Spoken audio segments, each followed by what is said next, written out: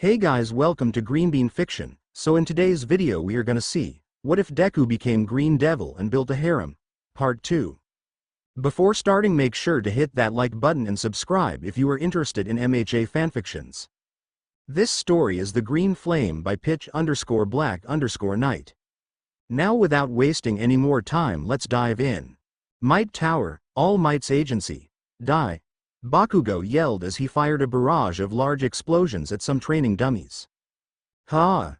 Izzumi exclaimed in exertion as she quickly flung her dummies at the nearby wall. When All Might took the two as his trainees, he decided to do so in his agency. Having top-notch training equipment and an environment that pushes them to be their best will make it go much smoother. This will only last for the next month, after which they'll begin juggling training with homeschool. The pair took a breather with some cold water bottles. This couldn't be better, Katsuki huffed with a sadistic grin. Yeah, training with the #1 hero. By the time we get to UA, we'll be better than the average pro, Izzumi said while sipping her water. Katsuki's grin grew. Not just that. While we're here getting better every day, All Might's eventually gonna find the Green Devil and take that fucker down. The blonde wiped the sweat from his brow and clenched his hot fist. I hope he doesn't die too easily. Not before we've gotten a chance to pay him back. The Green Devil versus All Might, goddammit. This is exactly what I wanted to avoid. Hawks cursed in his head as he circled above the green inferno that stood as high as the buildings it was burning next to.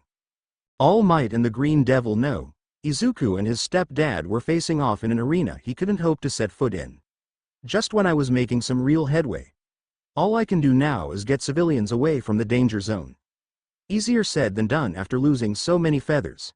Damn it, Izuku, you better make it out alive. While Hawks kept his eyes peeled for stragglers, he was listening to the confrontation between Devil and the symbol of peace through a feather he left in the arena. All Might had his fists at his sides while his young opponent was in his hunched battle stance. All Might was the first to speak. Put out your flames, let's talk. The boy didn't comply. Behind his fiery cover, he was seething. You come flying at me. Attack without any assessment and expect me to have a chat with you. Get lost. He said. All Might wasn't going to accept that response. Easy now, this doesn't have to be a fight. The fire lit in the Green Devil burned brighter. The tar beneath him began to melt and bubble beneath his feet. You don't want to fight? Then get the hell away from me. He jumped into the air, his whole body covered in fire, and pulled his fist back and fired a flaming fist 10 times the size of his whole body. All Might didn't make a single move to block. The impact was felt beyond their hellish arena, and the heat it gave off washed over everything nearby. The cool evening atmosphere became scorching in an instant, and yet All Might wasn't even fazed. Trust me, son, you don't want this to get physical. All Might lunged at the Emerald Demon and grabbed his arm, but was stunned to see it break off in his grip, along with the rest of his body. All Might realized it wasn't the real him when 2 more human-shaped flames struck him simultaneously. His heat mirages. Inko mentioned these. That thought made him clench his fists. So where is the real deal? All Might didn't know it, but Izuku was watching him through the fire clones he effortlessly dispatched of. Watching his movements with laser focus, the way his muscles locked up, how quickly he could react, everything down to the last-minute detail. It wouldn't be extremely useful since All Might was far from fighting seriously, but it could at least help. Stop this, boy. I'm only here to help you. Suddenly, All Might felt himself being restrained by near white-hot tendrils. They burned hot enough to melt through solid concrete, but only leaving burn marks on All Might's costume. In an abridged version of Endeavor's Hellspider, All Might was bound in a hell spiderweb from the walls of the Green Hell. He then heard the boy's voice screaming from behind. You've never given me reason to believe that. All Might was stunned by the volume and utter malice in his voice. As if responding to his outburst, their flaming arena rose above the buildings and spread, consuming all in its path. The real deal was coming straight at him, green fire tendrils in hand as if he was holding the strings of a puppet. He pulled All Might to himself, and readied a powerful kick to his temple. All Might barely felt it, but damn did it feel good to Izuku. While All Might barely noticed the attacks, the surrounding area did. The intense heat that was only growing stronger and the impacts that caused the nearby windows to shatter. Hawks was on his own, doing everything he could to evacuate the citizens with his limited feathers.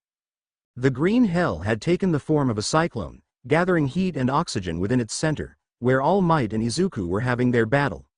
They were spinning around in a storm of heat, a manifestation of the raging pain, sorrow and resentment swirling inside of Izuku, and All Might was at the center of that storm.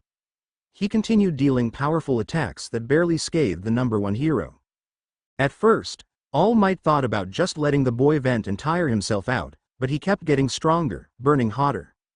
The more this would continue, the more the others down below would suffer.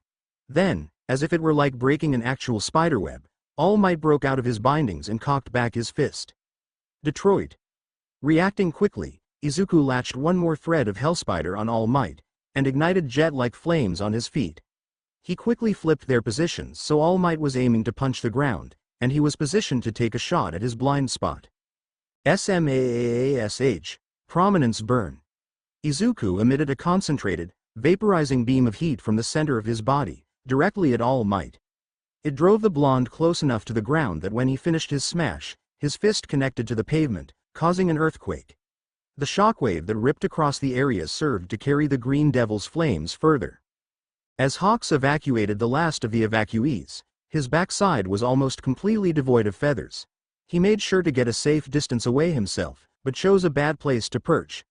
The flaming shockwave paired with an earthquake-inducing smash caused the already damaged building he surveyed the area from to crumble.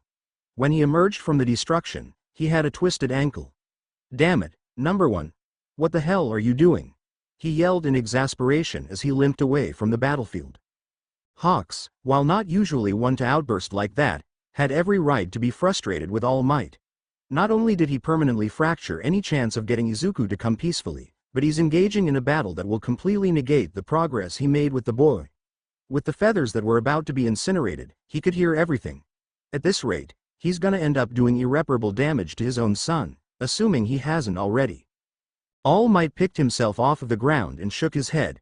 Damn, I wasn't expecting him to use Endeavor's strongest move. The top pro rubbed his smoking back. Or for that to hurt. Meanwhile, Izuku was in the air, high above his old man. The prominence burn was strong enough to propel him above the city, which was perfect for what he was about to do next. He dived straight down at his target, garnering the attention of the blonde. A frontal assault, huh? Pretty brazen, kid. The grin on his face sent the devil to a whole new world of pissed off. He grit his teeth and swallowed his pride. It makes me want to hurl using this, but as infuriating as it is, it's useful. He spread his hands open and emitted something that made All Might's jaw drop. Explosions. Green explosions. Green bursts of heat from his palms. Just like. The smile on All Might's face was wiped clean off as he was reminded of what this demon child did to Izzumi and Katsuki. The Green Devil spun around with his explosions, smoke circling around him, becoming a cyclone of heat already in a cyclone of heat. All Might braced himself for this one, tightening his muscles to absorb the blow, but still not positioning them to block. Costly miscalculation. The Green Devil was a now terrifying incoming projectile capable of incredible destruction, hell-bent on destroying the one person in his sight. I hate that I'm basically using his quirk to fight you, but oh well. Bakugo, eat your heart out. As he neared his target, he condensed the built-up power for a more devastating blast. Hawks, who was injured on the ground, knew what was coming. Shit, I can't fly and I can't run with this busted ankle. He turned around to the inferno he was dangerously close to, imagining just how devastating the blast would be. He has no chance of surviving something like that. But still, he faced it with a laid-back smile. Oh man, I'm dead. Oh well, at least an explosion is a cool way to go out. And so, he waited for the scorching embrace of death, but it never came. Instead, he felt the wind on his wings. He opened his eyes and saw he was above the ground, quickly being carried away from the green inferno. What the hell? He looked at his back, and was astonished by what he saw. A pair of green flaming wings on his back. In the face of this unbearable heat, the fire on his back was cool, calming.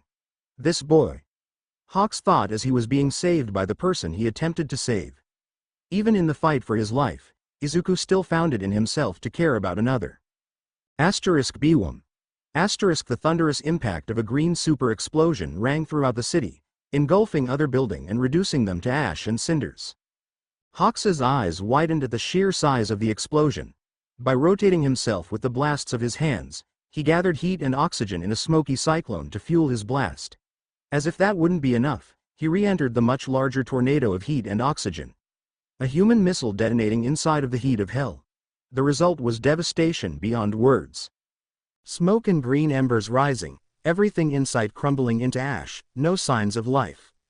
It looked as if 3 nukes were dropped in the same spot, on All Might. But Hawks's concern wasn't for him, it was for Izuku. He fell to the ground, having been blown back by the cataclysmic blast. The wings that carried him to safety disappeared, causing his worry to grow. The smoke and dust began to clear, giving view to 2 figures at ground zero. The only 2 living things for at least a mile. A child whose smoking arm was held up by a ridiculously muscular man who was huffing with smoke and burns lingering off of him. Any humor or lightheartedness was wiped off his face as he glared at the boy who pushed him farther than most villains had. That blast was catastrophic. Even Katsuki couldn't match that. One battle, and this boy used the experience to climb astronomically higher. The boy in his grasp was dangling by the arm like a ragdoll, his hoodie having been incinerated and the scars on his arms, chest and back all visible. It was heartbreaking to the symbol of peace to see a child so scarred, but he had to make sure the threat was neutralized before letting his guard down. "You're something else, you know that. That attack of yours, it stung much more than I was expecting. I should have blocked it." Izuku's ears perked up. "But I'm afraid you're finished, Green Devil." All Might realized his opponent was still conscious by the heaving of his chest. He was ready to deliver a chop to the nape of his neck, but something stopped him. The boy gasped for air, making All Might hesitate. "We'll talk about all this later, son." All Might didn't know it, but that was the worst choice of words he could have gone with. Whoosh. Asterisk. Green flames came back to life with a vengeance as the Green Devil was seemingly revived. "Don't you dare." He engulfed All Might's entire arm, having enough heat to burn the pro's sleeve off. "Oh wow. His flames are somehow getting even hotter. What is this boy?" He was forced to drop the boy, and he had an opportunity to unleash a heavy blast of heat onto All Might's chest at point-blank range. "Don't you dare," he screamed in seemingly blind fury. All Might was sent back with smoke coming from his partially exposed chest. The child that was before him was now replaced by truly demonic entity. Ragged black pants and combat boots. Bare scarred upper body. Flames lighting his fists and forming a cross over his chest. The flames over his eyes burned wildly, making the actual orbs themselves hidden behind an opaque green cover for the orbs. The newest addition to his look was a pair of blazing wings on his back. "I'm sorry, but this ends here before you can ruin any more lives," All Might said, ready to punch the Green Devil asleep. "Hypocrite." The Green Devil screamed as he charged straight at All Might. He did so with the ferocity of an animal. "He's lost his mind," All Might thought as he swung his fist. And missed. He swung again. Missed. Every swing missed, as the Green Devil dodged every last attack. All Might didn't know the demon was watching him, studying him. He was predicting his pattern and using it to get in close. The raging demon approaching him still held onto his astounding battle sense. "So he can close the gap, but I'd wager he only has one good shot left in him. After that, he's finished." How surprisingly astute. All Might was correct, and knew that, even if the devil put his all into this final attack, it would be in vain. However, 10 years ago, wah, so gross. Izuku and Izzumi both shrieked at their new step-dad's hideous scar. "I know, pretty gross, right? Ha ha ha, but the look on your faces was priceless." Toshinori rolled down his shirt and picked up the toddlers in his arms. "Hey, Toshi, how'd you get that scary mark?" young Izuku asked. Toshinori looked a bit distant before answering, not that a pair of 4-year-olds would notice. "Say, have you two ever heard of All Might?" The twins brightened up immediately. Yeah, the best hero ever. He's the coolest in the universe." Toshi chuckled. "Well kids, just last year, All Might and a team of police fought this big bad villain. Even All Might, the hero who never loses, struggled against him. I did everything I could to help him. He won of course, but the cost was pretty great." Toshinori held both kids to his chest, and they hugged back. "It's okay, you and All Might won," Izzumi said. "Yeah, That bad guy's not here to hurt you anymore, Dad. Toshinori's heart skipped a beat as he looked down at little Izuku. The boy gently patted Toshinori's scar through his shirt with a gentle look on his face. The skinny blonde man held the boy lovingly with a single tear going down his cheek. Present. Now, that once compassionate boy was molded into a raging, ruthless demon. Partly to blame for that was his own father, who was attempting to subdue him. Just before he could get his large hand on his son, Izuku fired an explosion from his left hand to come to a screeching halt right beside All Might's left side. No you don't. All Might punched again, and grazed Izuku's right cheek. A wide gash opened up on the boy's face as blood spilled on All Might's hand. Toshinori Yagi. The bulky mass of muscle froze at the mention of his true name. A name that only the best heroes and a select few know of. Taking advantage of the monetary pause, Izuku quickly poured every last ounce of strength he had into his right arm and condensed it. His arm looked to be a white-hot appendage, ready to unleash peerless destruction on All Might's one and only weak spot. You will reap everything you've sown. Jet BUUURRRNNN. Boom. Asterisk. To Hawk's astonishment, yet another massive green explosion rang throughout the city. You gotta be kidding me. How much does that kid have left in the tank? Out of the blast, he saw something being blown away by the wave. Hawk's eyes followed it, and sent the last of his wings into the general direction of where it would land. At the moment, he had to go see how All Might was doing. With no feathers and a twisted ankle, it was an unbearably slow trek to find the #1 hero in a crater. I hope that was worth it, big guy. I heard most of what went down. What the heck? Hawks was answered by a fit of coughs. He looked at All Might again, and saw he was on his knees with a fist at his mouth. His fist was covered in his own blood. Suddenly, a mix of fear and amazement brewed within Hawks.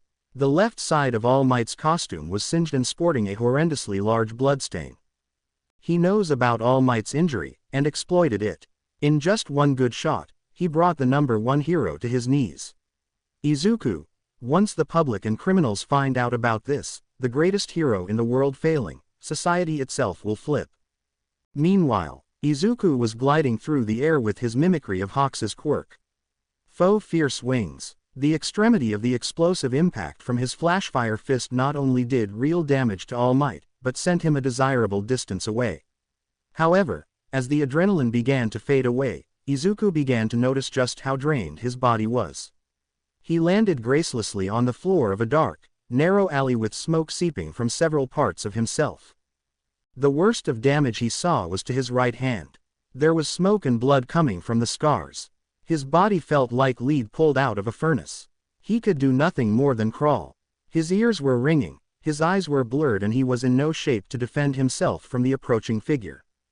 My, wasn't that something? A raspy voice spoke as he approached. He was a fairly tall, slim man wearing a dark navy hoodie that covered his hair, sunglasses and a mask to hide his face. I wasn't sure what to expect from that fight. You sure gave #1 and #3 a hell of a workout. The man stopped a few steps away from Izuku, who was gauging him with what remaining consciousness he had. He almost sounds delighted. No ordinary citizen would act so casually at seeing the Green Devil. Is he a villain? I could be in real trouble here. Izuku tried to get up, but to no avail. He had already pushed himself too far, and needed rest. Easy kid, you're strong, but you gotta know when to toe the line. The man pulled back his hoodie, revealing his spiky black hair. I'm just here 'cause I wanted to introduce myself. Who knows when we'll get another chance. He removed his sunglasses. In Izuku's half-awake state, he could make out purple patches beneath his eyes. Gotta say, it's a real pleasure, Green Devil. Izuku's danger sense flared up as he was willing his body to move even more. But he couldn't. The man turned his head and caught something moving in from the alley's entrance. TCH, damn bird. He thought, seeing a handful of red feathers scoping the area. The last thing Izuku felt was a wave of absurd heat before blacking out. The world couldn't believe what had transpired within the last 3 weeks. The vigilante menace known as the Green Devil. Several high heroes were sent to take care of the boy, but all of them failed. However, no one was truly concerned. All Might will stop him, they believed. No one stands a chance against All Might, they falsely believed. One can imagine the world's shock when their pillar of hope failed as well to secure the young terror. Their battle ended in a draw, with the Green Devil escaping, and doing what thousands of criminals could only dream of, hurt All Might. People still clung to hope, believing that All Might simply didn't fight seriously. That he would rip the Green Devil limb from limb next time. But they were wrong. The world wasn't aware of All Might's stomach injury, that was recently opened up. His body was severely weakened, and he lost a great deal of his fighting strength. Meanwhile, the Green Devil only seems to grow stronger with every passing day. And that debacle with All Might is sure to catapult him to new heights after he recovers. What doesn't kill him makes him stronger. No matter what the world wanted to believe, the truth was clear. Their symbol of peace did not win the fight, and walked away wounded. The Green Devil is still out there. Criminals who caught wind of this were greatly inspired to act. Law enforcers were horrified that their champion lost. A new era is on the horizon. A hellish era. Izuku's dreamscape. Izuku stood motionless in front of the nightmarish structure he once called home. The awful memories in these walls seemed unending. He turned his back to leave, but felt something stopping him. A hand on his shoulder. He looked back and saw Toshinori. TCH. Bastard. He tried to pull away, but the man wouldn't budge. Izuku then felt another hand on his other shoulder which came from Inko. Let go of me, he yelled. Finally, he felt two pairs of hands grabbing his arms. These were the most dreadful ones as they came from Izzumi and Katsuki. Now Izuku was trying desperately to shake them all off, but to no avail. Useless Deku, Katsuki said. Embarrassing little brother, Izzumi said. Not right now, Inko said in annoyance. We'll talk later, Izuku. Toshinori said. Their words echoed through the Greenette's skull as he fought with all his might to break free from their hold. One after another, those cruel, tortuous words were hurled at the boy as he was about to burst into tears. The final straw was what emerged in front of his eyes. A 20-foot-tall All Might in all his sickening hypocrisy. It's over, son, shut up, Izuku said weakly. What was that, nerd? Katsuki's asked. Got something to say, Izzumi asked. Be quick, Inko and Toshi both said. Shut up, Izuku repeated slightly louder with green flames beginning to rise around them. His family yelled in anger and held him tighter, to the point of hurting him. Shut up, Izuku kept saying, his voice steadily rising along with the flames that spread to the house. Shut up, he finally screamed out as green flames emerged from his arms and back, burning away the Yagis and Bakugo, and setting almost the entire area ablaze. Above him, the giant version of All Might reached down to grab Izuku, dreadfully slowly. Izuku's body exploded in a brilliant burst of heat, incinerating everything. Shoot p. Reality. Izuku nearly jumped out of bed, his forehead covered in sweat. He was breathing heavily, his heart beating out of his chest. Shit, what a nightmare. He calmed down enough to get a view of his surroundings. It looked to be a hospital room. He heard the beeping of medical machinery, and was wrapped in a gown. What the? He looked at himself. Bandages over his chest, arms, head and neck. A patch on the right cheek. His right arm more bandaged than anywhere else. I'm in a hospital, but how? What happened? How long have I been here? Suddenly, the door opened. Well, look who's still kicking. A hearty voice broke through his thinking space. He's awake. He's been out longer than I thought. A familiar voice said, one that nearly made Izuku's heart stop. Looking at the door to his room, he saw the number 6 and number 3 heroes, Hawks and Mirko. You've been out for 2 days, kid. I was starting to think you were dead. Izuku opened his mouth to say something, but it just came out as hoarse, choked coughs. Easy, your throat got burned so you're gonna have to take it easy on the talking. Here, Mirko put a mask-like device to his face that was connected to a phone. Use that to talk. Try it. He typed a few words, and a robotic voice spoke. What the hell is going on? When he saw the heroes, Izuku was worried Teleki and All Might weren't far behind to take him home.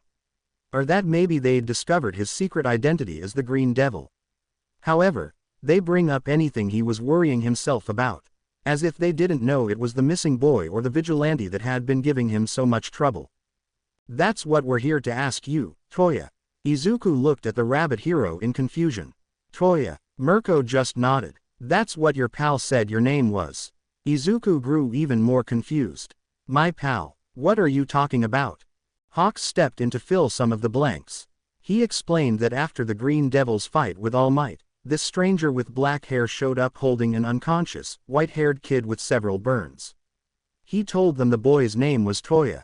Mirko had just arrived at the scene to help stragglers get to safety along with Hawks. Mirko took the boy in her strong arms, and before Hawks could get any more information, the man disappeared. Izuku looked at the reflection of his phone and saw his hair was dyed entirely snow white.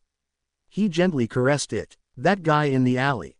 He must have done this. He covered for me, but why? As he got his thoughts in order, he typed out a story.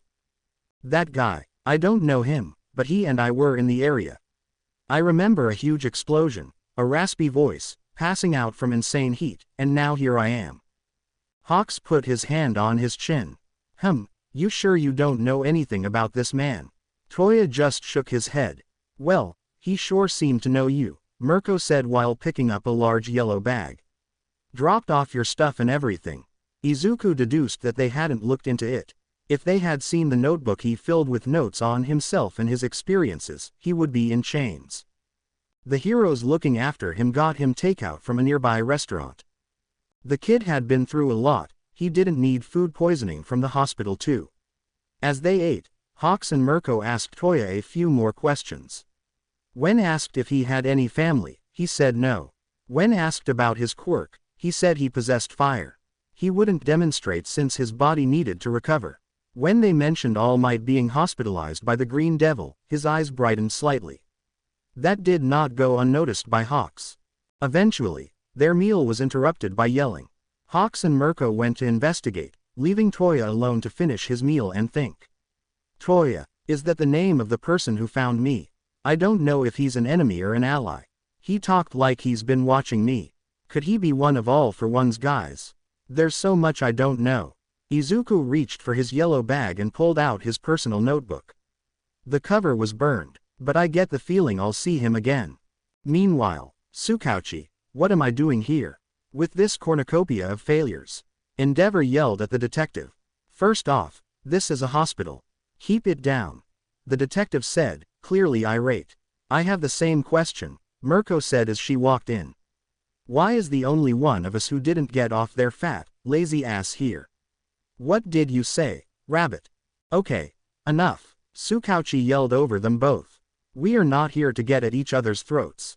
Endeavor scoffed. Ah, that's a good idea, Mirko said as she cracked her knuckles.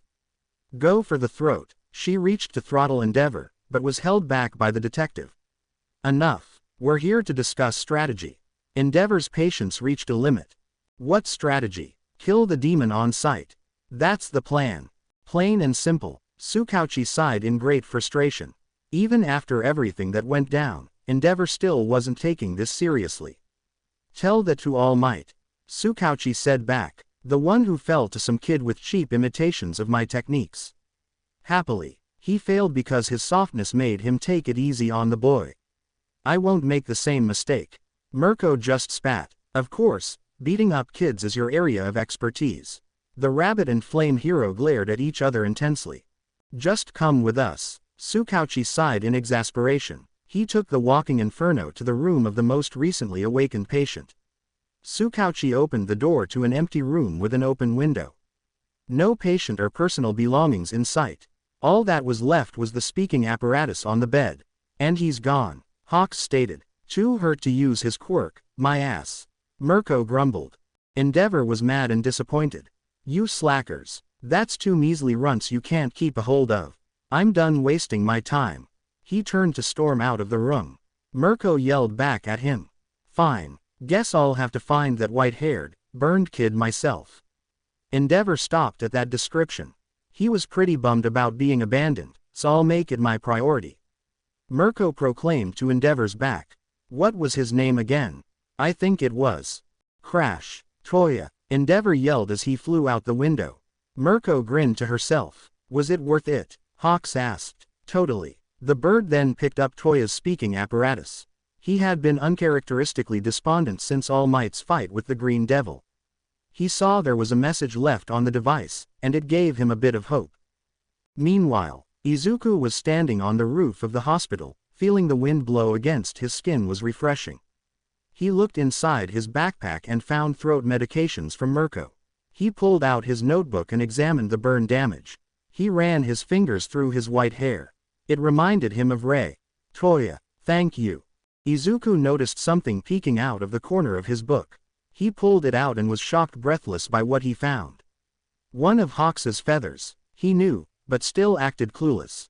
He's still trying to protect me, to get me to turn myself in. Hawks. A single tear began forming in his eye. He wanted to go back inside, to turn himself into the wing hero. But he couldn't. All for One, and this Toya. Izuku had some time to think. This All for One is a mastermind who has pawns to spare. There's no telling what he can do. And Toya, he hasn't figured what he is, but he's not taking any chances. And he's not about to let someone else he's come to care about get hurt on his account. He gripped his snow-white hair in his fist, and strained his vocal cords and spoke to the feather. Don't come for me, for your sake and mine. He burned the feather in his hand and threw the ashes away. I saw it. You nearly died because of me and All Might. Because you took a chance on me. It was like with Rei. I won't lose anyone I care about. To ensure that, he jumped down from the roof and hovered in front of an open window. He saw Hawks sitting on the bed while holding the speaking apparatus. He looked behind him and saw nothing. I'll stay away. As he flew further and further, Hawks was listening to the message left behind. In 10 days, the Demon Lord is planning something. Hawks put his hand on his face. This is a warning. Shit. All for One's reached out to him, too. And to make things worse, All Might is injured and he's on his own again. Even if you don't want me to, I'll keep looking for you, Izuku. Elsewhere, a man with black hair and gnarly purple skin patches held together by medical staple was smiling in the darkness of the shadows. Don't expect me to save you again, kid. This just worked out for both of us. You don't have to go back to your crappy family, and I get to take a jab at Endeavor. Also elsewhere, a man in a lab coat was walking through a corridor of glowing tubes. Behind his goggles were the eyes of a deranged madman. He. Not much longer until your first test drive, my children. And your playmate, will dismantle them. The mad doctor was interrupted by a different voice. As powerful as these creations are, Doctor, they lack the strength to properly push the lad into a corner. The upper tier and high ends are far from finished, and all we've got are mid and lower tiers. Not nearly enough. The imposing boss stood up from his throne, his medical equipment floating beside him. Izuku Yagi has grown far beyond anything you or I could have predicted, going so far as to fight All Might to a draw. And he has already spread word to the heroes of us planning to test these creations. We'll leave them to play with a few sidekicks, give the boy a chance to rest and recuperate. The doctor had to ask, if that's the case, will we refrain from testing him? The master grinned as half his face came into the purple light of a test tube. I never said that. His sickening smile came into view. On the left side of his face was an unrecognizable mess of scarred tissue above his top lip and missing an ear, an eye and hair. On the right side, his face had a horizontal scar across the cheek, a single working blood-red eye and messy short white hair. Izuku Yagi has proven to be far beyond our Nomu, but let's see if he can match a more colossal task in 4 months' time. Rei's hospital room. The white-haired woman was tending to the potted fern perched upon the ledge of her window next to her favorite flowers. Every morning and evening, she takes great care of the green plant, watering it and making sure it has plenty of sunlight. A saddened look was present in her eyes as she watered the plant. Knock knock. Rei didn't move from her seat or make a sound when the door to her room opened. A nurse was standing at her entrance with a tray of food. Rei, your dinner, she said. She received no answer from the icy woman. I'll set it down. The nurse placed the tray on Rei's bed. Thank you. Rei spoke emotionlessly. Before leaving, the nurse saw a file and a picture of a man with short curly black hair, green eyes, freckles and a gentle, welcoming smile. The deceased nurse of this hospital, Hisashi Midoriya. The man who bore an uncanny resemblance to Zu. It had been weeks since Rei had seen or heard from the scarred green-haired boy. She desperately misses their talks, their shared meals, their nights looking at the stars. She missed having a son who would visit. For weeks, Rei had been closed off, not talking or socializing much at all. "I'm sorry," the nurse said, making Rei flinch. "You were worried about Zu, and wanted to make sure he was safe, but you could have been hurt even worse in the Green Devil's fight with Teleki." Rei sighed and put down her watering can. "Don't. I should be apologizing," the nurse was surprised. For the first time in weeks, Rei spoke more than 2 words. "I made you worry, I apologize. But you aren't the one who should be saying sorry to me." Nurse fidgeted with her fingers. Rei looked across the street from her window at the building that was nearly finished being rebuilt from Teleki's anger-fueled destruction. Rei knew the Green Devil hospitalized her, but she didn't feel much pity for the pro. Or any pro with history of abusing and neglecting their child. The only damage that was done in the area was because of Teleki. The Green Devil wasn't even active until she provoked him. Because of her, Zu could be scared away into never coming back or worse. It's because of this that Rei holds a grudge against the so-called hero, and is developing a resentment to her own husband. That woman is no better than him, she thought bitterly. He's been here, hasn't he? Multiple times. Rei's nurse recoiled slightly at her question. Why yes, but only twice. Rei looked exceptionally disturbed, as well as curious. After all these years, he had never even come close to her since her breakdown. A fact she didn't mind all that much. Even if she was confined to a small room in a mental hospital, it felt somewhat liberating to get away from him. It was for this reason, among others, that the doctors thought it best not to tell Rei about her husband's visits. But when you've had a man inside you, you know when he's coming. The streets these days were filled with unease. The decrease in pros on the street and the increase of crime made civilians start to actually fear since All Might became the #1 hero. The man himself was in a battle with the Vigilante that stirred the pot, and how did it end? Whole city blocks reduced to cinders, 2 injured pros and the Emerald Demon still out there. Soon after that crisis, the heroes had a tip about something else. 3 black and gray humanoid monsters with their brains exposed and little or no mental capacity. All of this only further fueled public unease. First the devil, now zombies. What next? Vampires. 3 middle school students were walking down the street after school. Well, 2 in a floating uniform. A pink-skinned girl and a black-haired boy with sharp teeth. The invisible girl and the boy carried neutral expressions, but Pinky had a daydreamy face, staring off into the distance. "Your turn," the invisible girl said to the boy. "On it," he replied as he yanked the pink girl's collar, almost choking her. "What the heck, Kirishima?" Mina yelled with a pout. "You tell us. That's the 3rd time we've had to save you from either jaywalking or getting run over." "Usually both," the invisible girl said. Mina huffed and crossed her arms. "If you must know, I was thinking about the guy who saved me from the dreaded summer school." Invisible girl cracked a smile, though it was unseen, and so did Kirishima. In a crumbling society, Mina's antics provided her friends reason to smile. "You keep talking about this Zu guy. Just ask him out already," Kirishima said. "I haven't seen him since our study dates." Mina groaned. "You didn't get his number?" Invisible girl asked. "He was playing hard to get. But, the next time I see him, I better get an apology and compensation." "Compensation? How?" Mina smirked devilishly. "We'll see." Suddenly, Kirishima tackled his classmates into an open store. An explosive canister landed where they were and created a hole in the ground. The steel doors rolled down and shut. They and the others who were trapped in the store saw a truck with criminals holding firearms speeding down the street. The truck was flanked on both sides by criminals' motorcycles throwing explosives. "Fucking rage, boys." The leader on top of the truck laughed while firing bullets haphazardly. "If the pros are getting taken down by children, the streets are as good as ours. Even All Might is off our backs. It's too good. Nah man. I hope we run into All Might. So we can pump that bastard full of lead. This is what happens when God bleeds. The people's belief wavers. Now that there is blood in the water, the sharks are here." Above the road rage, the Green Devil was watching from above, hidden from the public view. Though his body was still recovering from the fight with all might, he was still willing to fight. His throat was healed, but with one noticeable difference. His voice was deeper with a bit of gravel to it. Just as he was about to land down and stop the chaos, something he sensed in the distance stopped him. He sensed something extremely hot and fast and ambitious. He looked ahead of the criminals and saw a bright orange streak heating up the sky. In one fell swoop, the gang of lawbreakers was taken down.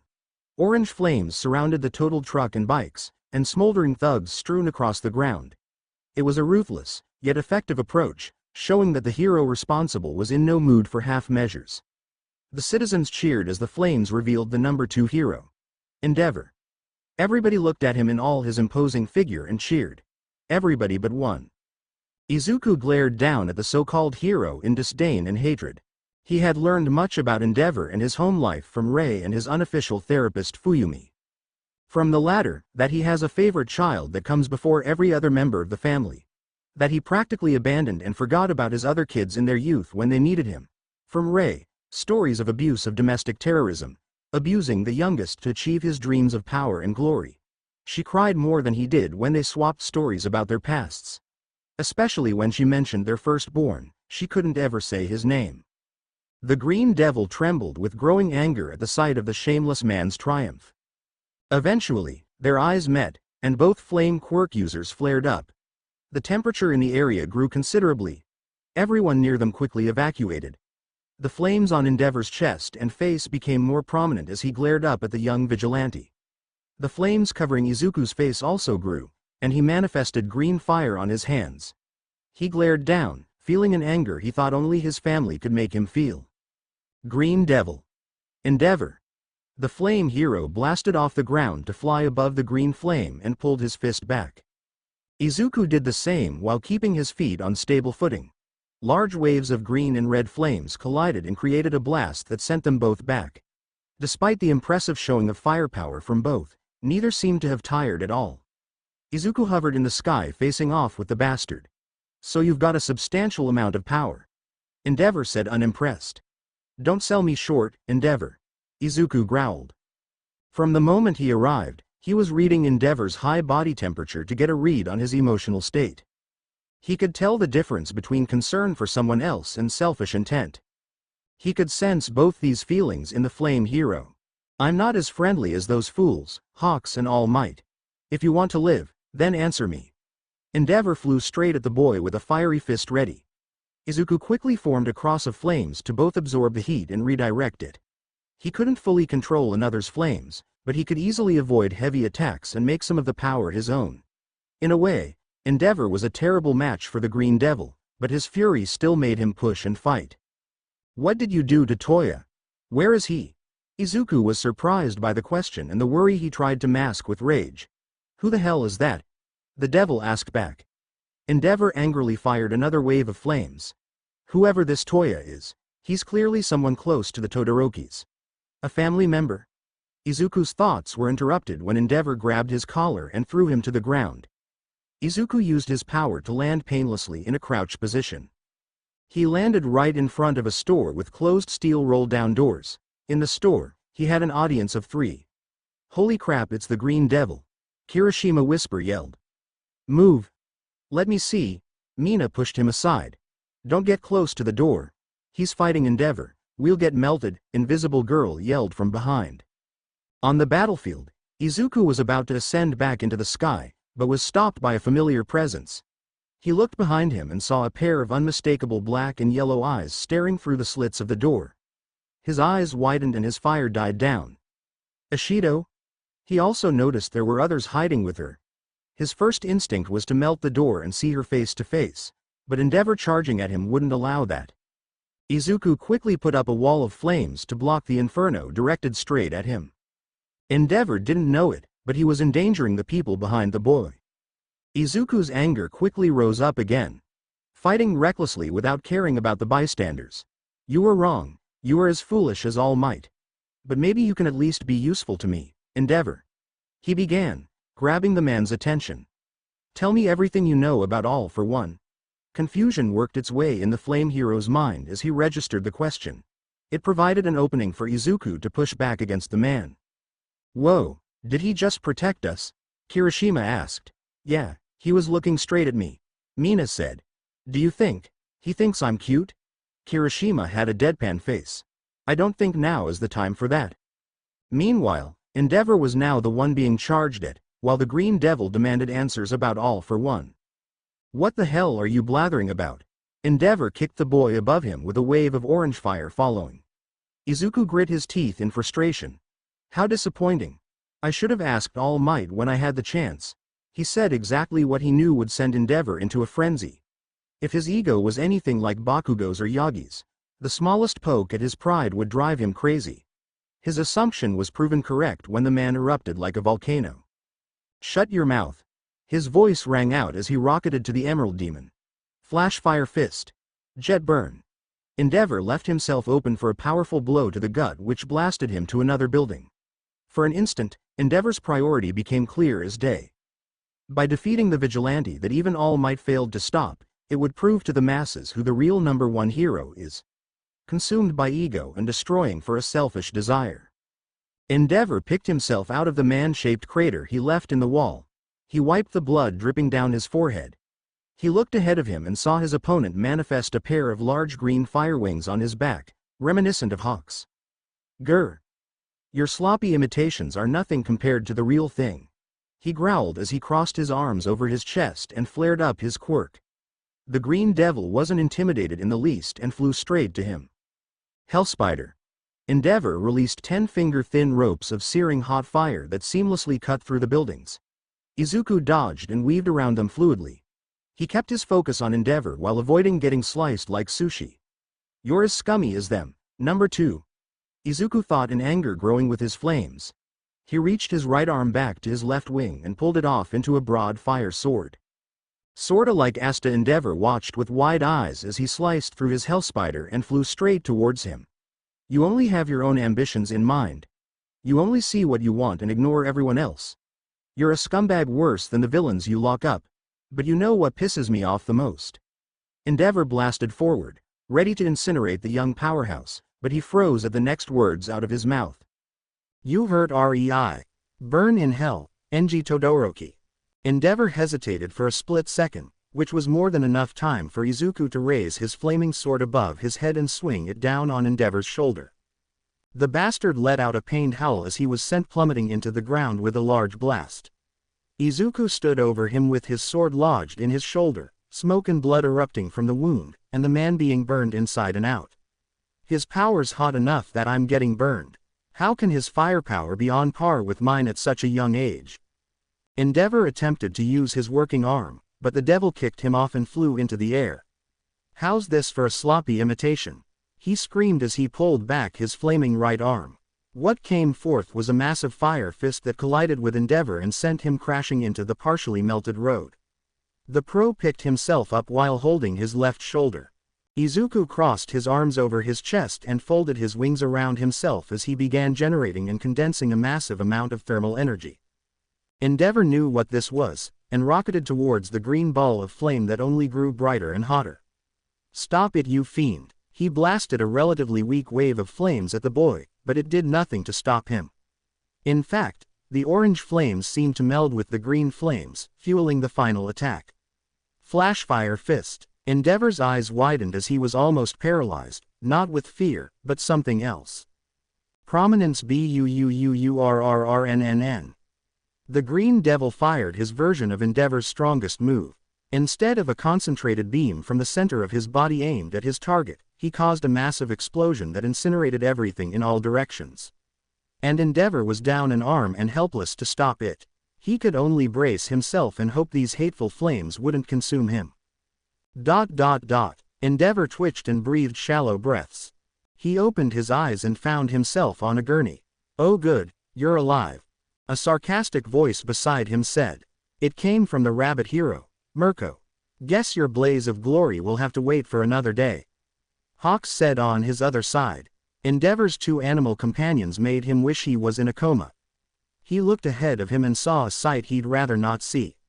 As far as the eye could see, Nothing but ash and cinders, and fallen structures being blown away in the updraft. It gave him flashbacks to that cold day on Sekoto Peak. Don't worry, Tsukauchi came up and said to Endeavor. As far as we can tell, everyone in the area was safely evacuated. The only casualties are the rampaging criminals you stopped. Endeavor forced himself to sit up, despite the doctor's insistence he take it easy. Where is he? He forced himself to speak. Hawks looked distant, couldn't find him anywhere. Mirko and I were alerted later by the news, and my feathers are still growing. Mirko put her arms behind her head. Wait to let that measly runt beat you and escape, number 2. The flame hero growled but couldn't deny his failure. It was even more humiliating after he was giving everyone else flack for failing to stop this menace. And by now, he was probably miles away. Whoosh. Asterisk. Everyone's attention was grabbed by a strong wave of green flames bursting from a pile of rubble. Oh shit. Everyone thought. Before Endeavor woke up, Izuku was lying against the wall and catching his breath. He was smoldering in places and using his flames to keep the structure from collapsing in on itself. During his fight with Endeavor, Izuku sensed this was the one building with people inside, and did what he could to keep everyone from getting crushed. He found a small group of people unconscious and bloody, but still alive. He then went to check the exit. Izuku stopped as he sensed something at his feet, but couldn't see anything. He switched to thermal vision and saw an arm and leg from behind a pillar. An invisibility quirk. He went around the pillar and saw a female middle school uniform. He gently picked her up and surveyed the damage. Since he couldn't see the wounds, he had to drag his hand along her skin to feel for any bleeding. Not too bad, but still, she needs medical attention. He then sensed 2 more heat signatures. Picking up the invisible girl, he walked to the last 2 injured civilians. One was a boy who was bleeding and unconscious. The last one made his heart sink and he almost dropped the invisible girl. Pink skin and hair caked with dry blood, especially her left arm crushed by a large piece of rubble. Ashido. He set the invisible girl down next to the boy, and immediately moved the chunk off the pinket. He checked her over frantically, confirming her arm was broken and she had multiple cuts and bruises. The sight of it all racked Izuku with guilt. Once again, someone he cared for got hurt because he was around. Tears fell down his cheeks and landed in Ashido's fluffy hair. He silently apologized and put her down. Before leaving, Izuku checked outside. Endeavor was still unconscious and there was no sign of paramedics. He couldn't leave these people with wounds for who knows how long. Izuku sighed and clenched his fist. He took off his bag and pulled out his first aid kit. Hiroshima groaned and rolled over a bit. He pushed himself up to a sitting position and looked around, regaining his vision. He groaned while grabbing his bandaged chest with his bandaged arm. What happened? He asked. I can tell you. A rough voice said to him. Hiroshima jumped when he saw the green devil, green flames and all. Holy shit, it's you. He gasped. Izuku just casually waved while sitting next to an empty first aid kit box. Did you patch me up? The devil nodded, and pointed out that he did the same for his classmates. Hiroshima was overcome with worry for them, but the devil assured him they were stable and would wake up soon. You were less injured than they were. Do you have some kind of durability quirk? Hiroshima was unsure whether to answer that, but he took a look at what the monster everyone feared had done. He doesn't really seem like a bad guy at all.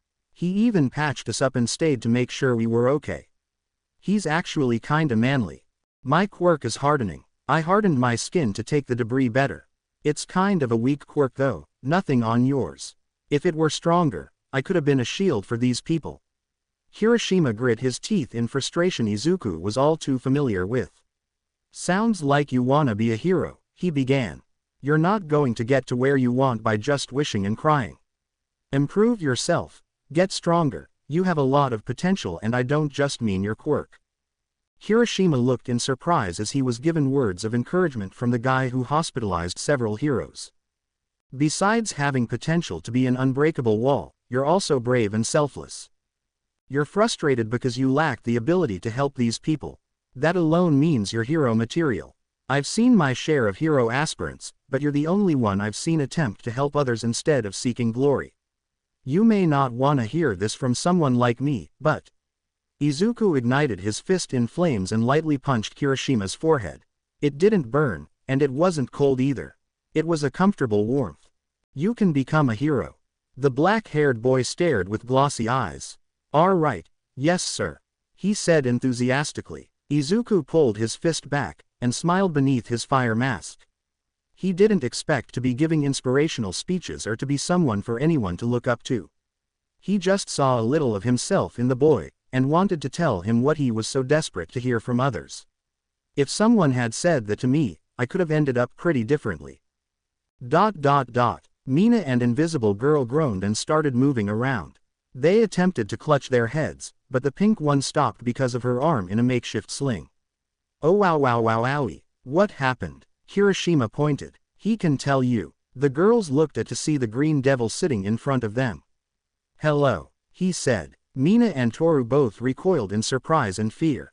It's okay, he's a good guy. Look, he patched us up with his own first aid kit. Kirishima said. Whoa, seriously? Toru looked herself over, and saw patches and bandages on her arms and legs. Why you can see me? She asked. The devil nodded. To an extent, I can make out your figure at least with thermal vision. The phrasing there made Toru blush, which Izuku could see the heat building in her face.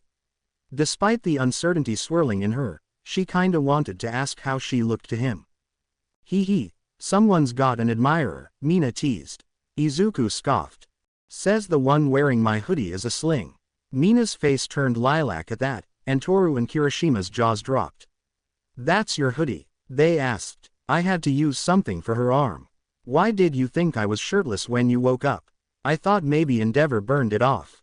This whole time, Izuku was covering himself with his flames in a cross formation over his chest and back. He looked godly, clad in his own power instead of the rags mortals had to wear. Let's go, he said as he lifted Mina up to her feet. I don't know about you, but I miss fresh air. He walked to the wall and blasted it open. He's so manly, Kirishima thought. He's so hot, Mina thought. I'm starting to see why Mina's crushing on him. Toru thought. Present. The green devil walked out of the barely standing building and saw an ambulance, Tsukauchi and 3 heroes. Endeavor was far from being in fighting shape, but Hawks and Mirko weren't. When the middle schoolers saw him stop, they did too. Izuku was staring down the heroes who stared back. Well, glared in Enji's case. Mirko cracked her knuckles with a wide smile on her face. Hawks and Tsukauchi had looks that asked him to stand down. He didn't. The rabbit hero leapt straight to him, but he held out his hands to stop her. You could fight me, and most likely win. But there are still injured people here. Do you want them to suffer more just because of how bad you want to take me down? Mirko's smile dropped. She looked behind the boy and saw 3 injured kids. So what then? You're gonna kill the kids? Izuku squinted his eyes at her. No, you will if you choose to fight me. Flames arose from Izuku's feet as he began to hover in the air. They weren't hot, but that could change in an instant. Your heroes aren't you. Helping those in need should be your first priority. He saw Mirko bare her teeth. He decided to take his leave with that. Hawk's eyes widened when he saw green fire wings emerge from the green devil's back. He flew away at high speeds, leaving the wing hero feeling weirdly proud. I guess that's another lawsuit for copyright.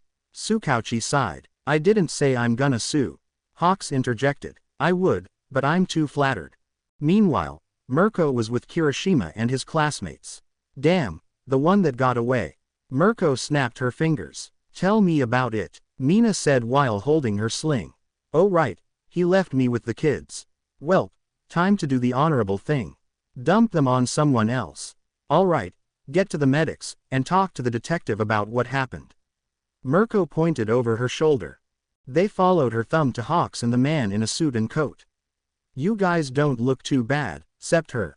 Hawks pointed at Mina with her broken left arm. Hey, she pouted. Is anyone else alive in there? Tsukauchi asked. Yeah, but they're all unconscious. Kirishima said, but that raised a new question. The green devil patched us up. Believe it or not, he's a pretty manly guy. Toru and Mina nodded beside him, surprising Hawks and Tsukauchi greatly. The 3 of them had mostly positive words to say about the Vigilante. How he generously dressed their wounds with his own first aid kit. He even took his hoodie off for Mina, something she would never wash. The best part was what he said to Kirishima, encouraging him to be a great hero. Suffice to say, Hawks and Tsukauchi were dumbfounded. He told him he could be a hero. Hawks thought, he must have wanted to hear those words himself his whole life. Despite everything, he's still a good kid. We'll help him. Meanwhile, Izuku was flying through the air, having small tears in his eyes. I never apologized to them, he thought. He landed on a building and let himself rest. The cool fall breeze soothed his bare skin. He looked back at the area he decimated and smiled. It was nice seeing you again, Ashido. You've got good friends, I can tell. Elsewhere, a shadowed figure held the widest grin he could muster. Ha ha ha, poor Enji. I didn't realize you could miss your dear son so much. He laughed, his ecstatic voice echoing through an empty alley. He came across an Endeavor poster, and placed his hand upon it. Don't worry, you'll see me again. Until then, don't go dying on me. With that, he burned the poster in a blue blaze. Also elsewhere, a man in a suit sat on a dark throne in front of a monitor. Yet another nail in the coffin. Very well done, Izuku. I would say perfect, but those children you helped docked some points. But that's a trifling thing. Your next test is one I've designed myself. I'm sure you will find it excellent. It's your cue, Tamura. Behind the man was a young, blue-haired man wearing severed hands all over himself. Finally, I've been waiting to take my new toy for a spin. It was designed to kill All Might. Let's see if the Green Devil can get him warmed up. Hee hee ha ha ha. The young man cackled as he left the room. I wouldn't be so sure, my boy, the Shadow Lord said to himself. Izuku has proven time and again that even the most super of superhumans are still humans. Mortal, destructible humans. Days later, Endeavor, now sufficiently healed, was ready to leave the hospital. He had a tick mark on his forehead from Mirko mocking him, despite having literally let the devil go herself. He had time to think. This boy knows his name, can perform his flashfire techniques and has the raw talent and fire control to use moves of others. He has sharp eyes. He's been watching. Burn in hell, Enji Todoroki. Endeavor. The flame hero stopped. He was called by the number one hero, All Might in all his muscular glory. Teleki was beside him. Listen, about Toya, I know you feel awful. I get it, my son is missing too. I'm doing everything I can for him, just like you. We'll find them, Toya and Izuku. Endeavor didn't once look back at the power couple. I don't need your pity. Worry about your own family and I'll worry about mine, he said before walking off. His phone then vibrated in his pocket. Fuyumi. Dad, are you okay? I saw the news, we're worried sick. Well, Natsu and Shoto not quite, but we're concerned. Endeavor stared at the message from his daughter. He thought before typing back. Dad. I'm fine, I was just discharged with only a few scratches. I'll be home for dinner. Enji could only imagine the look of surprise Fuyumi must have had. He looked up at the sky, the sunlight breaking through the clouds. If you are alive, I promise you'll have a better home to come back to than the one you left, Toya. That evening, we cut to our favorite children, Izzumi and Katsuki, currently wallowing in frustration and helplessness. Death Arms, Mount Lady, Kamui Woods. Izzumi listed. Best Genist, Hawks, Ingenium, Endeavor. Katsuki listed. Even my mom and dad. The two of them were succumbing to dread. The Green Devil had faced some of the greatest heroes in Japan, nay, the world, and yet he was still out there without any sign of getting weaker. Izzumi was especially distraught. She had the exact same quirk as her mother, who was essentially powerless against the Emerald Demon. If she were to ever cross paths with him again, she would most likely be killed. She didn't know it, but All Might once again came through with what he thought would be the perfect solution. In reality, it would be the worst mistake he could ever make. Passing on one for all to Izzumi. Winter. Back when he was with the Yagis, Izuku always hated summer and winter. The poorly insulated attic he slept in left him either frozen or cooked. Sometimes he wonders how he ever survived living in that house. But now, with the snow falling on his faux white hair, he had only one thought. I miss Rei. Himusho Prison. Izuku landed on a platform just off of the bridge connected to a prison. The other day, someone on the street was screaming for heroes or police, but they never came. They were too focused on a single boy to help the public. It was a young man who was yelling about a potential prison break at the Kimusho prison. Although no one looked directly at him, the unease was plain to see. Back then, people would have dismissed him as crazy or playing a practical joke. But now, with the heroes repeatedly failing, there's no telling what could come next. After 2 hours of no activity on the outside, Izuku was about ready to hit the road, until he heard some rumbling from the inside. It was a thumping sound that got closer. The ground began to tremble and plumes of dust began to rise. He stood in front of the main door and prepared to fight. He took a stance with his hands, feet, chest and face alight with his forest green fire. Crash. Asterisk. The main doors were smashed to pieces by someone who must have had super strength. He could hear the harrowing cackles of freed villains and criminals. From what he could tell, Izuku was measuring at least 50 escapees. Holy crap, we're free. I can't wait to rip some hero throats. It's finally our time in the sun, right boss? A leader. Izuku saw several figures in the smoke. One was a huge muscular humanoid with a beak. One was a mist cloud with glowing eyes. The first person he saw clearly made his eyes widen with surprise. That's right, with these numbers under my guidance, we'll even end All Might. That voice, that high-pitched, cracky, raspy voice. Stepping out of the veil of dust was a young man with shaggy blue hair and several detached hands covering him. You, he exclaimed. The self-proclaimed villain leader looked ahead, his chapped lips forming a wide, triumphant grin. Oh good, you got my invitation. He chuckled. While the villain leader and the Green Devil seemed to know each other, the other prisoners were confused and slightly annoyed. Who's the brat? Beats me, we gonna kill him. The living mist spoke up. Allow me to fill in some of the blanks, he began. This is no ordinary child, he is the Green Devil. Surely, word of mouth has reached you about the young scourge of hero society. He wields firepower that invokes fear and surpasses endeavors. He even fought All Might and lives free to tell the tale. Suddenly, the prisoners became awestruck and slightly fearful of the short figure in front of them. They had heard the guards talk about him, but they didn't expect him to be so shrimpy. Izuku noticed how most of them recoiled, but the handyman, Mistman and Birdman didn't look fearful at all. Those three were the truly dangerous ones. And that's why we're here. Welcome to the group, friend. The leader said. You're like us, beaten down and oppressed by this hero-saturated society. So, join us. We'll tear down the last pillar holding this twisted world up, and create a brand new world fit for everyone. Not even All Might could stop us. The League of Villains. What do you say? He sounded much too proud of himself, as if he accounted for everything.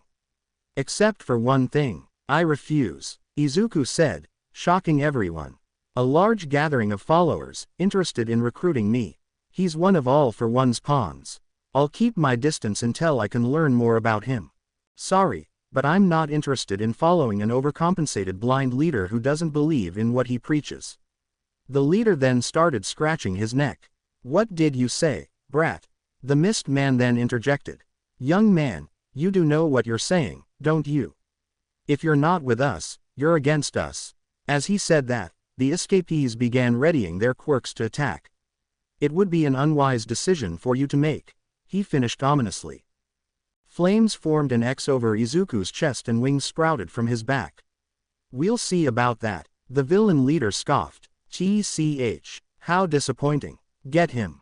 A wave of criminals charged at the boy, an army of 50 versus 1. Hardly fair. Izuku raised his arm and a huge fire hand manifested. He swiped across and grabbed several inmates. He held them tightly in his enlarged fist and swung down on the next wave, easily decimating half of the scumbag army. Street trash is the best you could find, villain leader. Izuku taunted. The leader seemed unfazed. Die. A man with sharp claws tried to swipe at his throat. Izuku dodged and uppercutted him unconscious. The next wave worked with long-range moves. Lightning, fire, dark energy bombs were all hurled at him, creating a large cover of quirk destruction. When the smoke cleared, All that was seen was a swirling green fire column that left the boy without a scratch. "Is that all?" he asked. The prisoners were stunned by what they just saw. A single child made them all look like useless weaklings. "Damn it! Damn it! Damn it!" the leader growled as he scratched his neck furiously. He and the living mist transported themselves to the top of a nearby watchtower and were looking down at the massacre of the newly formed League of Villains. "At this rate, he'll wipe us out before we've had a chance to do anything." The mist man spoke up. "Remember, Tamura Shigaraki, our mission is recruiting, which we have accomplished. All for One permitted you to try to welcome the Green Devil, but he is clearly more harm than good. We must allow some of our new friends a chance to escape and continue to ravage this crumbling world. It's time to unleash the Nomu." Tamura stopped scratching his neck. "It's a shame, really, Kurogiri. I never thought I'd be killing children on my big start, but it's only level 1. We have to start somewhere." Right as he finished talking, Izuku had just enveloped a man in cold flames and tossed his unconscious body aside. He looked up and saw the ringleader, and flew straight at him. "Nomu." Izuku pulled back his fist and punched with an explosive impact. Was that supposed to hurt? Izuku's eyes widened as he realized his fist connected with the black, brain-exposed creature, and it didn't recoil at all from the damage. The creature reached for him, but he pushed himself back and hovered in the air. Tamura had his wide grin again. "You may have fought All Might, but you barely scraped by. Let's see how you fare against the genetically enhanced Nomu that was designed to kill him. Try to make it fun, huh?" In an instant, the creature leapt at Izuku and grabbed his ankle. He was thrown right down to the ground. This is one of those zombie things from the news, but it's way stronger. Genetically enhanced. It definitely looks like a mutant. Izuku landed on the ground, and saw the Nomu coming at him from above. Flashfire fist. Jet burn. Izuku's fist created a large green explosion at the center of Nomu's body. The heated blast consumed the beast's entire body, yet he didn't move an inch. But then, with movements too fast for Izuku outmaneuver, the Nomu grabbed the extended arm and crushed. "Ah!" Izuku screamed as his bones snapped and blood sprayed from his limb. When the dust settled, he saw that the damage from his attack was rapidly being repaired. Impressed. "Nomu here has shock absorption and regeneration. I told you he was made to kill All Might, didn't I? And as a little bonus, he's got naturally super strength and thick skin. Good luck burning through that. So, are you gonna join or are we gonna drag you out of here by force?" Tamura gloated. From where Izuku's arm was held, intense flames erupted. "Neither," he yelled as he melted away Nomu's flesh and pulled his arm back. The creature raised his free hand and tried to smash the devil into a red mark on the ground. He dodged and positioned himself behind the monster. He had his green eyes fixed on the creature's exposed brain as he coated his left arm with a searing hot sword. He stabbed his hand right through the monster's brain. Nomu released a loud, blood-curdling cry of pain as the flames worked to end him. Tamura and Kurogiri watched in awe and dread at what happened next. Nomu's regeneration was working double time to try and repair its brain, but that was impossible with the flaming sword lodged in it. "Say your goodbyes," Izuku yelled. The Nomu flailed and shook around, trying to get the green devil off of him, but it was to no use. His brain is the most sensitive and vital part of him, so if he has any sense at all, he'll focus all his regenerative capabilities on restoring it. That leaves the rest of him to be incinerated. Nomu could only scream and thrash about as his head was engulfed in extremely hot green flames. They escaped from his mouth and ravaged his insides. Small flames burned through different spots across his body, before he was entirely enveloped in an emerald blaze. When his last howl passed, the area suddenly became silent, followed by a loud thud and continued silence. Izuku pulled his arm out of the bloody ash that was a Nomu's brain. He found himself once again standing atop of a lifeless, half-cremated corpse. Izuku huffed, tired from the amount of heat he had to generate to melt the monster's inhuman organs. "You cheated." Izuku backflipped, narrowly avoiding a rageful hand approaching his throat. "You fucking cheated," Tamura yelled as he lunged at Izuku again. "Oh right, you're still here," he said as he jumped above the screaming man-child throwing a tantrum. Suddenly, a portal appeared right in front his face, with a palm creeping out. A portal. That guy's a living portal.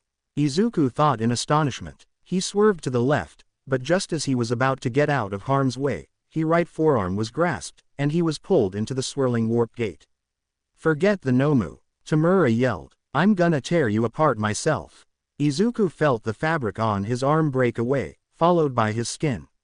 Cracks began to form over his forearm and more blood sprayed from his broken right arm. Damn you! Izuku yelled as blood and fire escaped from his wounds, making Tamura let go and drop and roll to put out the fire burning his hand. Izuku surveyed the damage done to himself. Cracks were on the surface of his arm, like it could break off completely at the next hit. This is all your fault. Tamura took advantage of his momentary pause and went on the offensive again. He swiped his palm across the boy's chest, exposing it and causing cracks to form and more blood to escape. I hate you. Prominence burn. Izuku fired a wave of hot flames from his chest to stop Tamura and cauterize his new wounds. Pushing himself that far beyond brought him to his knees, desperately gasping for air. He put out more power than intended, and was paying the price. Too little, too late. Izuku's blood ran cold as he heard that squeaky, raspy voice. He looked up and saw Kurogiri protecting the hand-covered villain. It's time to send you back to hell, he said as he slowly brought his palm to Izuku's face. Bang, bang, bang, asterisk, arg, fuck, Tamura yelled as he fell to the ground. The sound of gunshots filled the air, and bullets pierced his shoulder and leg. Kurogiri protected him against the offensive of the prison guards. He and his leader were forced to retreat. Damn it, one guard yelled and spat where he stood. Izuku could finally feel calm enough to pass out. The adrenaline wore off and the fire surrounding him wore off. The guards carefully approached his unconscious body, keeping their weapons trained on him. He collapsed after fighting several of the escapees and a monster. Only one kid had that kind of power. Holy shit, it's the Green Devil. One of them said. Did he stop these criminals? How strong can one kid be? Do we arrest him? A guard put down his weapon and checked the boy over. Get these criminals back in their cells. I'll find a prison doctor. Once he's conscious, we'll interrogate him. Go. Elsewhere. Fuck. Fuck this. Fuck me. Fuck them. Fuck everything. Tamura screeched as he dropped to the ground due to the pain of his injuries. Kurogiri ran to get him bandages and disinfectant. The Nomu was a complete bust, master. If it can't even beat a breath, there's no way in hell it can kill All Might. The master rose from his seat and placed his hand on Tamura's blue hair. I wouldn't be so sure about that, he grinned to himself. For now, you can relish in your success, Tamura. The young villain could feel his wounds being slowly, painlessly closed. Though you may have lost your strongest pawn and the majority of your new army, handfuls of them did escape. And the prison break will send society even further into fear and panic. Things may not have gone exactly as we wanted, but take pride in the progress you've made. Tamura sighed, and stumbled back to his feet. Still, I'll make him pay for this setback and these burns. All for one smiled. Excellent. My protege is showing growth, and he knows how to get people to rally to his cause. Granted, they were already rotting in cells with no other option, but details. And as for the Green Devil, HMM. It's time to put the final nail in Izuku Yagi's coffin. I'll leave that to you, All Might. 2 months later, you seriously have the Green Devil in your prison? ? Tsukauchi asked in the warden's office. The old man sitting on the other side of the desk nodded. Indeed, he showed up and stopped the majority of our escaped prisoners. He was critically wounded by the end, and after what the boy did, it didn't sit right with us to leave him to die in the snow. But we are still being cautious.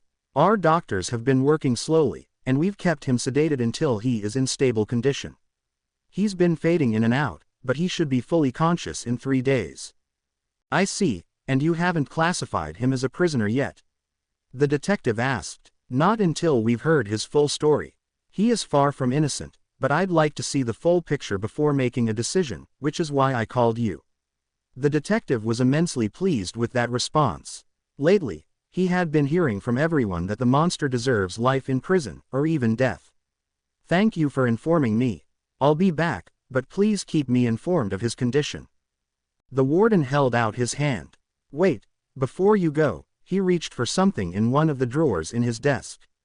I said he's been fading in and out of consciousness. For the brief moments he was awake, he wrote this. Tsukauchi was handed a folded piece of paper that looked like someone wrote it while half asleep. A villain with several hands. A living portal. That monster was called Nomu. Made to kill All Might. Multiple quirks. All for one is plotting. The paper he just read sent chills down Tsukauchi's spine. He had a feeling the demon lord wasn't dead, but active. If this society deteriorates further, he will surely be reintroducing himself as the terror of the world. Even more unsettling, Izuku knew about the existence of All for One and seemed to know about what he could do. Meanwhile, Tsukauchi has doubts that All Might even told his successor the grave task entrusted to her. When did he write this? The detective finally asked. Last night. Though his body has been suspended, and his quirk sealed, his mind has spikes at times. Bad dreams, the doctors suspect. Tsukauchi folded the paper and put it in his jacket pocket. Izuku always wanted to be a hero, be like All Might. It's possible he could try and go after All for One himself. I've got to tell him that would be suicide. I know you said the kid is sedated, but if possible, I'd like to speak to him face to face. The warden looked at the detective like he had gone insane. Sir, why on earth would? Tsukauchi interrupted. I'm working with several heroes, All Might included, to track down an extremely dangerous villain, the one who orchestrated the attack on your prison. The Green Devil would be a great asset. And Hawks and I can finally get him in one place long enough to talk to him. The warden seemed to contemplate his request. It wasn't completely unreasonable after what the boy had done, but not exactly sane either. He opened his mouth to answer, but the blaring of an emergency alarm cut him off. What the? He gasped. He opened the door to ask the guard what happened, and found him on the ground and a green-haired boy in hospital clothing. He was running like hell with tears in his eyes. That's him. Stop. The warden yelled. Moments before Izuku's escape. Izuku's mindscape. Izuku was floating all alone in a black void. There was no beginning or end, just a pitch-black night. He had his mostly black and green hair and a hollow look in his eyes as he tried to review what he knew and what he learned. 10 years ago, back when Izzumi and I were close, back when we were siblings, we lost our dad. Months later, Mom met Toshinori, All Might outside Dad's hospital. Izuku's hair turned white as he thought about Rei, but back to its original color when he refocused. 10 years ago, I think All Might fought someone. A lot of the details about the villain are kept tightly hidden, but I'm betting it's All for One. Izuku clenched his right hand so hard it bled. Damn bastard. And now that Yagi and Bakugo are training under Teleki and All Might, that places a target on their backs. TCH. Good riddance. All for One. He has to be as wounded as All Might. I can exploit that the same way I did with him. Don't. You can't. Izuku froze as an unfamiliar voice spoke to him. He turned around to see a light behind him. As the light dimmed, he saw a face that was burned into his memory from years of staring at its portrait. The hero of the era before All Might came to power. His grandmother, Nana Shimura. Izuku was stunned silent and backed slightly. His face contorted into awe and, "You can't face him. You'd be killed for nothing. I don't want that for you." Izuku couldn't fully hear her as his chest was pounding madly. The mindscape began to shake and crack, as Izuku was enveloped in a panic attack. Instead of hearing the voice of someone he admired more than All Might, he heard and saw the horrific things he's done. The chaos he's caused, the lives he's ended, all of it made him believe the figure in front of him would reject him, too. Only this time, rightfully so. Nana tried to gently approach her son, but the voice in his head wouldn't allow that. It was Izumi's voice. Old dad and grandma would be hella pissed to be stuck with you. She's right. Reality. Izuku jumped out of his hospital bed covered in cold sweat. His heart was still pounding erratically, and whimpers escaped his throat. He knew only one thing as he clawed at the hospital clothes. I need to get out of here. He saw that a quirk suppressant cuff was attached to his left wrist. He grabbed the pen and bolted for the door. The poor boy sprinted down the halls of the prison, desperately trying to pry off the cuff with the pen. The sirens going off didn't help his panic attack. Hey, Stop, a guard yelled. Izuku's survival instincts kicked in and he lunged at the man, leaving small green flames in his wake. He chopped the man on the neck, knocking him out. He continued running, ignoring the shouts of the detective and warden. That brings us to now. Izuku running for his life in a state of panic with tears in his eyes. He was running toward the window at the end of the hall, and had almost broken the seal on the cuff. Stop. Tsukauchi tried to reason with him, but it was no use. It was like trying to reason with a mouse as a lion. The former was being screamed at by his instincts to run. Tsukauchi took drastic measures and picked up the downed guard's gun. He fired. A bullet flew right past Izuku's head and into the wall in front of him. It may have been a warning shot, but he didn't slow down or bat an eye. Tsukauchi took another shot. This time, it cut off a few strands of hair. Please don't make me do this. Tsukauchi begged internally as his tears obscured his vision. He readied his finger to pull the trigger a third time. Click. Asterisk. Asterisk boom. Asterisk. Tsukauchi and the warden were blown away by the shockwave of a huge explosion. They tried to collect themselves and saw a green fire flying through the sky. He had escaped, and was en route to God knows where. Tsukauchi dropped the gun and tried to wipe his tears. He had never seen or heard of the Green Devil freaking out so bad, even against monsters and villains. The detective was stumped on what to do next. He was crying. That thought continued to echo in the detective's head. Meanwhile, in the air, Izuku was doing everything in his power to fly away as fast as he could, tears pouring out of his eyes. He had large explosions continuously bursting from his palms, a large pair of wings on his back and jet flames on his feet. Green explosions. Explosive speed for propulsion. Soul jets for balance. Faux fierce wings, cut down wind resistance. That's right. Fly right into the waiting, loving arms of your family after your nightmare. I'm sure they'll gladly comfort you. You are their child, after all. He he. 1 week later, Izuku had given himself some much-needed time to collect himself. His dream about his grandmother shook him to his very core. He checked his body, new crack-like scars on his right arm and chest, and still not completely fit to fight. Any belief he had in himself was gone. He was desperate, and desperate people do desperate things. He simply walked through the disgustingly familiar suburban streets carrying his reliable yellow backpack, midday under the dark clouds of a cold day. As he walked, he didn't notice the remorseful turquoise eyes of another scarred onlooker. See you in hell, kid. Izuku passed by Dagoba Beach, one of his old hiding places from his bullies. They always found it fitting for trash to be amongst trash. But the trash at the beach was gone. It looked pristine and beautiful, even under the depressing atmosphere. He decided to walk across the clean sand for the first time. He decided to take off his red sneakers and feel the sand with his feet, but a few familiar figures made him freeze. Izuku hid himself in the rocks. Of course, I should have guessed. This may be the most excruciating day of my life, but I can't go on like this.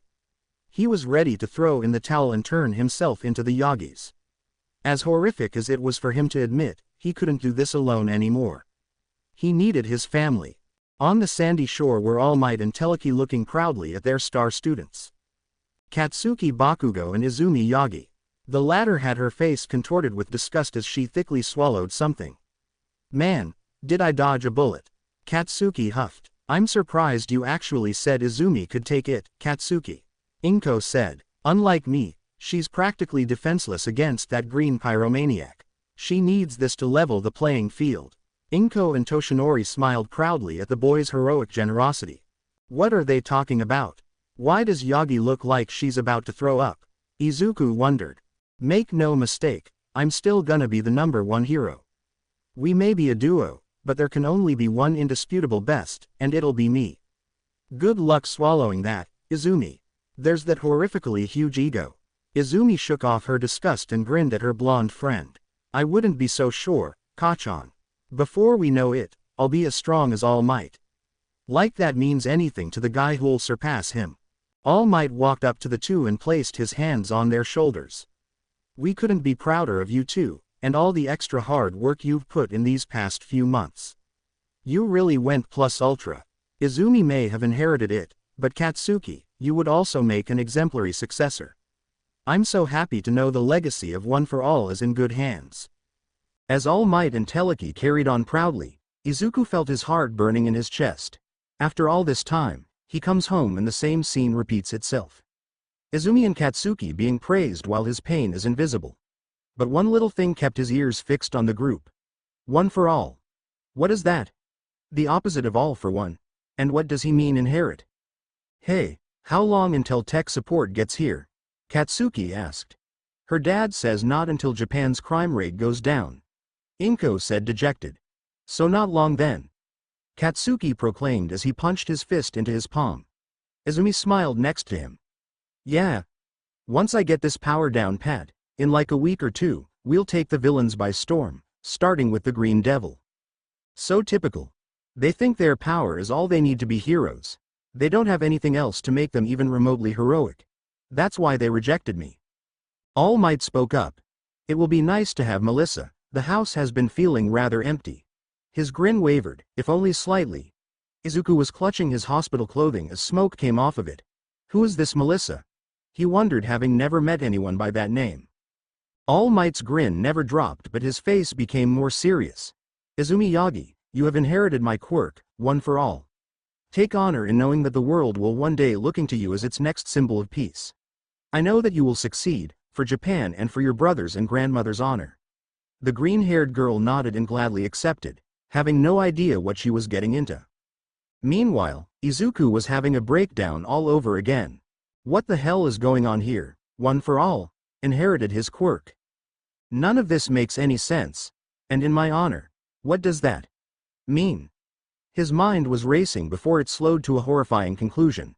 He had been missing since last year, and since then crime and villainy has spiked.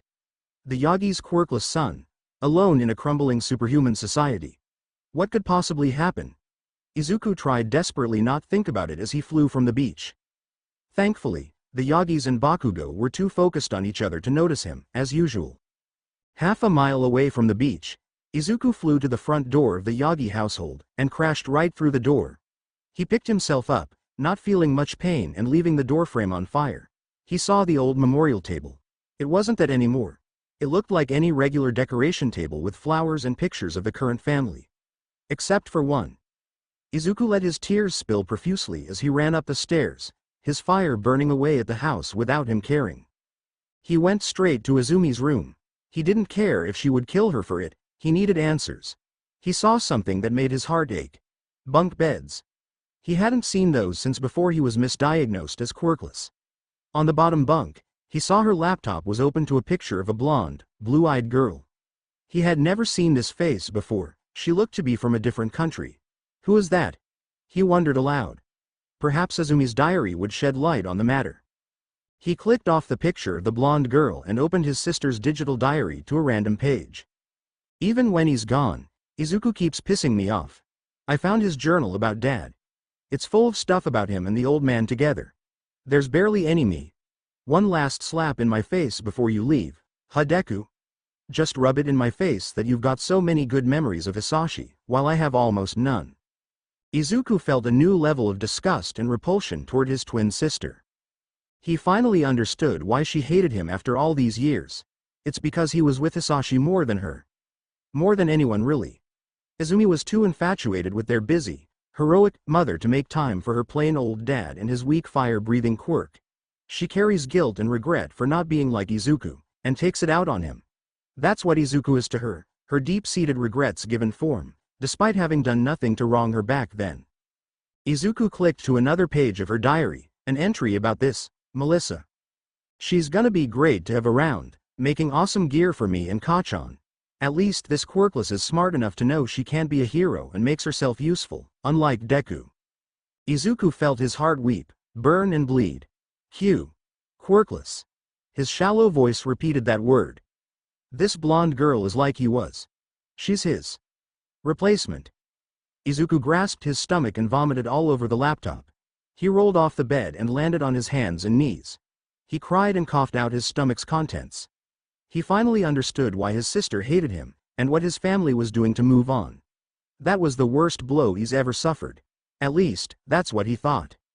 Izuku picked himself up and left the room, not noticing his vomit melt through the floor. Yup, he vomits lava. Questions for later.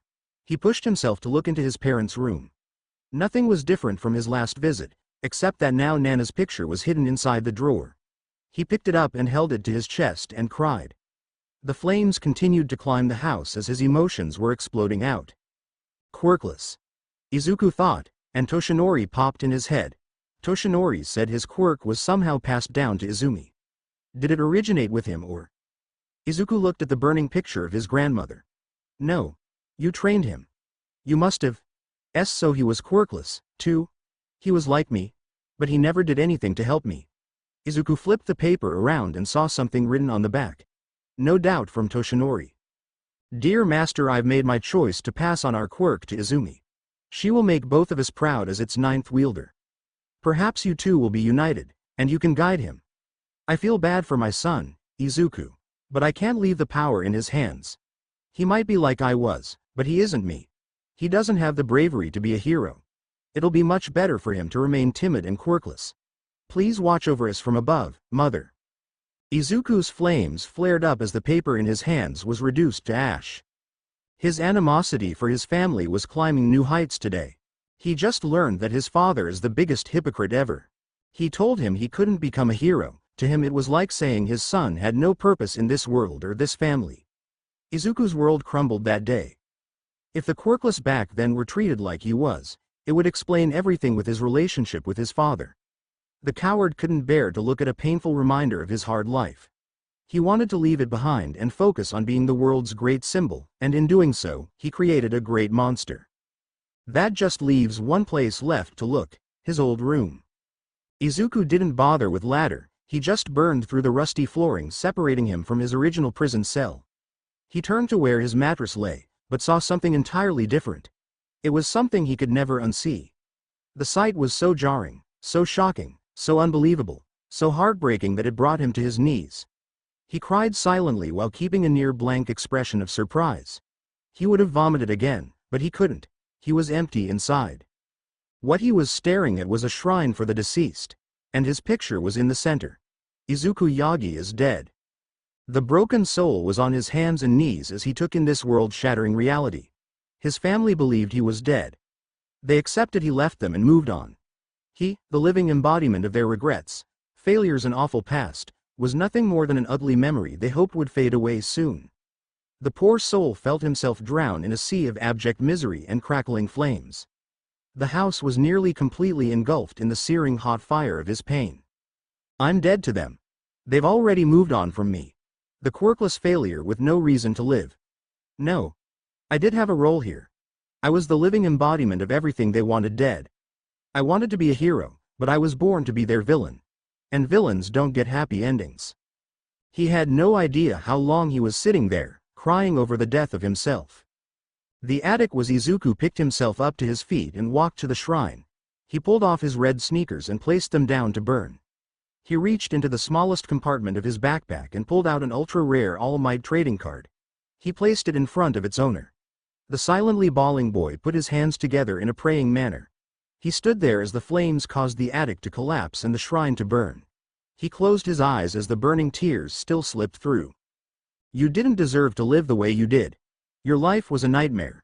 At least now, you can finally be free from it. Don't worry, I'll show your family what real hell is. Call it a farewell gift from the Green Devil. The roof of the house collapsed and the floor was falling into the ground floor. The Green Devil fell down at the end of his prayer. When he opened his eyes, he saw them. The Yagis and Bakugo outside of the doorway. The people who made Izuku's life hell to the end. His eyes shot open into a crazed, volatile glare, bloodshot orbs with pin-sized pupils. His tears evaporated in an instant. The entire house was engulfed in a massive pillar of green fire, destroying the structure that had been their home for so long. Hisashi Midoriya, Nana Shimura and Izuku Yagi all burned away in the wake of the Green Devil. From the inside of rapidly collapsing house, the devil raised his hands in front of him and released two gargantuan explosions at the family of hypocrites. The recoil sent him flying away, just as he wanted. He needed to get away from them. The Green Devil had explosions from his hands, jet flames from the soles of his feet and large wings on his back. His speed was incredible, and he essentially became a large flaming missile that burned, melted or incinerated everything in its path. His fire continued to grow larger and wider as he crashed through house after house of his childhood neighborhood.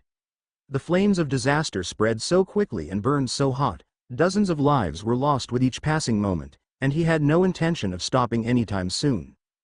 The scale of destruction was unprecedented, and the one responsible was gritting his teeth as everything replayed in his mind. In one particular house, he briefly saw faces from Aldera. His fire expanded into triple the size of house. "You'll pay," he thought as he cremated his abusers. Continuing straight, he came across a familiar playground. 10 years ago. "Come on, Izuku. Let's play heroes and villains," Izzumi said enthusiastically. The boy was trembling in place. "Oh okay, but why am I the villain every time?" Kachan came up to answer that. "Isn't it obvious?" he asked as he ignited his quirk, striking fear into the green-haired boy. "Unlike you, we heroes don't lose." Present. RRGGHHHHHH. The devil released a blood-curdling howl that echoed through Musutafu. His flames grew even stronger, his power having the size of a large building. He left behind nothing but smoldering earth, hundreds of instantly cremated corpses, causing a mile-wide trail of destruction that only grew wider. There was no apparent end to the emerald inferno that consumed everything in its path. Finally, the Green Devil saw the worst of his hells, Aldera Junior High. His speed increased. For the first time he was eager to reach the school. "Burn in hell, every last one of you." At this point, he looked like a green sun gliding across the earth, as tall as a skyscraper. Aldera was wiped clean off the face of the earth in an instant, followed by hundreds of others. Suddenly, small explosions began appearing all around the devil. They grew in size, even across the trail of flames he left behind for a little extra destruction. They continued to grow until a massive, gargantuan explosion ravaged everything for a mile and a half. As the green sun detonated, the flames behind him flared up greatly before almost entirely going out. "Izuku no." The Green Devil picked himself up out of a crater. He felt better after working out his pain, and saw the damage it did. As far as the eye could see, nothing but ash and cinders. Hundreds of innocent lives, destroyed in an instant by him. Strangely though, he barely felt any disturbance at that fact. Thunder growled over his head and lightning flashed, followed by a sudden heavy downpour of rain. Without a word, he turned his back to the destruction, and flew away with his quirk. This world is now home to a newly born devil, and what was left in the wake of his birth, a scorched graveyard. "Goddammit, kid." A short old man grumbled. He was standing in the middle of his now destroyed home building. The reason for it being in shambles is because his talented and gifted granddaughter has absolutely zero control of One for All, and it's been almost a month since she received it. The 9th successor was lying on the floor with her arms in slings after being treated by Recovery Girl. "I'm genuinely convinced your memory is worse than mine," Gran Torino grumbled. Izzumi, after a week of her grandpa's intense training, was beyond frustrated. To start off, she was told that One for All would increase her innate quirk's strength to unfathomable heights, but her telekinesis hasn't grown an ounce stronger at all. Second, One for All seems to have a mind of its own. Sometimes when she means to activate her own quirk, the passed on one comes out, and a massively destructive shockwave come out. The recoil is literally bone-shattering. And no matter what she tries or how hard she focuses, she can't bring it out at will or reduce the power output. It's always at full blast. "It's not my foul," she was interrupted by a kick to the face. That right there, that's your problem. Inability to take responsibility, not admitting you have your faults. Your many, many faults." Gran Torino's mental suffering put hers to shame. "I blame Toshinori. You haven't known real pain in your life since he came into the picture. He spoiled you, gave you One for All like it was giving you ice cream after a bad day. Huh. Why couldn't it have been the twin that had a brain?" He sighed frustratedly. "He would have been worse," Izzumi exclaimed. "He couldn't even protect himself, let alone others. Besides, he's gone." Gran Torino sighed. "Yes. And you're still here." He said the last part as if it were a curse. After getting fully healed and leaving her grandpa's place, Izzumi decided to have a sparring match with Kachan. They both ended up hospitalized. "Fuck, I really did dodge a bullet," Katsuki commented. Izzumi grit her teeth. "So it's not gonna be easy to master this power." Fine, I'll keep working at it until I'm the greatest. She can tell herself that all she wants, but for the first time in her life, she's experiencing true failure. It's starting to get to her. The pair received a call from their favorite American. Hey Gu Holy. What happened to you two? You look like you got hit by a train, Melissa exclaimed. I wish, Katsuki said. One for all is not easy, Izzumi said weakly. Melissa tilted her head. Really? My dad said Uncle Mike got it right off the bat. So you keep going all out and break your bones. Maybe you should try visualizing, meditation. It's all in your mind as much as your body. Do you have anything in the back of your head that could be bothering you? Melissa, while having nothing but good advice and well-meaning intentions, only managed to get under Izzumi and Katsuki's skin. A quirkless person trying to help two incredibly strong quirk wielders, it gave them flashbacks to him. Huh. What do you know about using a quirk right when you don't have one of your own? Stay in your lane, tech support. Katsuki huffed, making Melissa retract a bit. Instead of getting her cousin to defend her, she was met with disdain. He's right, just finish our gauntlets and we'll be fine, thanks. Izzumi hung up. Back in the States, Melissa suffered a blow to the heart, but she forced it down. It's okay. Think about it from their perspective. They've got a hero like Uncle Mike training them, so they're probably expected to reach his level someday. That's a lot of pressure alone, and there's also the fact the Green Devil burned down most of their neighborhood. They could have been killed. Once the devil is taken down, we'll go to UA together and it'll be great, she kept telling herself. The scale of destruction was monumental. Every news channel in Japan was reporting on it. Helicopters were hovering above the still smoldering graveyard of hundreds. A family of frogs were watching, and saw the melted remains of a playground. Sue held her younger siblings close. Aside from their new play place being destroyed, that's the area where Zu lives. The eldest Asui said. Is he okay? Samadare, the only brother, asked. Suyu looked at the TV, then back to the hopeful and worried eyes of her brother and sister. He can take care of himself. I'm sure he's fine, she said while inwardly praying for the boy who found her siblings in that forest. She also remembered his eyes, his most striking feature. Those green orbs that held bags under them. The unmistakable hatred, anger and immense sadness in them. Zu, please be okay. The magnitude of calamity is horrifying. Buildings ranging from companies to homes, all reduced to cinders by one child the heroes continue to fail at apprehending. Fuyumi turned off the TV. News, always a downer, Natsuo said while eating a bowl of cereal. The spectacled woman had a downtrodden look in her eyes. Natsu, I'm worried. Her younger brother looked up from his bowl. That angsty homeless kid? Yeah, even if he can take care of himself, how can he handle himself in a fight with villains? He has a thermal vision quirk, so he'll be able to detect them better than most. And he looked decently strong for his age. But he's still a hurt kid, Fuyumi said. That's why we're here. Endeavor came in and said. The Todoroki patriarch was wearing his updated hero suit with large plates on his shoulders and gauntlets on his forearms. The latest in compression technology to better use his flashfire techniques. To ensure you and everyone else can rest easy, I will personally cremate that little menace. Stay safe. With that, the flame hero left his home.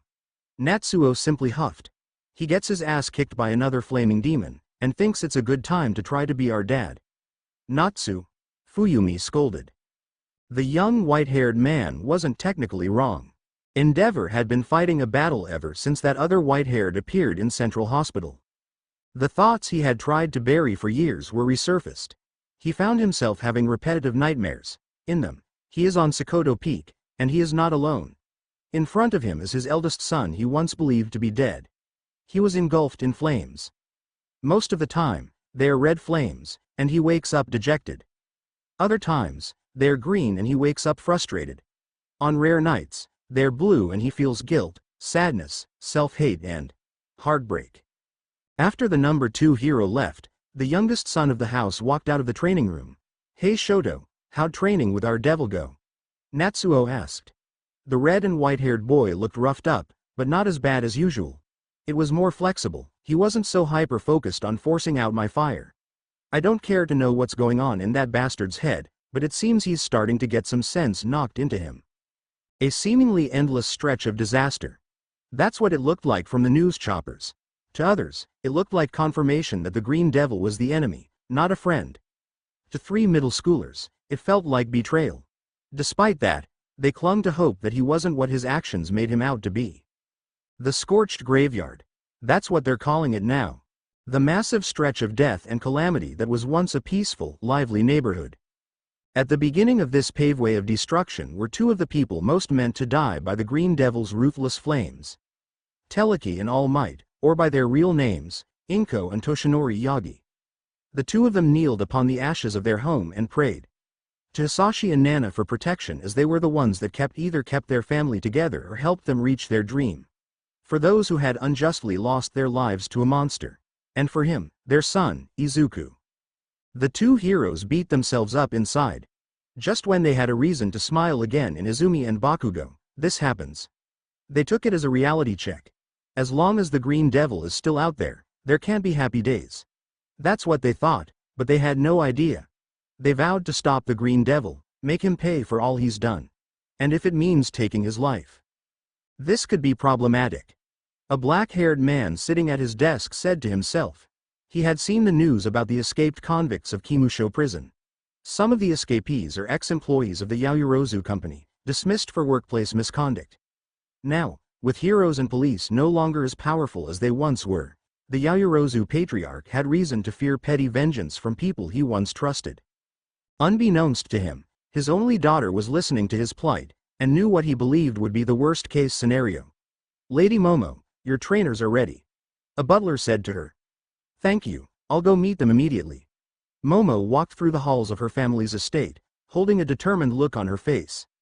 "Heroes are overwhelmed. We can't always expect someone else to help us when we need it. We need to be able to stand up for ourselves. Isn't that right, Zu?" Countless innocents going about their daily lives. In an instant, it was taken away. We have all had clashing opinions about the young vigilante on the streets of Musutafu. He has been a fickle person, committing both noble and horrible acts, but today it is clear as day who is behind the mask. An evil, ruthless, dangerous, heartless, remorseless monster, someone who truly lives up to his name. A devil. Now the streets are filled with unease and suspicion. Criminals are more active, and heroes are being overwhelmed. And until this devil is caught, tried, punished, whether it be life in a cell or death, the good people of Japan cannot look to the future with a smile.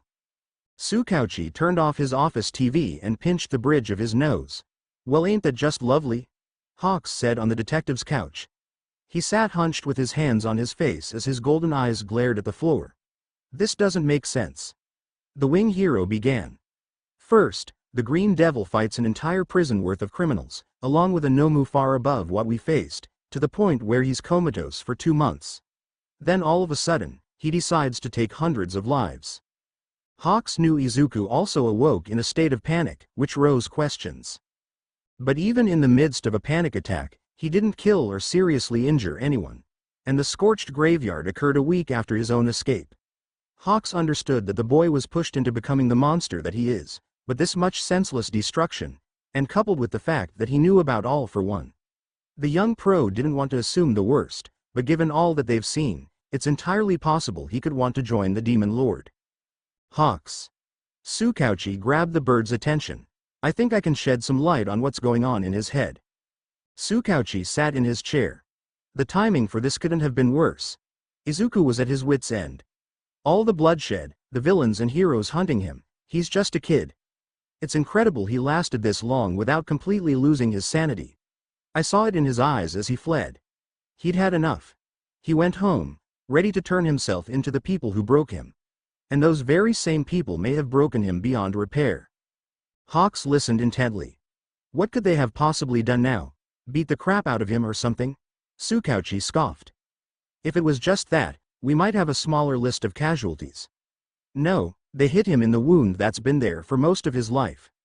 Hawks thought for a moment about that, before his eyes widened. His quirkless status.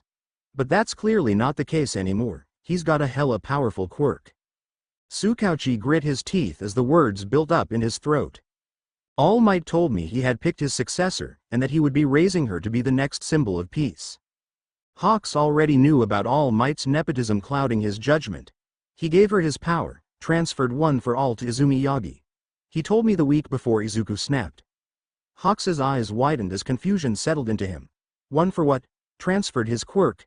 How could he even? They don't even share blood. And one for all. That sounds like the opposite of all for one. The opposite of stealing power. Without needing much more explanation, Hawks figured out the most unique facet of All Might's secret ability. All Might can share his power with others. Tsukauchi nodded. Yes, and he inherited it from his teacher. He doesn't have any quirk of his own. He was quirkless, too. Hawks had his hand running through his hair. Seriously. But wait, if he could do that, why didn't he just transfer the quirk to Izuku? It would save the kid a hell of a lot of pain. Tsukauchi grit his teeth. I know All Might better than most, how strong and courageous he is. But when faced with his past, he's a coward. Tsukauchi hated having to say that about his friend, but it was the truth. He lived a life as hard as Izuku's, but instead of facing it and helping his quirkless stepson, he ran away from the pain of those old wounds. He told me Izuku didn't have the strength or courage, even though he could have trained him to be worthy. It's clear now how much conviction the boy has. Hawks's head was a flurry of thoughts and emotions, most of them negative. Tsukauchi gave him the full story of One for All and All for One, and what Izuku must have discovered. That All Might gave the tool that would have helped Izuku in so many ways to one of his worst abusers. When it was done, Hawks felt a new disgust at the so-called pillar of justice. However, the poison in his veins is nothing compared to what Izuku must be feeling. It's what drove him to end hundreds, and ruin countless futures. Remember when I said I have nothing but respect for number one? I take it back. For the first time, Hawks was unable to contain himself. So you're telling me at this point, All Might just handed All for One the perfect tool to destroy this society? Forget the kid's quirk, he's got a library of knowledge on other quirks and potential weaknesses. Plus, if he wants to, he can go public and tell everybody everything, about All Might. Teleki. One for all. Sick every villain on the streets on them while destroying the public's faith in heroes. And if he joins All for One, it's over. This wasn't part of the plan, the Demon Lord said to himself in annoyance. It was all going perfectly. Young Izuku had finally seen his family for the spineless hypocrites they are, and that they abandoned him completely. The massacre that followed after was icing on the cake. All that was left was to reach out to the boy, lift him up in his darkest hour, raise him for the greatness he is truly capable of. And then, the perfect weapon to destroy All Might and his legacy would be in his grasp. However, nothing like spring, the season of renewal. Today, I start by renewing my drug cartel. Let's what scumbag comes rolling in first. An illegal drug trader well versed in the secrets of the trade, proclaimed proudly in a warehouse full of the most illegal substances under the sun. He was no different from the other dozens of criminal groups eager to be back on top and drown the masses in the dark side of superhuman society. In the middle of his gloating, a new customer walked in. Hey Shortstack, you interested in anything? His squeaky voice yelled. The short figure was covered in a ragged pitch-black cloak that reached their ankles, had sleeves too large for their arms and a hood that hid their face in darkness. They were the definition of a shady-looking character. They walked in, their black combat boots echoing with each step. I got a whole boatload, oh that good. What you looking for, hallucinogens? Aphrodisiac? Quirk booster? Or weed, like my pops uses? Whatever you want, we got. The customer was unamused by the drug cartel's advertising and displayed no emotion. I want information, his gruff, yet somewhat boyish voice spoke. The drug cartel was slightly put off at the realization that he was talking to a kid, but then he realized, it's a sign this hero world is crumbling if even kids are buying what he's selling. Sure, I got about 20 men out on the streets mackin' sales, gotta give the pros another reason to quit. You're looking at our main stash. If ya don't got cash right now, you could sell some grams, work your way up. Shut up, he was quickly shut down. I want information on clients. The head of the cartel shook his head. Sorry little man, I don't give info about the guys that keep me afloat. You know how it is. If you ain't buyin' or workin', get lost. The short figure didn't leave. I get it now, you're a brat looking for trouble. The man placed his hand on the ground and pulled out a chunk the shape of a spiked semicircle. The cloaked one glanced around. The place was littered with a crazy amount of boxes. Boxes full of drugs. How much of your stuff is flammable? The leader of the cartel scoffed. Damn near all of it. We only got the worst of the best and the best of the worst. The cartel leader began to feel uneasy when he saw two green glowing orbs in that cloak. Good to know. The cloaked one held out his hand and green flames covered his palm. The cartel realized his mistake and tried to stop him, but it was too late. Most of the inside of the warehouse was set ablaze, and they were trapped by the furious flames. You fucking brat. We also got gunpowder and dynamite in the back. You'll blow us to hell. The man put his hands on the ground and tried to create a barrier around himself, but the green devil grabbed him by the neck before he could fully retreat. He can manipulate stone, but the most he can control is equivalent to his own body mass. He yanked the man up harshly and stomped on the stone covering himself. And the stone loses its durability after he tampers with it. I see, he's desperate. The cartel leader was being choked, and staring into the petrifying, flaming eyes of the green devil. Not us, just you, he said heartlessly. The man's heartbeat was going out of control. He was being suspended by a rough, calloused, scar-covered hand that was leaving burns on his neck. His panic rose when he heard a loud bang in the back. If you want to live longer, tell me. Another, much louder bang was heard. The young man used his free left to pull back his hoodie.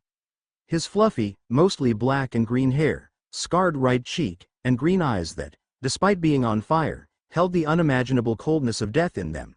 His final words to the man before his end were, "Tell me what you know about All for One."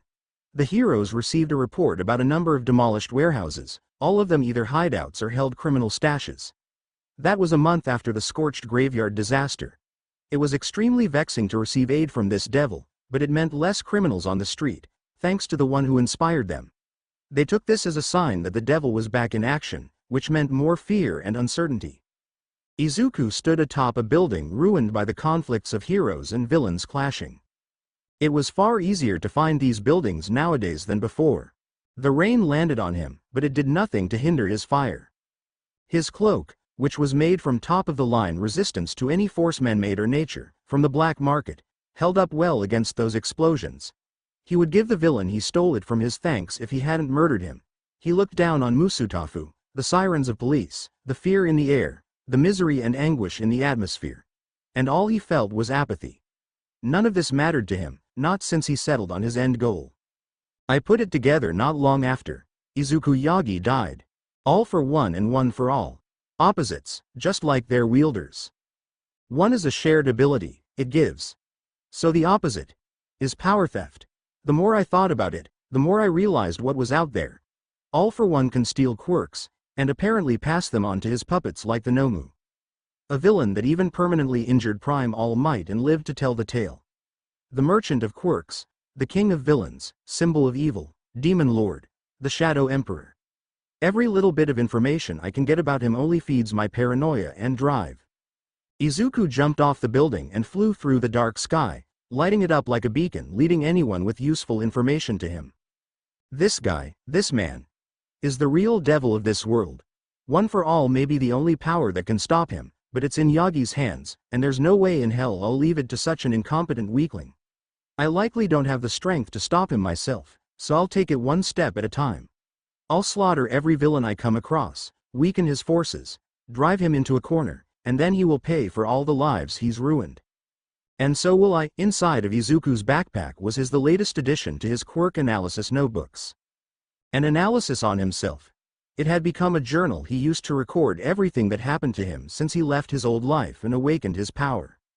And everything that pushed him to become the scourge of society known as the Green Devil, and how his story will end. Once he finally reaches All for One, he will release his quirk at its full destructive capacity, causing a catastrophic explosion that will incinerate everything for miles. Even if there's a chance it won't kill him, he will certainly have more than a scratch. But even after he annihilates himself, Izuku won't be done.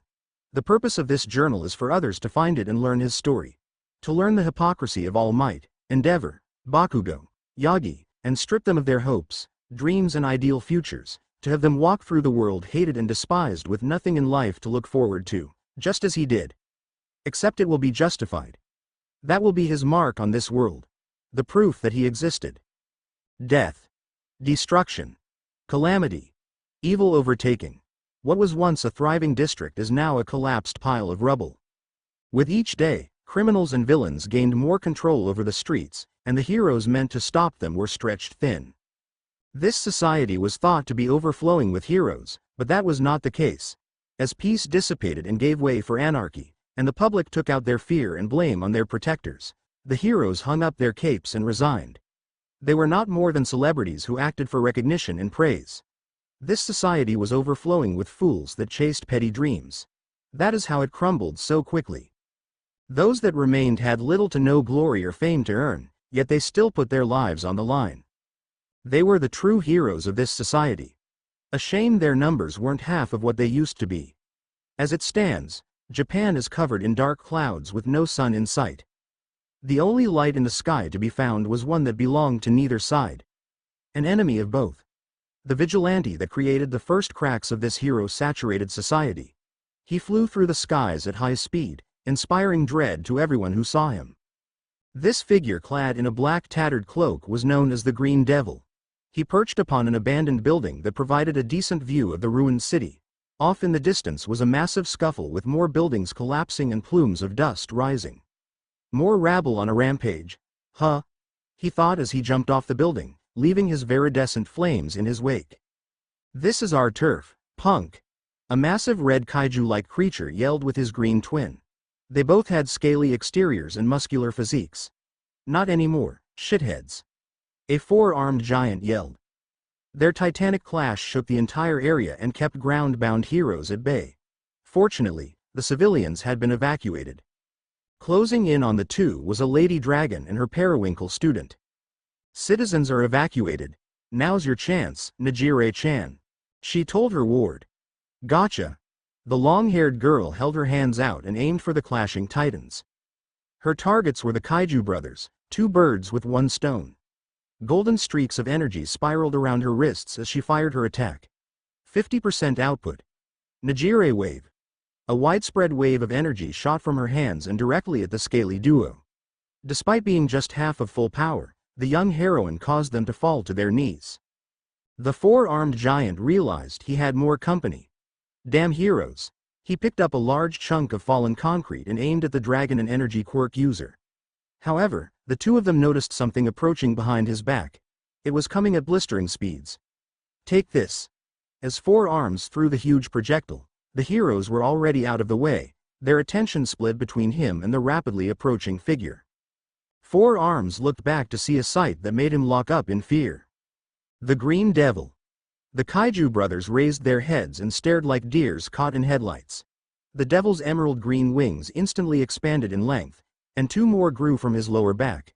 He flew right past the giants, his wings carving through their bodies without a hint of effort or pity. Four arms was sliced in half and lost his lower left arm. The Kaiju brothers were decapitated. Their mountainous bodies fell to the ground with loud thuds, blood covering the streets. The four-armed one was still alive, but in immense pain. "Oh, my organs, stay in there, stay in your home. Daddy needs you," he cried as he desperately clung to life. The Dragoon hero and her student hovered above the bloodshed with horrified expressions on their faces. Ruthless, cold-blooded efficiency. The Green Devil shows no mercy. They looked behind them to see him with his normal-sized wings flying further away. He looked over his shoulder. He only saw her briefly, but Izuku was sure the blue-haired one was a hero student given how young she looked. You must be kidding. They're so desperate that they're dragging students out to fill their ranks. He thought bitterly, but he couldn't deny she had an amazing power and knew how to use it. Izuku's attention was taken by a group of cop cars patrolling the streets. He dove down and deactivated his quirk. He walked through the rain in a black cloak and combat boots. He came across a puddle and stared into it for a moment. A scarred, tired, stone-faced, white-haired boy stared back at him. As the rain fell on his head, it washed away the hair dye. Izuku covered his head with his cloak's hood. He kept his hair white to remind him of Rei, and keep away the memories of his family. He walked in the direction of a shelter for the locals of this destroyed metropolitan area. He wasn't planning to attack anyone, just sit outside of it and take a quick breather. However, he heard something unsettling going on in the alley. You know, as a hero, I think I deserve compensation for escorting you here. A wearing a tight blue bodysuit said. His eyes were devouring a petite girl with short purple hair and ox-cord ear lobes. Her ears shot up defensively, but the hero only chuckled. I wouldn't do that if I were you, sweetheart. You attack me, you'll be labeled as a villain. How would your parents react to that? The girl grit her teeth furiously. She was in a tough spot. However, as the scumbag was about to touch her, he suddenly gasped and felt an unimaginable level of pain. The purple-haired girl reeled back at what she saw. The almost rapist was brutally pierced from the back and through to his stomach with a controlled fire blade covering the hand.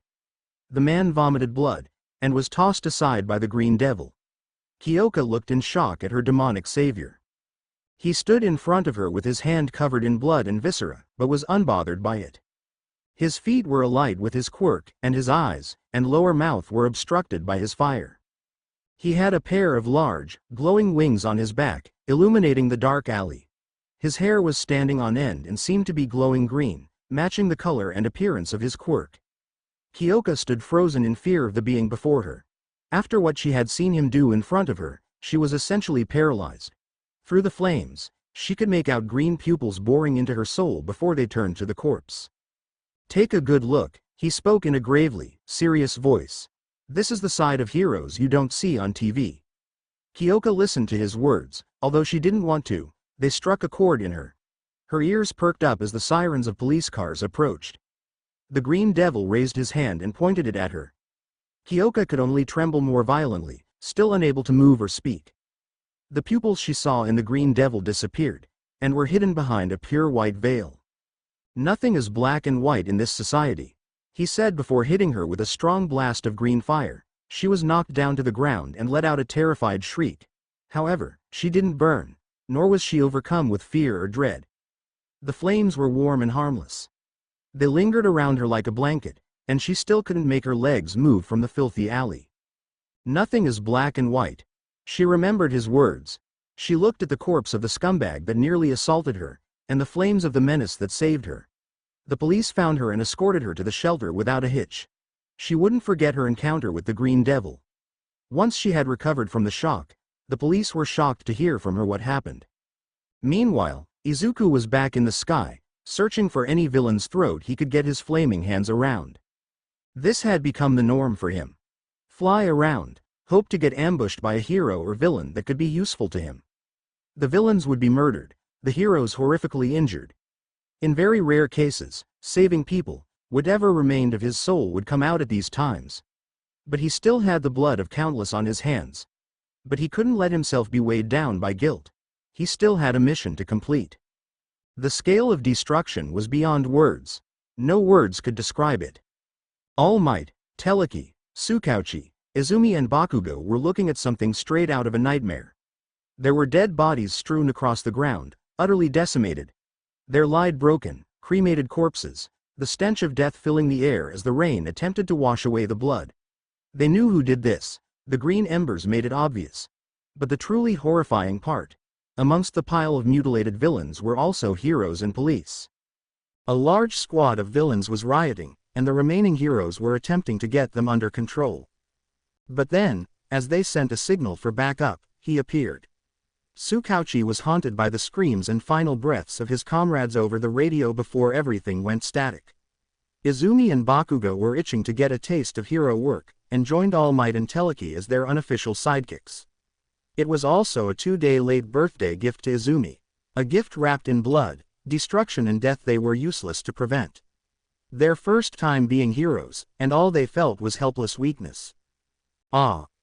The faint gasps alerted the five to the sole survivor of this carnage. A man with destroyed armor, jetpack and blaster. The Buster hero. Airjet, and he was in serious condition. All Might picked him up out of the rubble he was buried under. Don't worry, it's going to be okay. All Might stopped when he felt something warm spilling on his hand. He saw a great deal of blood. The kids and Teleki were horrified. It happened so fast. Airjet weakly said. Even when all of us targeted him, we couldn't touch him. His moves were so precise, so devastating. He's a monster. Tsukauchi told him to stop talking and save his energy, but Airjet persisted. Something changed in him. There's no reasoning with him anymore. He's merciless. He finally passed out. Damn it. Katsuki growled while clenching his fists and willing his body to stop shaking. He and Izzumi were going to take this guy down. They can't be afraid of him. Still, the dread that crept up on them persisted. He'll pay. We'll make him pay, Izzumi repeated, desperately trying to fool herself. The thing that kept her going was a foreign feeling. Something deep inside is urging her to find the devil. Inko stared up at the sky as if searching for a reason to hope. All she found was cold darkness. The symbol of peace placed his hand on his wound and grit his teeth. What a heartless monster. How could anyone be so callous? I'll find him and end this nightmare once and for all, no matter the cost. No one else will suffer. We'll show this devil that we are still here. Tsukauchi had a very different opinion on the matter than his friend. He was the one burdened with the knowledge of who the Green Devil is and what drove him to be the monster he is now. He wanted so desperately to scream it in their faces that this is the result of Toshinori and his family's mistreatment of a once gold-hearted boy. The pent-up frustration, heartache and stress caused him to be the only one who shed tears that day. Something changed in him. Izuku, what happened to you? 2 days earlier, Izuku's 15th birthday, things had started to look up for the Psycho Flames user, as much as they could, anyway. He got word of All for One's possible hiding place. With nothing to lose, he followed the tip. It led him to an abandoned warehouse. And to no one's surprise, it was full of his target's villainous pawns, including 10 Nomu. It was 50-1, and he stood drenched in blood and breathing heavily. Not a single ounce of useful information from those puppets, it infuriated him. Izuku Yagi. Izuku froze and whipped around behind him. At the back of the warehouse, on the wall above several cremated, mangled, dismembered corpses was a TV with audio only. Izuku recognized the voice from the phone call he eavesdropped on, and they knew his real name. There's no doubt about it. He is the Mastermind. Izuku approached the monitor, walking across the sticky, red substance that covered the floor. All for one. Yet another impressive showing, my boy. Yet, all such a waste of effort. Why do you hunt me? Seeking atonement, revenge for your grandmother. You can tell yourself that, but you are far from the noble hero you once envisioned yourself to be one day. This society that threw you away, you desire its destruction. You're a clever boy, you understand that to build something truly better means tearing down what came before, but not everyone can accept this truth. That is why you were buried. Izuku clenched his fists. This was clearly an attempt to get him to join All for One. Although he wouldn't allow himself to fall for the Demon Lord's words, he couldn't deny that he made some compelling points. More than anything, he did want this world to change, if only he could live long enough to see it through. Before you get the urge to destroy this place in its entirety, ask yourself, what happens after you achieve your goal of destroying us both? What are the odds someone finds your little journal? We may go down in history, but your family is clearly keeping your story hidden from the world, as will the heroes. How many others down the road will commit the same atrocities you've witnessed in your life? Despite everything you've done so far, people like Bakugo and Yagi are still uplifted, and no one knows the suffering you've had to endure. Not even your parents. Izuku Yagi is dead, the Green Devil said quietly. All for One smiled wickedly, though it couldn't be seen. Let me tell you a story, one about a person society attempted to erase from history as it will you. Long ago, when humanity was in shambles due to the rise of quirks, there was one man with the power of a god. He could take and give quirks. He used his gift to bring peace and unity to Japan, and planned to do the same to the world. However, his brilliant vision was thwarted by self-righteous imbeciles that called themselves heroes. A terrible war against the divine leader and his enemies broke out. It waged for over 100 years, to this day. For so long, it was an era of impenetrable darkness, the faint light of hope only to be swiftly snuffed out drove the people further into unease. The conflicts between the opposing forces ruined countless livelihoods. There was no sure safety for anyone. A time defined by suspicion, resentment, intolerance and, as you've no doubt seen, barbaric conflicts. The devil felt his heart beginning to beat harder the more he listened. Where are you going with this? He demanded to know, despite dreading the answer. There was only one power in existence that could stand up to the dark god, one cultivated for generations, and I'm positive you know what it is. One for all. And now that power is in the incompetent hands of your dear sister. Are you starting to understand? This world is a far cry from the one you endured just a year ago. No heroes to save you. And this time, the era of darkness will not be overcome. You have massacred a good deal of my forces, yet the heroes still hunt you. For what? Enacting justice, the justice they preach. You have a choice: continue to destroy yourself and others only to end up a forgotten martyr, or make the smart choice. This isn't your world anymore either. The devil growled. And yet, its course has been so easy to predict. Ask yourself, isn't it odd that I haven't come for you myself? You're an annoyance, yes, but not worth getting up and eviscerating myself. I still have many friends to do it for me, including Kurogiri, who can have you brought to my doorstep in an instant. The truth, my boy, is that you've only diminished a fraction of my power, and I am still in control of this game.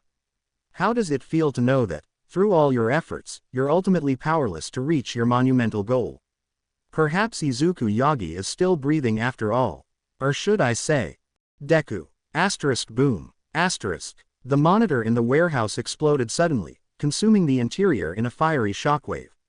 Izuku stood motionless and weathered the blast. When it subsided, the corpses of those he murdered were mostly reduced to ash, and the skeleton of the warehouse was all that remained. He was barely scratched by the blast, but his psyche suffered a critical blow. The ringing of the explosion looped in his head. He was far too familiar with it.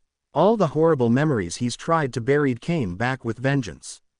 The devil clenched his fists so tightly that his nails dug into his palms and made them bleed. I will have your head. Elsewhere, All for One was smiling widely to himself. It's almost too easy to manipulate broken hearts. Now he will double down on his pointless efforts to find and destroy me. The more active he is, the more the heroes will attempt to stop him, which means more hopeless battles the public has to watch. The ocean of despair will continue to rise, and these false heroes will fall with no hope of getting back up. Whether or not he comes to his senses or he succumbs to exhaustion, I doubt the heroes will execute him, at least not before learning his true identity. The hole in Toshinori's stomach will be the least of his worries. From bad to worse, I strongly advise you to get further away. Endeavor said to Mr. and Mrs. Yaoyorozu. With all due respect, Endeavor, I have every intention of seeing this. My daughter was kidnapped and is being held for ransom by my former employees, so I'll see this through. Mr. Yaoyorozu felt immense guilt for what had happened to his daughter. The thought of being responsible for her situation tormented him. His wife placed her hand on his shoulder. Please bring our Momo back to us. Endeavor nodded. We will, you have my word. With that, the flame hero left to join his team. In a clearing in the middle of the forest they were in was a small mansion where the former Yaoyorozu employees had called. They demanded an absurd amount of money and partial ownership of the company in exchange for the daughter. If not, they would never see her again. They'll die if they lay a finger on the girl, Endeavor thought. The man empathized with Mr. Yaoyorozu's plight, though their situations were entirely different. They both felt responsible for their children's suffering, so he resolved to make this right. It was also an attempt to quell his own guilt and shame. He, along with Hawks and Ingenium, planned to neutralize the kidnappers before they could further harm the girl. However, when Endeavor came to the mansion, it was suddenly on fire. The flames overtook the building almost instantly, roaring with the ferocity of an inferno. Mr. and Mrs. Yaoyorozu saw it from the distance with horrified looks. The flames were green, filling everyone with greater fear. Boom. The mansion exploded in a massive burst of flames with no hope of survivors. My baby, Mrs. Yaoyorozu cried in anguish. Moments prior, Gurg, a man released a blood-curdling grunt as he was brutally pierced by a green fire blade. That makes 20. The Green Devil thought as he massacred every person he came across with unrestrained cruelty. He was more driven than ever to cull the scum of Japan. After all, for One's words got to him. Any heroes who faced him, he doesn't always intend to kill, but he will if necessary.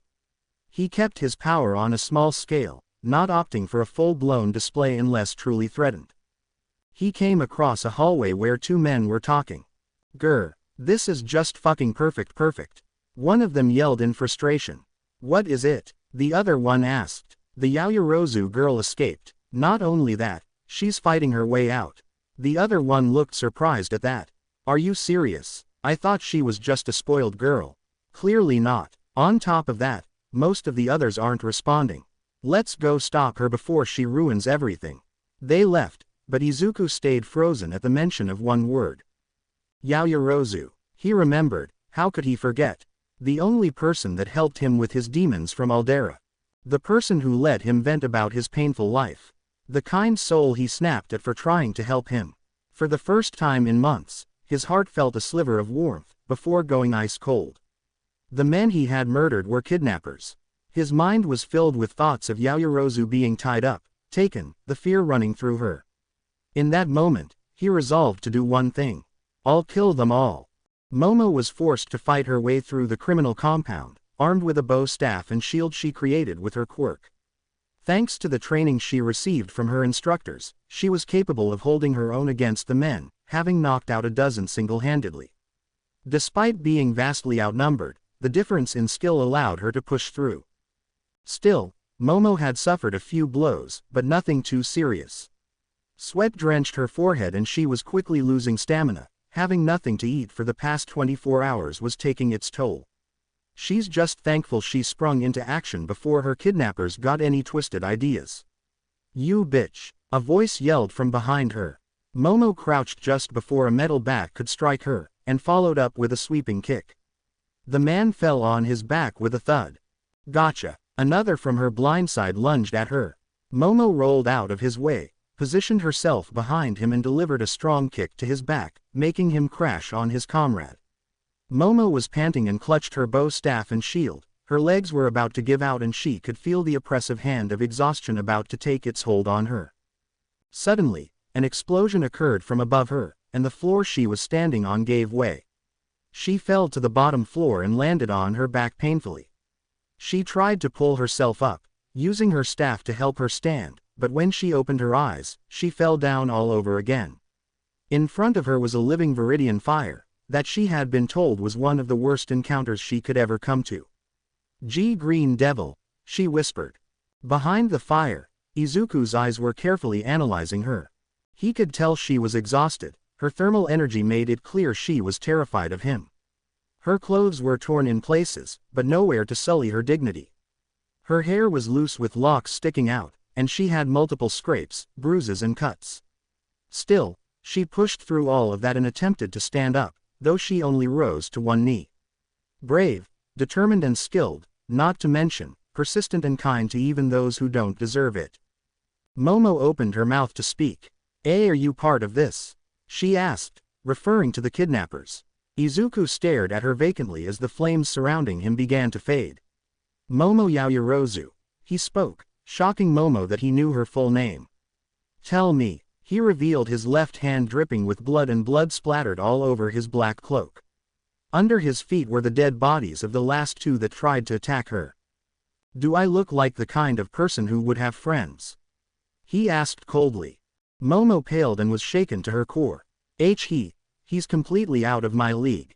What do I do? What can I do? Even if I were healthy, he's defeated so many heroes. As Momo was having her mind overwhelmed by her seemingly hopeless situation, Izuku had moved to be right beside her. He aimed to chop the nape of her neck, but she rolled away, and quickly created a shuriken in her palm. She threw the sharp, bladed disc, but the Green Devil tilted his head to avoid the attack. Mostly. The small weapon cut through the fiery cowl and cut him just under his left eye. Izuku exclaimed from the pain and covered the wound with his hand. Sharp objects cut through his fire. That's good to know. I'll make a sword and... Whoosh. Asterisk. Momo's thoughts were interrupted by a wave of green fire hitting her at point-blank range. The force of the attack sent her tumbling a few feet away from the devil, and she stopped with a groan. However, she noticed that she wasn't burned or chilled. It was a warmth that brought her the closest thing to comfort as possible in this situation. It left her perplexed, which left her open to another strike. He chopped the nape of her neck and she was out like a light. He stared at her unconscious form with emotions he hadn't felt in months. Sympathy, guilt, protectiveness. I'm sorry. He wished he could say that to her conscious face. His time with her was interrupted when he sensed a strong heat signature approaching. Endeavor, and others. I'd rather not. He raised his fist, and quickly opened his fingers. That simple action alone caused every fire in the mansion to burst, creating a massive explosion, though it didn't touch him or the girl in his arms. Present. Endeavor. Hawks yelled as he pointed out a green streak in the sky. He and the flame hero immediately pursued in the sky while Ingenium followed on the ground. He's heading straight for the Yaoyorozus. Hawks, use your feathers. Endeavor shouted. I can't. He's surrounded his body in flames. My feathers would be incinerated before they touch him. The two of them grit their teeth as they chased the murderer. Meanwhile, Mr. and Mrs. Yaoyorozu were having the worst day of their lives, believing their only child was blown to kingdom come. The travesty made them collapse to their knees and cry. They couldn't mourn for long as the monster responsible for the explosion landed right in front of the distraught couple. Mr. Yaoyorozu held his crying wife tightly as the demon slowly approached them. He stood directly above them, the crackle of his fire haunting them to no end. They clenched their eyes shut and braced themselves for what was coming. I believe this belongs to you. The Yaoyorozus peeked their eyes open to see the devil placing down a large, warm fire that broke away, revealing their daughter. She stirred awake, and the first thing her blurry eyes saw was her parents. They immediately lifted their child and embraced her in a hug. Mother, father, Momo asked, struggling to believe this was reality. Her parents were holding her tightly and protectively, crying tears of joy that she is safe. It made tears of her own build up in her eyes. My poor baby, we were so worried about you. Mrs. Yaoyorozu said frantically. Momo, I am so sorry for what you had to go through. It was my mistakes that caused you to end up in that awful place. I apologize, my child. Mr. Yaoyorozu said sincerely. Momo hugged them back. It wasn't your fault, father, she said weakly. Izuku was watching their family reunion as he'd seemed to be forgotten. But for once, he was fine with that. Seeing parents not only caring about their child, but also taking the blame for their suffering. The flames emanating from Izuku's body weakened slightly, his eyes could be seen within the flames. They shined with a light that was vacant for far too long. He was having a moment of humanity. Sadly, all good things come to an end. In the blink of an eye, Izuku found himself surrounded by red feathers on all angles. Hawks, he thought sadly. He hated that they had to reunite like this, but it couldn't be helped. Endeavor, Ingenium and the wing hero flanked him while keeping the Yaoyorozu safe. It ends here, demon. Endeavor proclaimed. Izuku had one option, one that made him sick to his stomach. Ack, Momo gasped suddenly. Everyone's eyes turned to her except the green devil. He was faced away from her with his palm pointed in her direction. Around Momo's neck was a circle of green fire. Everybody's hearts skipped a beat when they realized what game he was playing. Hawks and Momo were the most pale. You wouldn't, Hawks yelled, though it sounded more like pleading than demanding.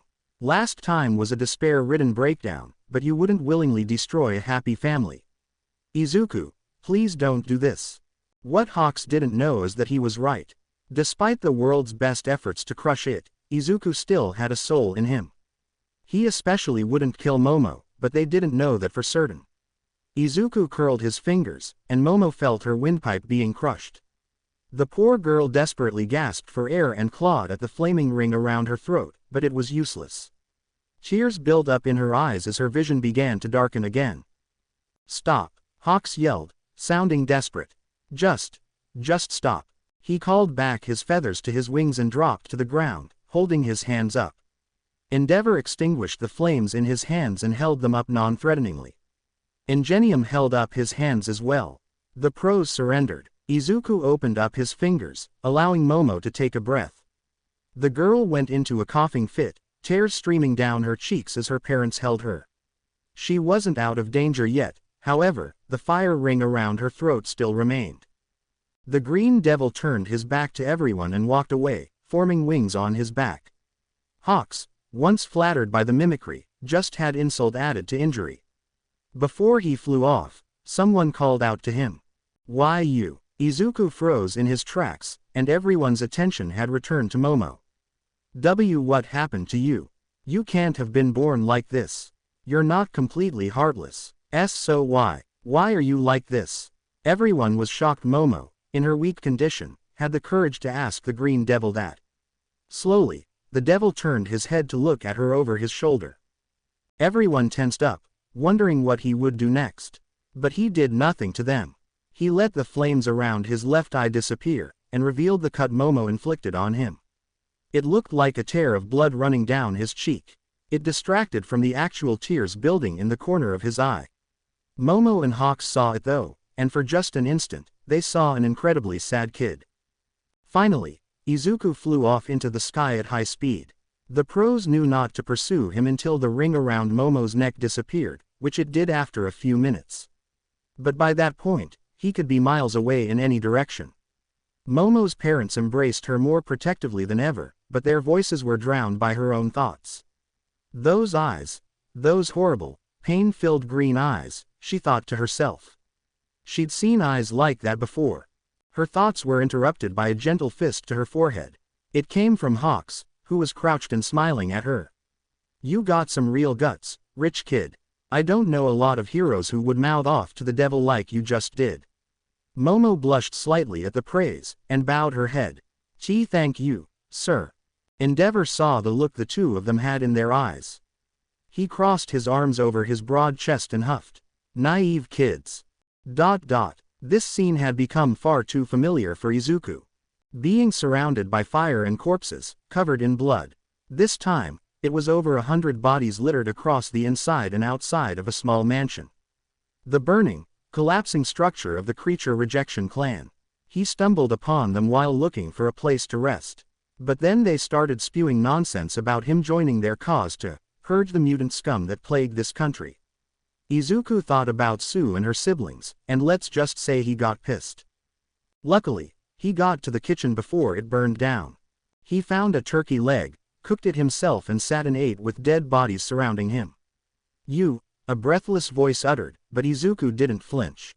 He turned his head and saw the last living member of this prejudiced clan, her robe covered in blood and skull mask cracked. Her near motionless body was splayed on a coffee table. Izuku finished his meal and slowly approached her.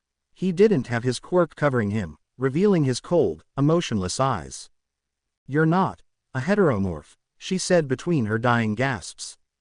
You're something far uglier. The green devil lifted his foot and pressed it upon her wounded stomach, causing her to vomit more blood through her mask. You're right. He spoke before stomping so hard that his foot went through her stomach and crushed the table beneath her. He pulled out his foot, his boot dyed an obscene red with small chunks of human innards stuck to it. But he felt nothing. The turkey's effects were taking action, and Izuku felt more drowsy than ever. He allowed himself to fall asleep in a burning mansion with corpses. Izuku didn't know how long he slept, how many hours had passed. The dark clouds made telling time difficult. But it had to have been a while. He found himself waking up in a pile of ash and cremated bodies. Still, his heart didn't beat for them. I should get cleaned up, he thought as he walked toward the forest. He found a tree branch and hung his black cloak there. The front just below the collarbone was torn off, making it more of a cape. He left it to hang in the rain to wash away the blood. Izuku walked through the rain and found a lake nearby. He stared into its reflection, and saw a powerful, but broken soul covered in blood and looking as dead as a living person can be. The foreign blood that dripped from his hair landed in the reflection, washing away the image of that broken soul. Izuku let himself fall into the lake, the blood covering him not easily coming off. He didn't make the effort to wash it all off, he knew he couldn't. The first flakes of snow fell down on the empty streets of Musutafu. Countless lives, both good and bad, have been lost in the destructive warring, an inevitable aspect of superhuman society. Now the once lively streets were dead quiet, devoid of life. Except for one trudging through the cold, keeping himself warm with the code of his unique quirk. The one who could be viewed as responsible for society being flipped upside down. The soul who has taken more than most villains, the Green Devil. He dropped to his knees, clutching his chest and struggling to breathe. His flames weakened significantly, all four. He said to himself weakly. All of a sudden, he felt something. Something sharp had cut through the flames on his back. Izuku raised his free hand. He caught the projectile between his fingers mere inches before it lodged itself between his eyes. It was a red feather. Hawks. He thought, immediately knowing what this was. The Emerald Demon's senses must have been dulled due to the lack of proper rest and immense stress and guilt. He didn't notice the high number of body heat signatures until he saw them with his own eyes. Whatever remained of Hero Society was in front of him, all suited up and with their eyes fixed on him. At the forefront of this crew was the wing hero himself. "Hey buddy, remember me?" Hawks asked with his trademark nonchalant smile. The green devil incinerated the feather caught between his fingers. "Good to see you, too.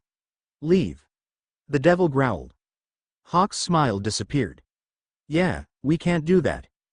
Izuku picked himself up to stand, albeit with difficulty. "Get lost." He growled. Hawks held his ground. "Please, don't make this harder than—" "Did you not hear me?" Izuku cut him off. Green flames grew to cover his feet, hands, chest and face, with large wings sprouting from his back. He got in a battle stance, his fire roaring and setting the ground around him ablaze. "All of you, get out of my way," he shouted, his voice hoarse, raspy and gruff. His eyes were ablaze in an horrible glare, rife with anger, hatred, animosity and hostility. Hawks had a glint of sadness in his eyes as he adjusted his glasses. "So be it." He pulled two large, thin feather blades from his wings. "We'll have to do this the hard way." Central Hospital Operation Extinguish Tsukauchi and Hawks stood in front of a large number of pro-heroes, the remnants of law enforcement in Japan. "We're gonna get straight to the point. We're taking down the Green Devil," Hawks said. There was concerned murmuring throughout the room. Endeavor spoke up. "Tell me you have something of a plan. Going after that demon without one would be suicide even with our numbers." Tsukauchi nodded. "First, let's get to what we know." The large screen behind him turned onto a satellite view of the planet before zooming in on Japan. "Thanks to Shield Tech's modified satellite, we have a good set of eyes, and we've been tracking the devil for a couple days now, waiting for a chance to strike. It's coming." The view turned to smoke and green embers, then a recently lit fire, and finally on a weak fire-clad figure trudging through the cold empty streets alone. This is a real-time feed. He's getting weaker, not eating or sleeping half as much as he should. He wouldn't be doing this to himself unless he had a goal, something he's desperate and impatient to see happen. We know what it is. He's after All for One. The room broke out into a chorus of outcries. At this point, All for One was common knowledge among the hero community while still being kept hidden from the public. Knowledge about the man who can steal quirks is the last thing they need with all the turmoil already going on. Could he want to join All for One? Some of them asked, but Tsukauchi quickly shut this down. We have reason to believe he is actually against All for One. You see, what little number of villains he does let live, we've captured and interrogated. The boy wants to kill All for One himself. Another reason for the heroes to be shocked, All Might especially. He knew better than anyone the kind of threat All for One posed, even if time had weakened him. If that's the case, why interfere? Endeavor asked. The devil is on his last legs, let him fly head first to his own destruction. Unsurprisingly, not a lot of people spoke against that. That's not the worst idea, All Might said, surprising Hawks and Tsukauchi while also filling them with dread. He may not succeed in killing All for One, but he should certainly do some damage. A battle like that would certainly be easy to notice, and we can finish them both at once. The detective and the bird were shocked All Might would suggest letting his son die to make killing All for One easier. He is unknowingly making the real battle ahead exponentially harder. You're forgetting that would give All for One the opportunity to steal an incredibly strong quirk, one he could combine with others to create something disastrous. Hawks pointed. Worst case scenario, All for One somehow convinces the Green Devil to side with him. The Demon Lord has a silver tongue. If it happens, we're all dead. We absolutely cannot allow the Green Devil to reach All for One or the reverse, Tsukauchi said. Hawks brought everyone back to the mission at hand. Don't think this'll be easy cuz we're going after an exhausted kid. He's unpredictable, but we can say this for certain. The further he's driven into a corner, the harder he'll fight back. He's also known to learn and grow the more he fights, perks of youth. If he manages to escape and recover, I doubt we'll get another chance to stop him. This is the decisive battle. If he stays on the path we've predicted, he'll reach an abandoned district in, give or take an hour, where we can fight without worrying about civilians. Here are the teams to intercept. Forefront Team Hawks, leader, Best Genist Ingenium. Death Arms Kamui Woods Edge Shot Backdraft. Their purpose is to further exhaust the devil's energy, enough for the heavy suppression team to take him down. A tight group with the most experience in combat with the devil. Heavy suppression team All Might Endeavor Teleki. Finally, by some low chance the devil does get past them, the rear guard. Rear guard Ryukyu Mount Lady Midnight Mirko Najire-chan. It's possible we'll get interference from other villains, so we have a backup squad waiting nearby. Backup squad Fat Gum, leader, Burnin, leader, Kido. Onima Saniter Lemillion Katsuki Bakugo Izzumi Yagi. Shodo Todoroki. Everyone understood their roles and prepared to move. They would finally end this nightmare. On the way out, Hawks was stopped by All Might. Young Hawks, a word? He asked. The wing hero wanted to refuse, but knew this wasn't the time for it. What's up, big guy? He asked with his usual carefree smile. I couldn't help but see you deflate a few times during the meeting. Hawks brushed off the concern. We're on the brink of an all-out battle against a murderous kid. You expect me to be cheerful about it? All Might's smile wavered. That's not what I mean. I know you want to save him, but is that even possible? Mountains of corpses, rivers of blood, countrywide panic. You can't make him see reason or offer him forgiveness. Some people are simply beyond redemption. Hawks no longer met All Might's stare, and looked out onto the path ahead. So that's your advice, number one? Abandon a kid who's already alone? You know, if all we're expected to do is terminate enemies, we're just soldiers, that's it. I didn't sign up for that. I signed up to help people. I signed up to be a hero. With that, the wing hero walked away with seriousness that didn't sit right with the symbol of peace. I can't believe it's come to this. Tsukauchi groaned in his hands as he entered the control room. Assembling most of our heroes on Izuku, putting children on the battlefield. Hawks flashed him a smirk. Hey, maybe fighting fire with fire is what we need here. It's not like the kids are leaving the nest for the first time. The Yua trio are some of the strongest in the school, and they got their licenses. Tsukauchi sighed. And what about All Might's sidekicks? Izzumi and Bakugo have substantial experience in the field, plus they're brash and don't plan. All Might and Teleki raised them to believe that they'll be the best. They can't be trusted to know when to toe the line. I don't know much about Shoto, but the point is, no matter their strength, they shouldn't be out here. Hawks silently agreed with the detective. He could only pray the Son of Endeavor wouldn't be as easy to fire up and leave open to an attack. If the Green Devil sees Bakugo and Yagi, he'll kill them without hesitation. Then we'll just have to cross our fingers we can do this without the backup squad. Let's move out.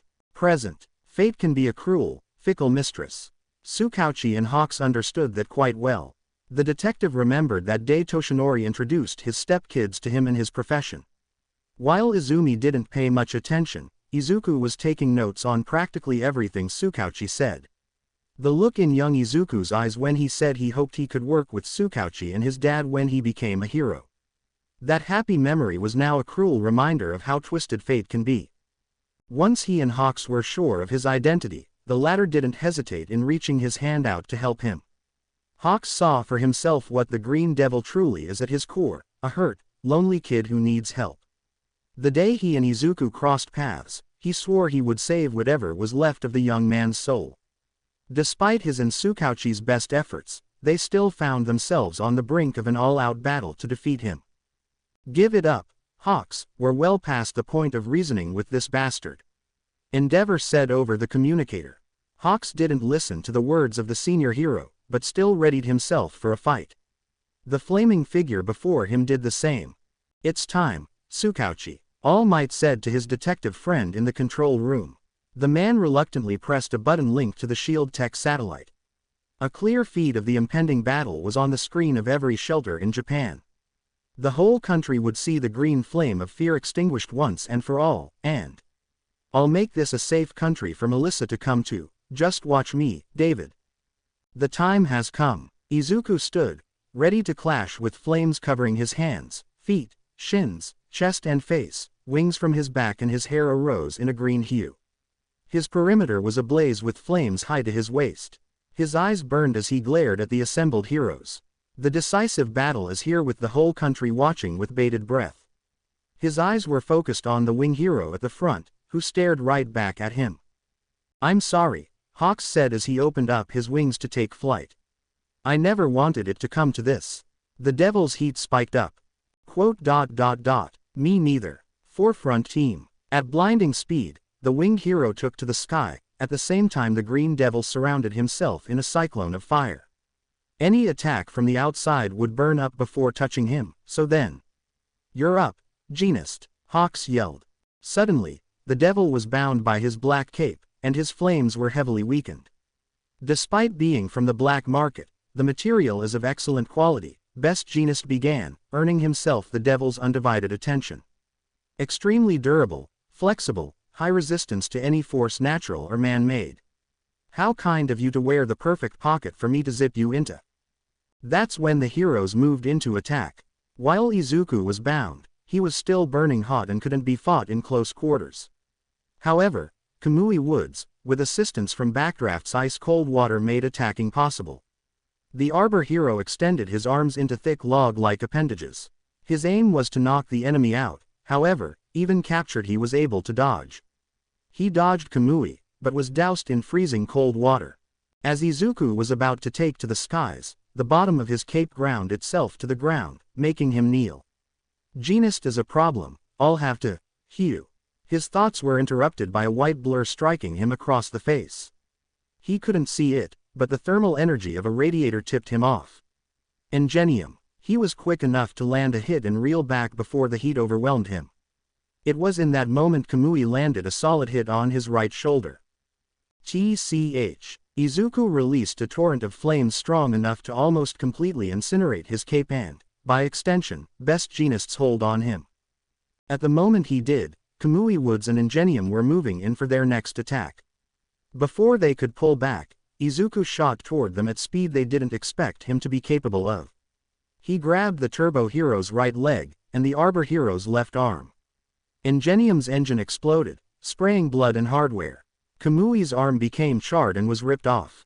Both men howled in pain. The Green Devil then aimed his palm at Best Genist, but Hawks pulled him out of the line of fire.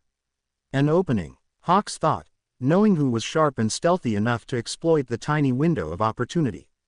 He just hoped he wouldn't go for anything vital. Izuku gasped, feeling a sharp pain shooting through his stomach and out his backside. The young man dropped to a knee and clutched his stomach. Edshobura, he coughed blood on the ground as his flames weakened. The ninja hero returned to his regular shape and landed with a backflip in his usual crouched stance. While he kept his composure, his body was covered in burns. "I kept my visit into his body as brief as I could, but I was still nearly incinerated. His insides burn so much hotter than what he releases. It's as if the boy has lava in his stomach." Edgeshot watched the boy keel over, essentially paralyzed. He won't be doing much more with that hole in his stomach. Now is the time. The heavy hitter of the forefront team, Death Arms, charged forward, fists at the ready. He's been itching to get his chance to dismantle the devil after the humiliation he forced him to bear. This time, you'll get more than just a bruise. So eager. So careless. The instant he got close, the Green Devil erupted in flames. He pulled his arm and crafted a blade. Slash. Asterisk. Thump. Fortunately for Death Arms, Hawks's feathers were quick enough to pull him out of the way, but not entirely. The pro had his right arm sliced clean off his body at the bicep. Gag hhh. He screamed in agony, his pained wails echoing through the desolate city. Everybody was taken aback by the gruesome sight of the man's lost limb. Everybody but one. The Green Devil quickly got to his feet and lunged towards Death Arms, Death Arm. Everyone watching him couldn't understand how he was able to move, and put out more than when the fight began. He placed his hand on Death Arm's wound, and the man released a cry of pure agony. "You're still such a bore." Those were the last words the muscular pro heard before he was blown away by a large explosion. The Green Devil was airborne again, and quickly fleeing the scene. "Oh no you don't." Hawks gave chase. He could keep up well, but he couldn't get close enough to attack, not that he was planning to. He's wounded, this is only a temporary boost of adrenaline. Maybe, the heavy suppression team will have it easy. Wishful thinking. Just as Hawks thought, the Green Devil began losing speed and altitude. The flames that covered him were fading away, and suddenly he took a sharp downward dive into the pavement. He tried to get up, but he was held down by an invisible force. He only felt it on the parts of himself that weren't ignited. Teleki. Heavy suppression team. The telekinetic hero and Izuku's biological mother, Teleki, aka Inko Yagi, was holding the Green Devil down from high in the air. Due to the injuries he inflicted in her spine, she had difficulty moving anything below the waist, which made her ability to work as a hero decline some. The best she could do is long range now, still effective. Izuku's rage returned when he knew who was above, causing his flames to re-emerge. He rose to his feet and looked ahead, seeing Endeavor and All Might charging at him. Enji, Inko, Toshinori. It all came back, his roiling hatred and frenzied anger. The abandonment, the neglect, the betrayal, the childhood that spat out the monster the world sees. And the man that tormented the kindest woman he had ever met. He's wounded, he won't even be able to defend himself. Endeavor shouted. One smash, that should be enough to end this. All Might yelled. The two of them had no idea the calamity they were flying into. But Hawks did. Keep your guards up, he's. FWWOOOSSHHH. Hawks was interrupted by a massive green eruption. The pavement melted beneath the devil as he released a wrathful howl. Every falling drop of snow was instantly evaporated by his hellish heat. The four pros couldn't brace themselves for what came next. A shot of green blasted right towards Endeavor and All Might, two flashfire fists connecting with the two and blowing them away with incredible force. Endeavor, Hawks yelled. Toshi, Inko cried, both alerting him of their presence. It happened so fast. It was an instant, a microsecond. In just the blink of an eye, almost like teleportation, Inko found herself in the debilitating presence of the devil, and a hand going right through her stomach. Hawks moved as quick as he could to get her out of the way, but Izuku's hand still pierced her stomach, knuckle deep, his hand drenched in her blood. Hawks was horrified by the gruesome display, but remained focused on getting Teleki away. Shit, we made a huge mistake. Hawks, what's going on down there? The devil's power suddenly spiked. Tsukauchi yelled over the comm. Hawks grit his teeth. Tsukauchi, I think we picked the worst heroes we had to put against this guy. Meanwhile, Enji and Toshinori had just gotten back up. The flame hero had labored breaths as he clutched his chest. Pathetic. The hero Endeavor, paralyzed by a child's punch. Stand. Fight. He willed his power into a javelin. Are you going to do something, or just keep staring into space? He yelled at All Might. The symbol of peace was frozen by the sight of his wife suffering and bloody. If Hawks hadn't gotten her out of the way for the worst of it, she'd be dead. Endeavor didn't have time to worry about his rival, and chucked his flaming javelin at the Emerald Demon. The latter caught the attack in his hand, and turned to glare at them. Endeavor silently cursed, and knew what was coming. The demon blasted towards them at blistering speed, leaving an inferno in his wake. Damn it all, Endeavor yelled as he too blasted off. He crossed his arms over his chest, building up his heat to its maximum. Orange flames became bright yellow. He's driven by wrath, incapable of making smart battle decisions. This time, there will be nothing but ash. Get out of there, Endeavor. Hawks yelled, but was ignored. Prominence burn. The man released a concentrated beam of incinerating firepower. The Green Devil flew right into the attack, just as Endeavor expected. For a moment, everyone believed the devil was dealt with. Todoroki. The Green Devil screamed as he flew right through Endeavor's most powerful attack. Endeavor looked in awe and horror as the boy had suffered an alarmingly low amount damage and had an unholy wrath behind his eyes. He pulled his fist back, and expelled a massive torrent of viridian heat. Only to miss due to Hawks pulling Enji out of the way. Don't drop your guard just because he's wounded. We can't relax until he's out cold. He exclaimed, but Endeavor growled. You children think you can do whatever you want, don't you? Leave it to us adults to put you in your... Endeavor paused when he found his back facing the devil, the feathers carrying him were completely incinerated. Endeavor craned his neck to face the young terror. He was met with furious eyes ablaze. Despite the incredible heat, Endeavor found himself with a chill up his spine. He watched, unable to move as his opponent cocked back his fist that was burning almost white-hot.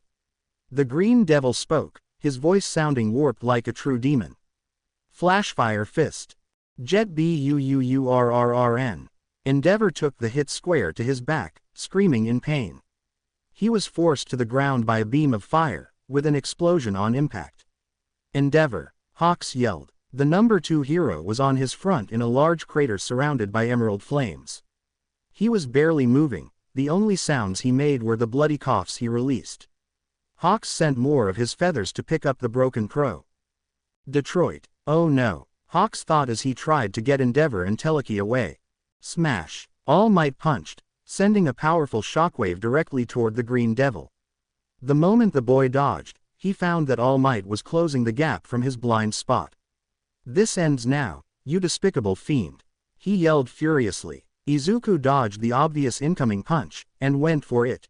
The slowly widening crack in his father's seemingly invincible armor. All Might yelled. Hawks, the only other conscious hero, stared in horror. Izuku had used Endeavor's javelin from earlier to pierce All Might's stomach wound. Blood sprayed from the man's left side, but he quickly removed the weapon. The devil wasted no time punching All Might to the ground with a wave of flames from his fist. The number 1 hero landed on his knees with a crash, and wiped the blood from his mouth. Damn, I won't let you. UUAAARRRGGGHHHHH. Toshinori looked up at the incoming ball of rage and destruction. His howl echoed across the evacuated city, the sky itself seemed to be on fire. I'll put you in the ground, he yelled, pulling his fist back and thrusting it forward. A gargantuan fist of fire emerged, several times the size of its user. All Might stood up and pulled his own fist back. Texas smash. The two attacks collided, shockwave and extreme heat clashing and blowing apart. Hawks, and the ones he was carrying, were blown aback. The wing hero watched as a new arena formed, one on a larger scale than the first the Green Devil and All Might first clashed. This time, Izuku went straight for his weak spot from the start, and he's a lot stronger than the kid All Might almost took down. This won't end well. In the flaming arena, All Might attempted to jump above the fiery carnage, but found his leg being held down by a flaming tendril. He saw the Green Devil approaching with his fist pulled back. Yagi, he screamed in frenzied anger. The man in question pulled his own fist back to meet. Smash. They collided again with force that was felt by those nearby. All Might didn't hold back in his attack. He no longer saw the demon in front of him as a child, but as one of the biggest threats to innocent lives he'd ever seen. The time for talking was over, and he would use every ounce of strength he had to make the beast fall. However, even with his resolve to not hold back and use his full power, the Green Devil withstood and swung at him again. Toshinori was jarred. Yes, he had gotten weaker since his wound was last struck, and he handed over one for all to Izzumi. His hero work was limited from 8 hours a day to 4 hours. But the Green Devil has had days of insufficient rest and eating, and he has a stomach wound of his own thanks to Edgeshot. Theoretically, shouldn't be able to have made it past the forefront team. What's driving him? As Toshinori pulled his fist back for another punch, he had a feeling his hero time would be reduced even further after today. BWOM. BWOM. BWOM. Crash. BWOM. The sounds of All Might and Izuku's heated battle. Every time they traded blows, the shockwaves shook the earth and carried the flames even further. The entire city block was on fire, and Hawks couldn't land too far away. He still had to keep an eye on the kid. If this keeps up, the whole block will crumble to ash. Inside the flaming arena, above the ground, All Might and Izuku were in a clash of fists. The muscular blonde threw punches at blurring speed, and shockingly, so did the devil at a pace that matched his. By using the propulsion of jet burn to drive his fist forward, and using the recoil of explosive impact to send them back instantaneously. Flashfire fist. Jet burn barrage. Unlike All Might, who threw his fists without much thought, Izuku's method of matching his blows is not as mindlessly simple. The timing has to be precise, He needs to react every time he feels All Might's fists moving into his fire. After nearly 2 years of having to survive on his own, eventually becoming a target for both sides, he learned to hone his instincts. Constantly reading the thermal energy of living things, taking note of their movements, their emotional state. Even in his wrathful state, his body and quirk react on their own. A sneak attack on Izuku is next to impossible. All Might was in a state of shock. He couldn't find a single hero that could match him, yet somehow this child was doing. Matching him blow for blow, at least that's what it seemed. Even though Izuku reinforced his arms as much as he could, he was still absorbing power that can demolish buildings. At the same time, his heat was increasing to such a degree that All Might himself was starting to burn. His arms are breaking with every hit, but he's still forcing them against me. His heat won't stop increasing, surely he must be burning up as well. No one's invincible to their own quirk. He shouldn't be able to keep this up for so long. For as long as they've been at it, over 300 mighty blows had been traded, the heat carrying far across the battlefield. The surrounding buildings began crumbling to the ground. Just when All Might felt himself reaching his limit, Izuku amped up his onslaught. The punches came faster, hotter, stronger. All Might was pushed to defend himself as he was enveloped in a barrage of green explosions. The worst part is that all of Japan was watching their champion hold on by a thread. He's struggling. He can't take much more of this. Hawks thought. Tsukauchi, tell the backup squad to get prepped. Did you hear me, Tsukauchi? Hawks. Tsukauchi finally responded, but not with what Hawks wanted to hear. The backup squad is in no shape to fight right now. Backup squad. Half a mile away from where the Green Devil was lighting up the city, the backup squad was under siege by a surprise visitor.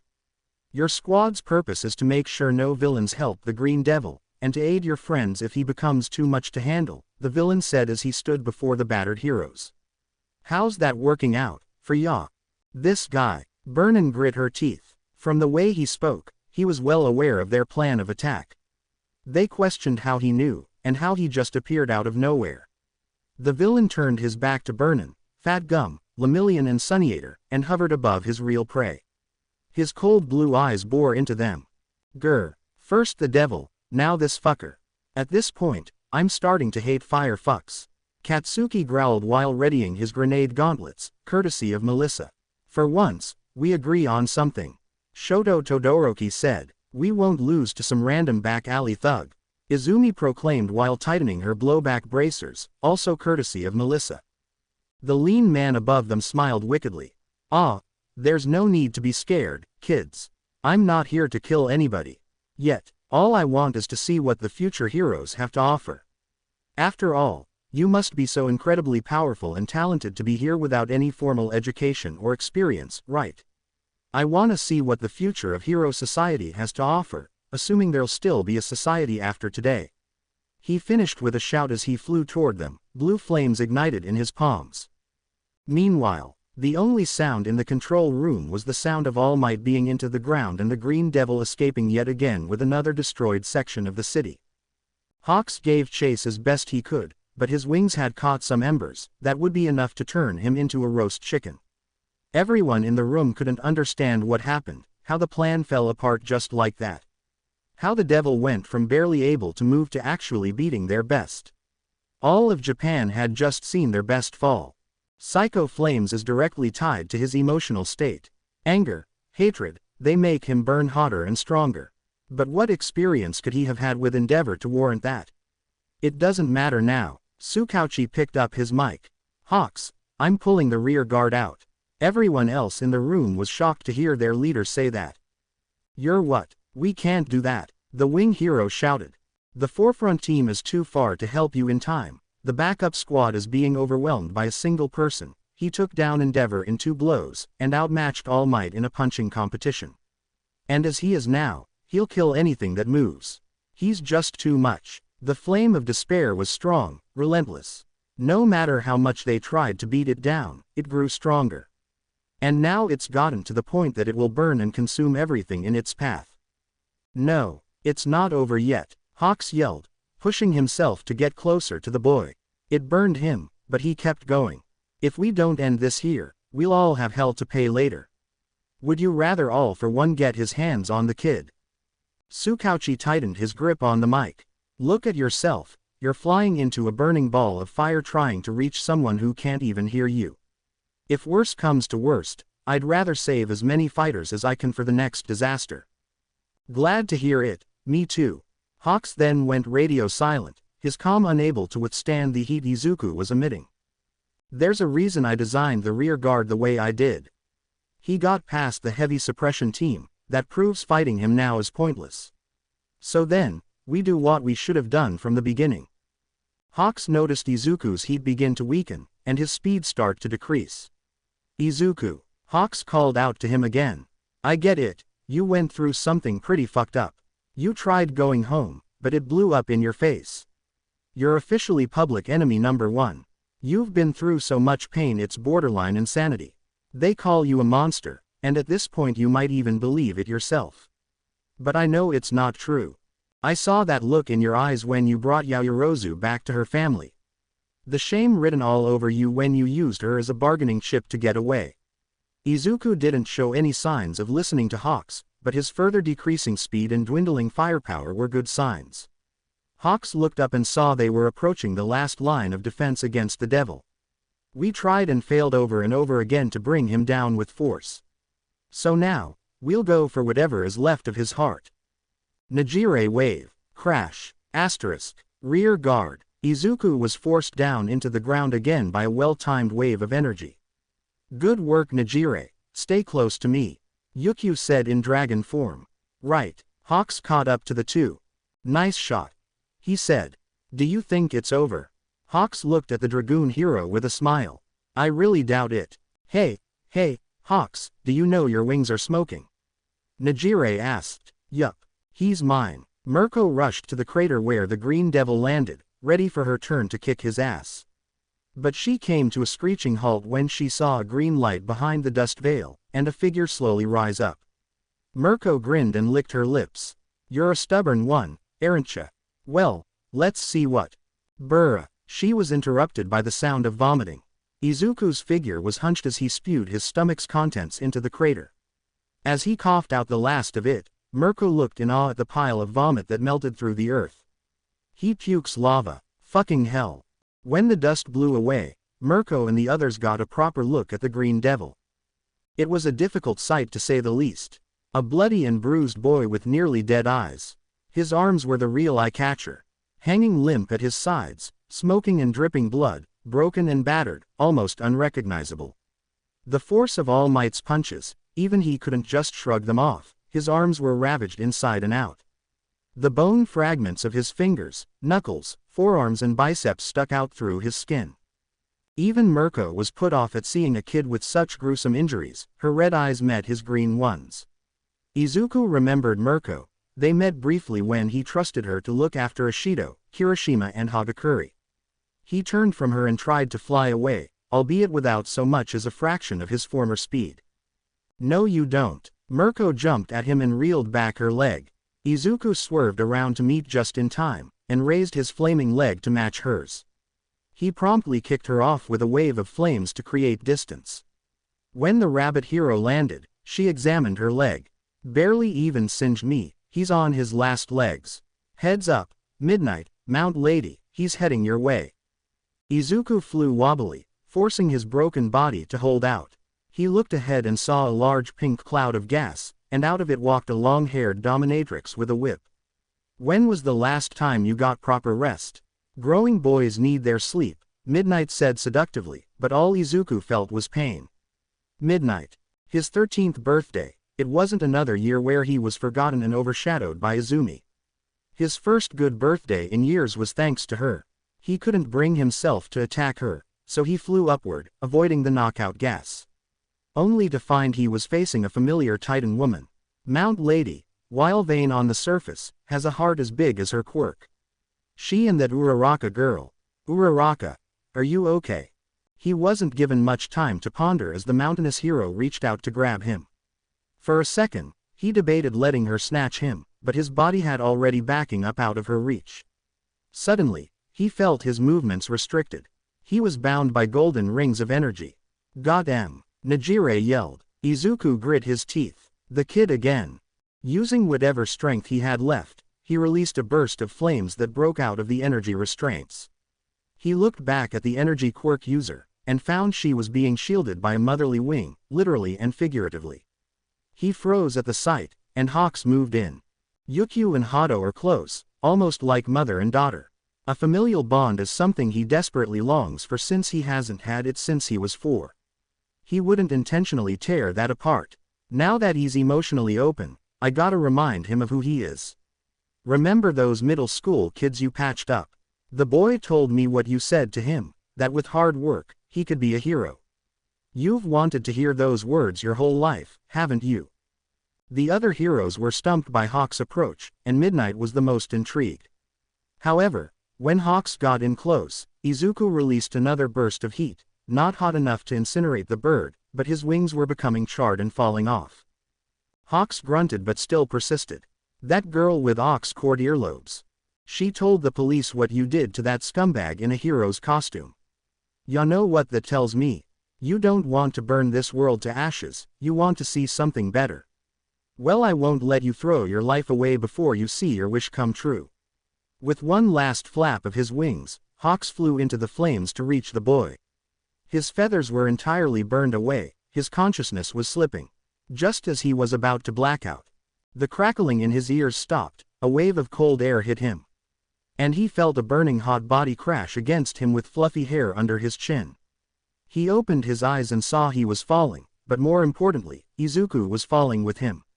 Hawks weakly wrapped his arms around the boy. Oh damn, this is gonna hurt. Instead of feeling the hardness of the ground, Hawks felt an uplifting grace.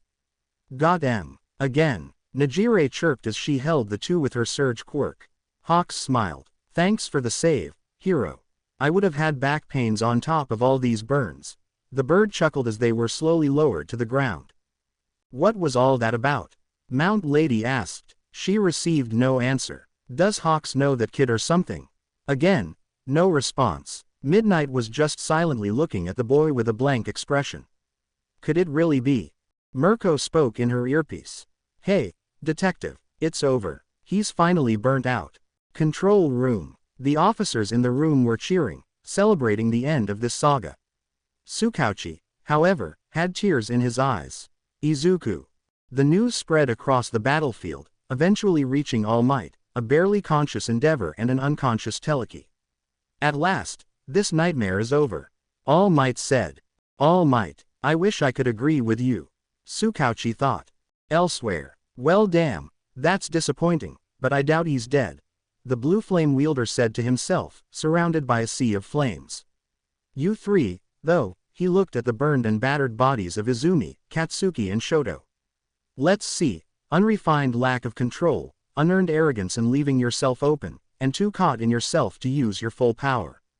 And they dragged you worthless brats out. No wonder you were on the squad that wasn't meant to fight. The three of them kids were glaring at the pyromaniac who was now rubbing salt into their wounds. Why you fucking ow? Bakugo tried to speak but was kicked across the face. Don't interrupt your education, brat. The villain smirked. Cause the way I see it, none of you. He stomped his foot on Izumi's bruised arm and burned it, making her scream. Are the least bit competent. Just spoiled brats who think they own the world. He turned to look at Shoto. You're the biggest disappointment of all. After everything that went into what you are, this is how you turned out. Shoto's glare then became more of a perplexed one. Don't worry, you'll have your chance to prove you're not completely worthless, real soon. Hee hee. The man grabbed his collar and whispered into it. Suddenly, a swirling black and purple gateway appeared behind him. Until then, I'll be watching. Izuku. Hawks had his last feather raised above Izuku's unconscious form, and jabbed it down into the ground beside him. That was Tsukauchi's cue to cut the feed. Let the world believe the Green Devil is dead. So, do you two know each other? 'Cause you talked like you know him. Najire inquired. Not exactly, I just know a lot about him from someone else. For a bit, it was just Najire and Hawks watching over Izuku's motionless body. His arms required serious medical attention. They saw his face, a thin scar from his cheek that widened at his jaw. That came from his parents. Another scar under his left eye from Yaoyorozu's self-defense. Once they get him checked at the hospital, they'll probably find a dozen more scars. Eventually, the two of them were joined by the other heroes.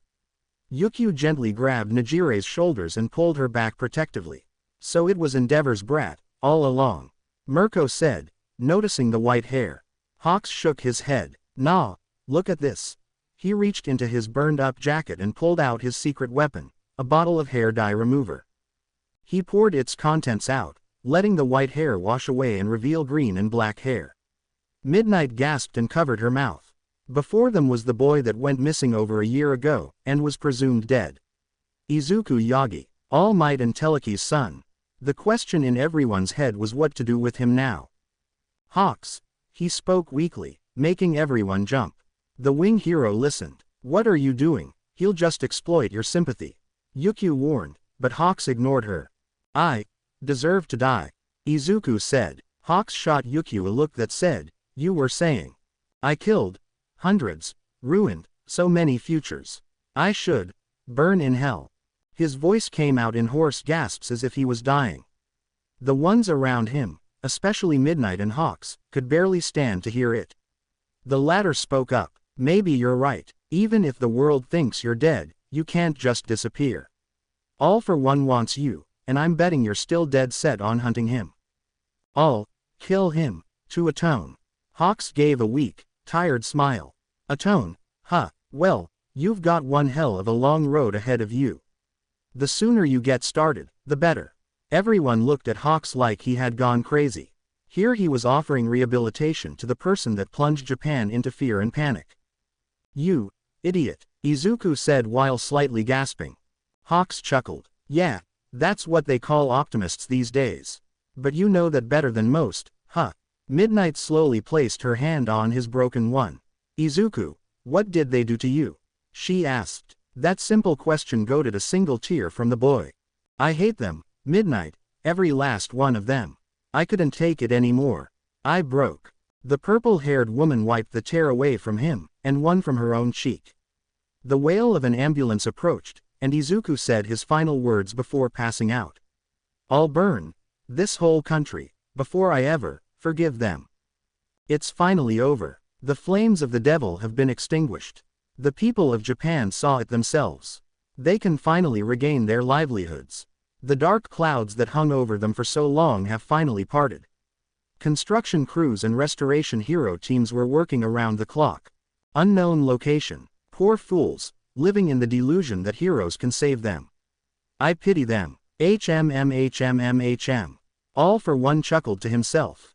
You spared the boy, let the world believe he died by your hands. A decision based on sympathy will come back to bite you sooner or later, take it from me, Hawks. So they really got him, huh? A black-haired man asked. Oh well. He walked away. That's all you have to say. I thought you'd be more upset at this development. All for One inquired. His ally stopped and looked over his shoulder. I sure as hell ain't thrilled, but as long as the kid's breathing, they won't truly know peace. Even dead or alive, he'll haunt All Might and Teleki. All for One shrugged. Fair enough, though I must applaud what you did to their reinforcements. Let me guess, just to twist the knife in Endeavor some more. The man grinned wickedly. That's partly it, but also because I just wanted to give the kid some presents. He was referring to the burned and beaten Yagi and Bakugo.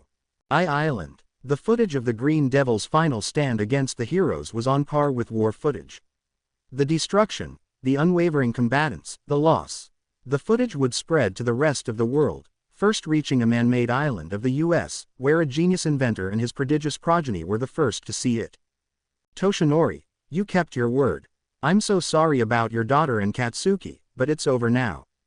Thank you, David Shield thought as he wiped the tears from behind his glasses. His daughter sitting next to him and holding his hand kept her eyes fixed on the screen. Papa, how soon can I fly out to Japan? Central Hospital. The heroes who fought against the devil suffered incredible wounds. The citizens praised their deeds, championed their bravery, and Death Arm received a large helping of the sympathy. The poor man lost an arm to the pint-sized monster. He was considering retiring, but Tsukauchi and All Might said they knew someone who could hook him up with the best prosthetics. They awaited Death Arm's decision on their offer. In the meantime, Toshinori walked like a ghost through the hospital. His body was more frail than before due to the devil targeting his stomach wound, and his time as a hero had been reduced to 2 hours. Retirement was quickly approaching the living legend, but that's not what weighed him down. He passed Ingenium's hospital room, where the turbo hero had his leg heavily casted and his younger brother greatly upset about his extreme injury. That could have been another family torn. Toshi thought as he moved on. He saw Izzumi receiving her prognosis. Your arms suffered due to the extreme blowback of a new shockwave aspect of your quirk. Previously, your arms ruptured due to this recoil, resulting in broken bones and shredded muscles, but thanks to the support gear you had, you avoided a full break and anything more than third-degree burns. But there's something more concerning at play here. The doctor looked at his clipboard more closely. When muscles and bones are damaged, they repair themselves and become stronger. Your body is doing that, but at a slower rate than it should. Even with medical assistance, your body isn't healing as much as it should, or as quickly. Our scans show that your structure is showing signs of frailty well beyond your years. Izzumi looked at the doctor in worry. What does that mean? She asked. The doctor sighed. It means you're becoming weaker, your body is losing its ability to heal, and your frame is comparable to someone in their late 40s. Listen Yagi, what you did out there was noble, but if your body continues to degrade like this, I can't become a hero. She asked with panic taking her. I don't know if you'll even live to see your 21st birthday.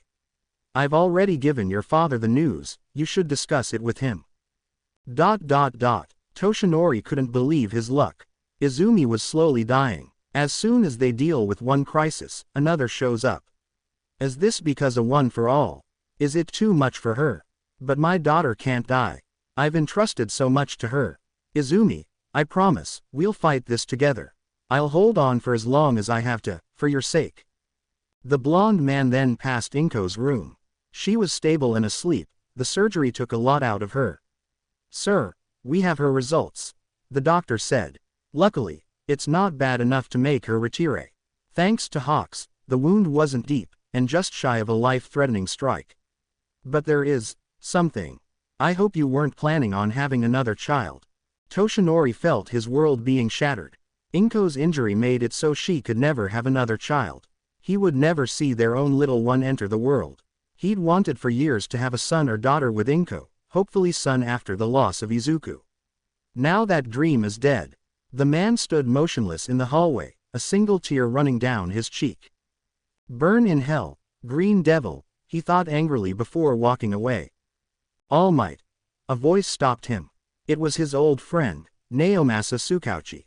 He was looking pretty rough. To be frank, the man had been worked to the bone ever since the emergence of the Green Devil, the police having to hunt him and deal with the spike in crime. Even after the death of the villainous Vigilante, he didn't look much better. Something has been eating away at him these past few days. We need to talk. All Might didn't argue. They went somewhere private to talk. What's up? You should be more relaxed now that the hell is over. All Might said. Right back at you. Tsukauchi then got to what he wanted to say. What do you know about Izuku? All Might was taken aback by such a question. What does he know about his own son? What kind of question is that? Tsukauchi, where's this coming from, and why now unease? Please, just answer me. The detective insisted.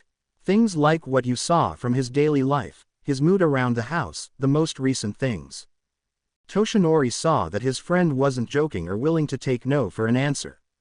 His eyes looked to be hoping for a certain answer. Tsukauchi was all ears when the blonde opened his mouth. He was a quiet and timid boy. Most days he was holed up in his room. I never got any complaints from his school. He had good grades, but not a lot of friends. Any reason why? Tsukauchi asked. Toshinori bristled. That's a difficult book to open. He always liked observing and cataloging quirks. He'd have been a great analyst if he hadn't been so focused on being a hero. I wish he'd seen a different path. Like Melissa. That must have been hard, Tsukauchi said, to which Toshi nodded. I did my best, but it still turned out like this. Tsukauchi turned his head to look at All Might with ticked-off eyes. I meant hard for Izuku. Toshinori was surprised by that. The boy was quirkless and told he couldn't be a hero in a household where hero work is practically the family business. You, Shimura, Inko, now Izzumi. Surely you can imagine how isolating that must have been. Toshinori didn't like what Tsukauchi was implying. Anything else you'd like to ask me? He asked, clearly wanting to escape this conversation. Tsukauchi sighed, but continued to probe. He asked about Izzumi and Izuku's relationship.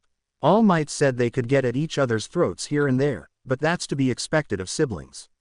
When asked if Izzumi would ever bully him because of the strength difference, he acted as if that was a ridiculous impossibility. Tsukauchi asked how often he saw Izuku hurt in any way. Toshinori said he seemed fine whenever he saw him. Finally, Tsukauchi asked if Izuku ever showed signs of feeling unimportant, or maybe even unwanted. What exactly are you trying to get at here, Tsukauchi? If there's something you want to ask me, stop beating around the bush. Tsukauchi clenched his trembling fist, but hid it from the hero's sight. There's something you need to see, you and Inko. Let me know as soon as you're both in shape for it. With that, Tsukauchi left his friend confused and skeptical. The detective boarded the elevator and rode it down to a floor below the surface. Before the elevator doors opened, a black screen appeared above the row of floor buttons. Identifying, the robotic voice said, Detective Tsukauchi. Permission granted. The doors opened, and Tsukauchi walked into a narrow, white metal corridor. He entered the first of two rooms, which seemed like a conference room of sorts, with Hawks being the only occupant. He had his feet up on the desk and leaned back in his chair with a cup of iced coffee in his hand. So, the wing hero asked, to which Tsukauchi sighed in disappointment. He doesn't have a clue what his family has done. He barely even knows his own son. He gave me bare-bone information. He doesn't know his daughter or Bakugo either, how cruel they were to him. Hawk's gaze didn't move from his cup as he took a sip. Neglect, abuse, isolation, Hawks sighed as he stood up from his desk. That just about confirms the worst chapters of his journal. Hawks pulled out a charred forest green notebook. They finally went through Izuku's backpack and found handwritten evidence of what he went through since awakening his quirk. A lot of it was pretty painful, but he had good moments with good people. Those people are to thank for Izuku still having some semblance of a heart. Mina Ishido, his first friend and study partner. Momo Yaoyorozu, the first person to ever help him face his demons. Kyoka and Kirishima, he did for them what he wished someone would have done for him. Mrs. Todoroki, well, at least we know why he hates Endeavor so much. Hawks flipped through the pages of Izuku's journal. He placed feather bookmarks at the less pleasant moments. Went home after helping Ishido pass, learned that his mother sees him as reminder that her ex-husband died.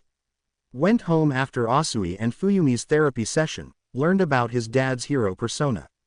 In a way, he had his heart ripped out twice.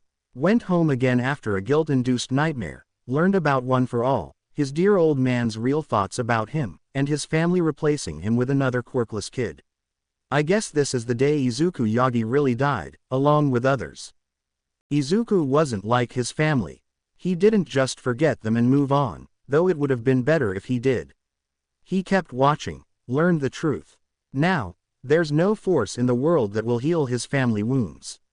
Just when they thought Endeavor had it bad, especially with this Toya situation.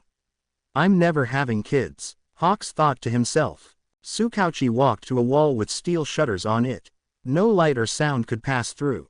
How is he doing? He asked. Hawks pressed a button on the wall, and the shutters rolled up. No matter how many times they saw this, it never got easier. Doctors performing surgery on Izuku's arms wasn't a pretty sight. They were some of the best Japan had to offer, so he was in good hands.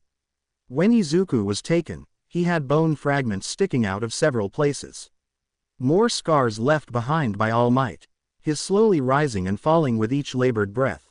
The breathing machine which also gave him anesthesia to make sure he wouldn't suddenly break out of his coma prematurely. Again. Stable. He'll wake up in a few months. He's wearing a quirk suppressant cuff on his ankle, so we don't have to worry about him burning the hospital to the ground. Hawks said. Tsukauchi placed his hand on the bulletproof glass. He had a look of guilt on his face. I told All Might he and Inko had to see this. Hawks sighed. I don't blame you. We can't keep letting them turn away from him. They need to see what they've done, even if we have to force them to see. Otherwise, what was the point of bringing him back alive? Tsukauchi nodded. Days later, Inko and Toshinori stood in front of Tsukauchi back at Central Hospital. All right, let's go. They all entered the elevator and went to the lowest floor. So what's been stressing you out so much, and why did you ask all those questions about Izuku? Inko asked as they walked down the narrow corridor. Tsukauchi gulped. Even after days of mentally preparing himself for this, he had difficulty getting the words out. You believe that, at some point, the Green Devil took your son's life? He began. Inko and Toshi nodded. He didn't. The two parents went wide-eyed at this. What are you talking about? Toshinori asked. Izuku is alive, Inko asked with tears brimming. Tsukauchi couldn't turn to look at them, which didn't help. Even if the Green Devil didn't do it, anyone else could have. A quirkless middle school kid is an easy target. Finally, they arrived at the steel door with multiple layers of encryption. You two aren't going to be happy about this, but Hawks brought back the Green Devil alive. Just as he predicted, the parents exploded at that news. Hee what? Toshi yelled while coughing up blood. But the footage, he stabbed him. Inko yelled but Tsukauchi shook his head. Why the hell would he do that? He's a psychopath with no regard for anyone else. All Might yelled. Tsukauchi had just finished unlocking the door. He's in here, unconscious and weak from the battle. His arms are in especially bad shape thanks to you, All Might. Once I open this door and you get a proper look at the kid, I'll let you do whatever you think is best. You know, maybe this is a blessing in disguise, All Might said, making Tsukauchi sick to his stomach. That monster has done nothing but ruin our family. He will suffer before he is locked away in Tartarus for the rest of his life. Door opens. Toshinori buffed up into his All Might form, and dashed forward to the only bed in what appeared to be an operation room. The occupant of the bed had a blanket over his entire body. Well now, isn't this an ironic turn of events? All Might asked the unconscious body, no smile present on his face. The boy thought to be capable of burning this world to ash now lies broken and pathetic. Like most days when he lived with the Yagi family, Tsukauchi hated that All Might was dragging this out. Once I've identified him, what happens next is up to you, he said with a shaky voice.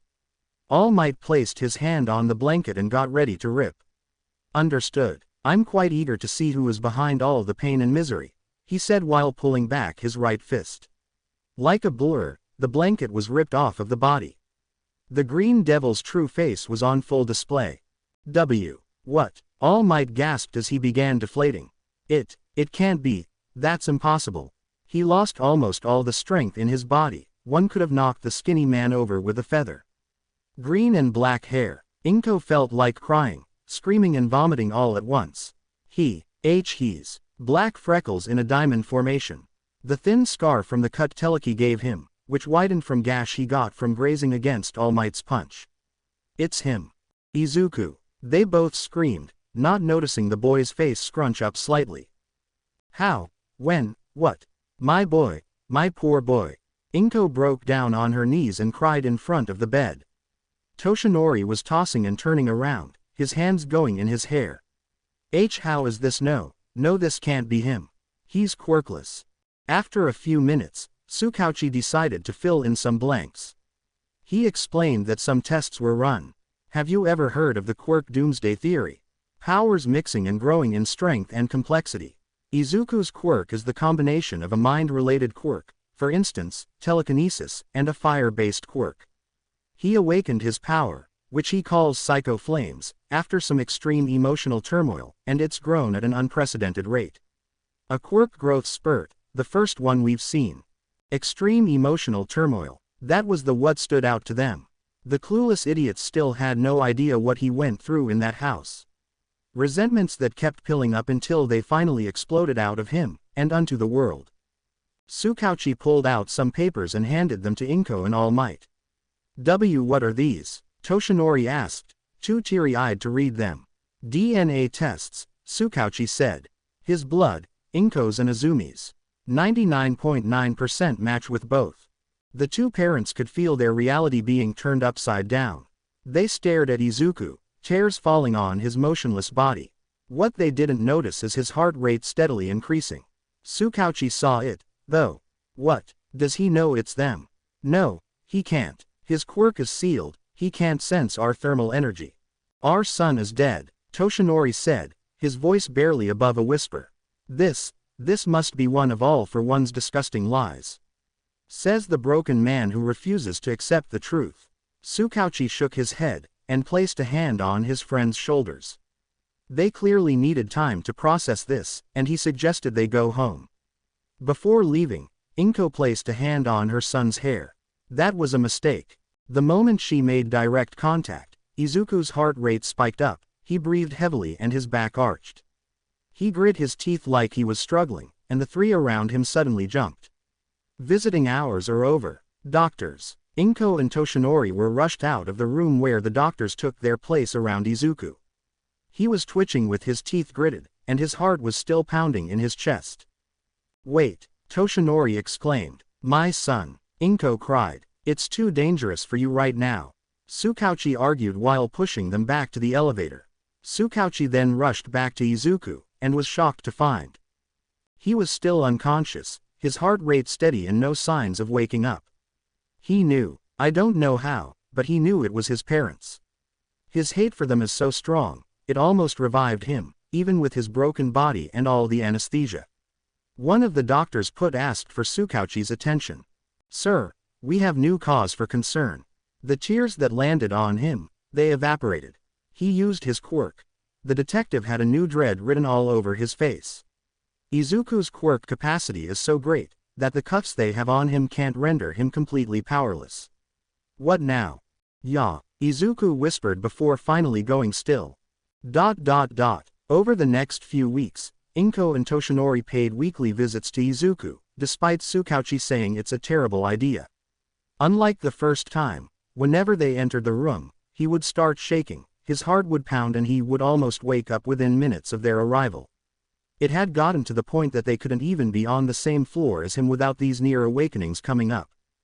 January 28th, he's absurdly powerful, unstable, and we don't have a single surefire way of stopping him should he recover and go on another rampage, Tsukauchi said. But he's capable of remorse and guilt, and the only reason he hasn't ended it all is because he wants to atone. And there are certain people who should see the full picture, Hawks countered. The topic they were discussing, what to do with Izuku. In the viewing conference room above where Izuku lay was Hawks, Tsukauchi, Midnight, Mount Lady, Yukio and Mirko. I'd say we've got roughly a month before Izuku is healthy enough to move, but we're discussing this now. Tsukauchi said, I'm in favor of rehabilitating him. Midnight said, when I met Izuku, he looked so sad and lonely, and seeing what it did to him. Is locking him up really a good idea? His family pushed him away and look what happened. Mount Lady raised her hand. I knew him as Zu, during his early Vigilante days. He looked pretty troubled, but not a lost cause. Yukio sighed. In all honesty, I'm surprised we haven't gotten the order to execute him. Everyone was taken aback by Yukio's words. Yes, he's a hurt child at his core, but we're tackling years of pain and suffering, that doesn't just go away. And every day he's alive he only gets stronger. How long until he's unstoppable? When that happens, he'll be on our side, or at least not looking to kill innocent people. Mirko said with a grin. So he's got issues, why not have him take them out on a punching bag? That's what I do. Everyone knew she just wanted her chance to have a real fight with the Green Devil. Isn't he close to Mrs. Todoroki? They've spent extensive time together, maybe she could, I dunno, talk to him. Mount Lady suggested. Hawks smiled a little. Yeah, Ray might be the closest thing to a mom he has. But she's not completely mentally stable either. And how are we gonna break the news to Endeavor?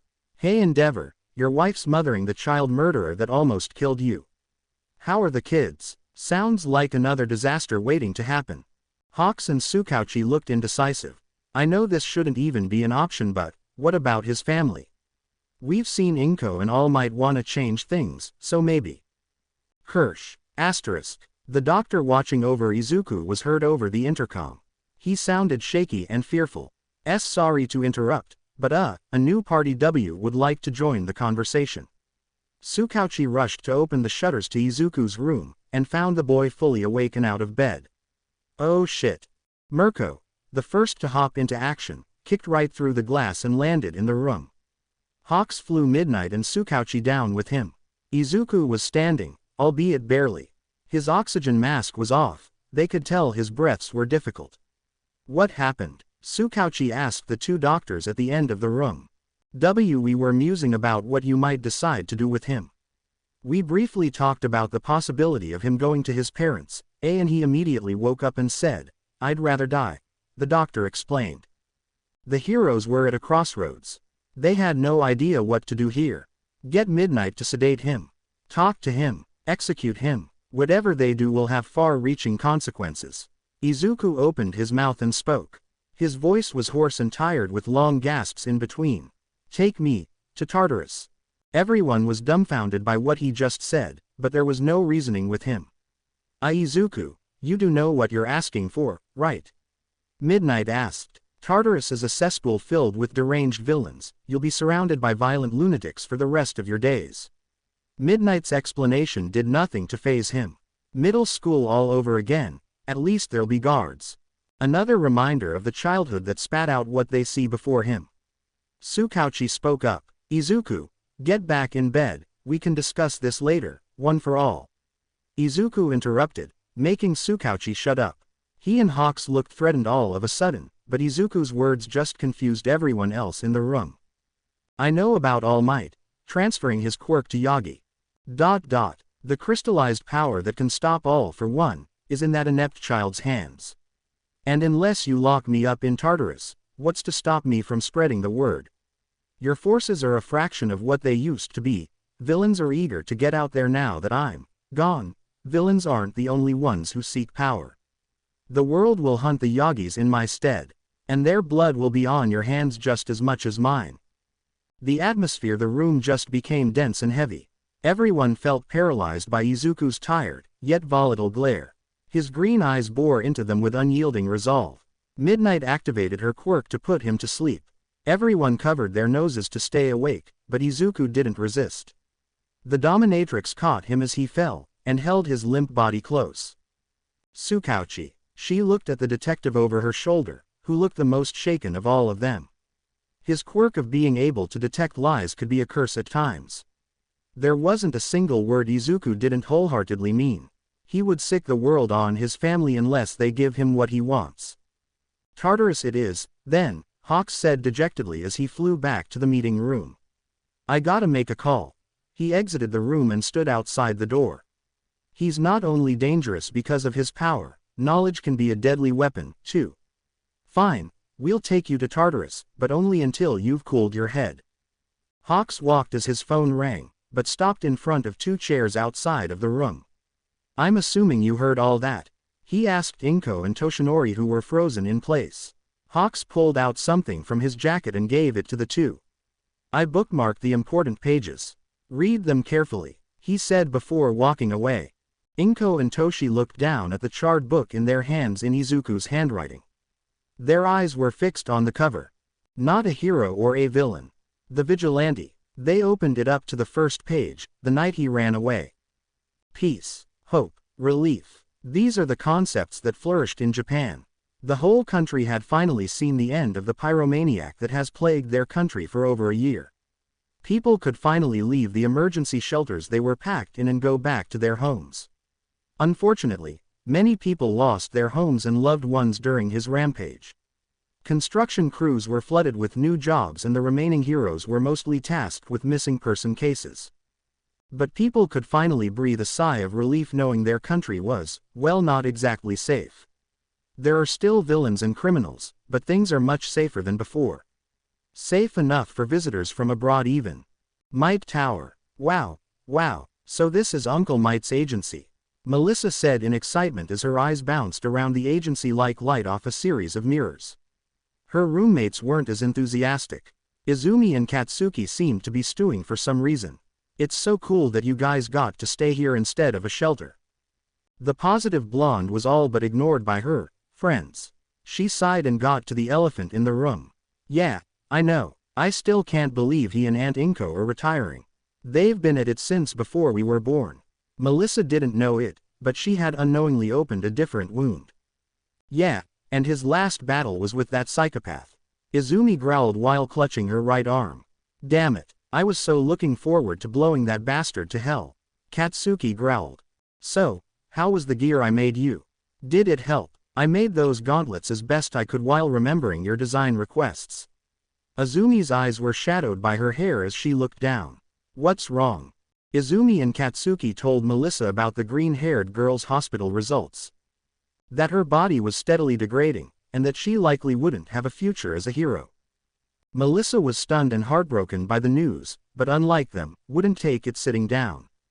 She tried thinking of ways to combat this development. Diet change, special medications, maybe even cybernetic enhancements. Without realizing it, the blonde American had fallen into a full-on muttering spree. The way words seemed to flow endlessly from her mouth, and how she moved her hands in the air like she was tapping and swiping on a holographic screen.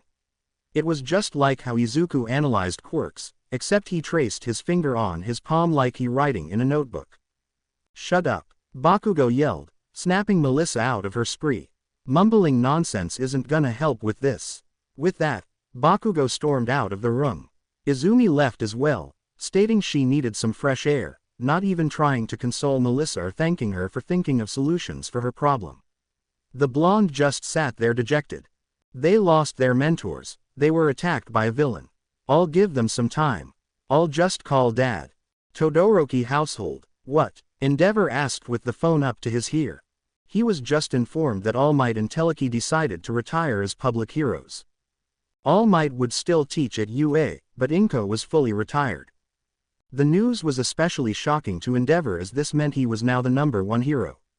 He had finally claimed the title he had worked his whole life to achieve. But all he felt was frustration. It wasn't earned, it was just because All Might was stepping back. He should have earned it with his own strength, not by him failing. But then, he failed as well.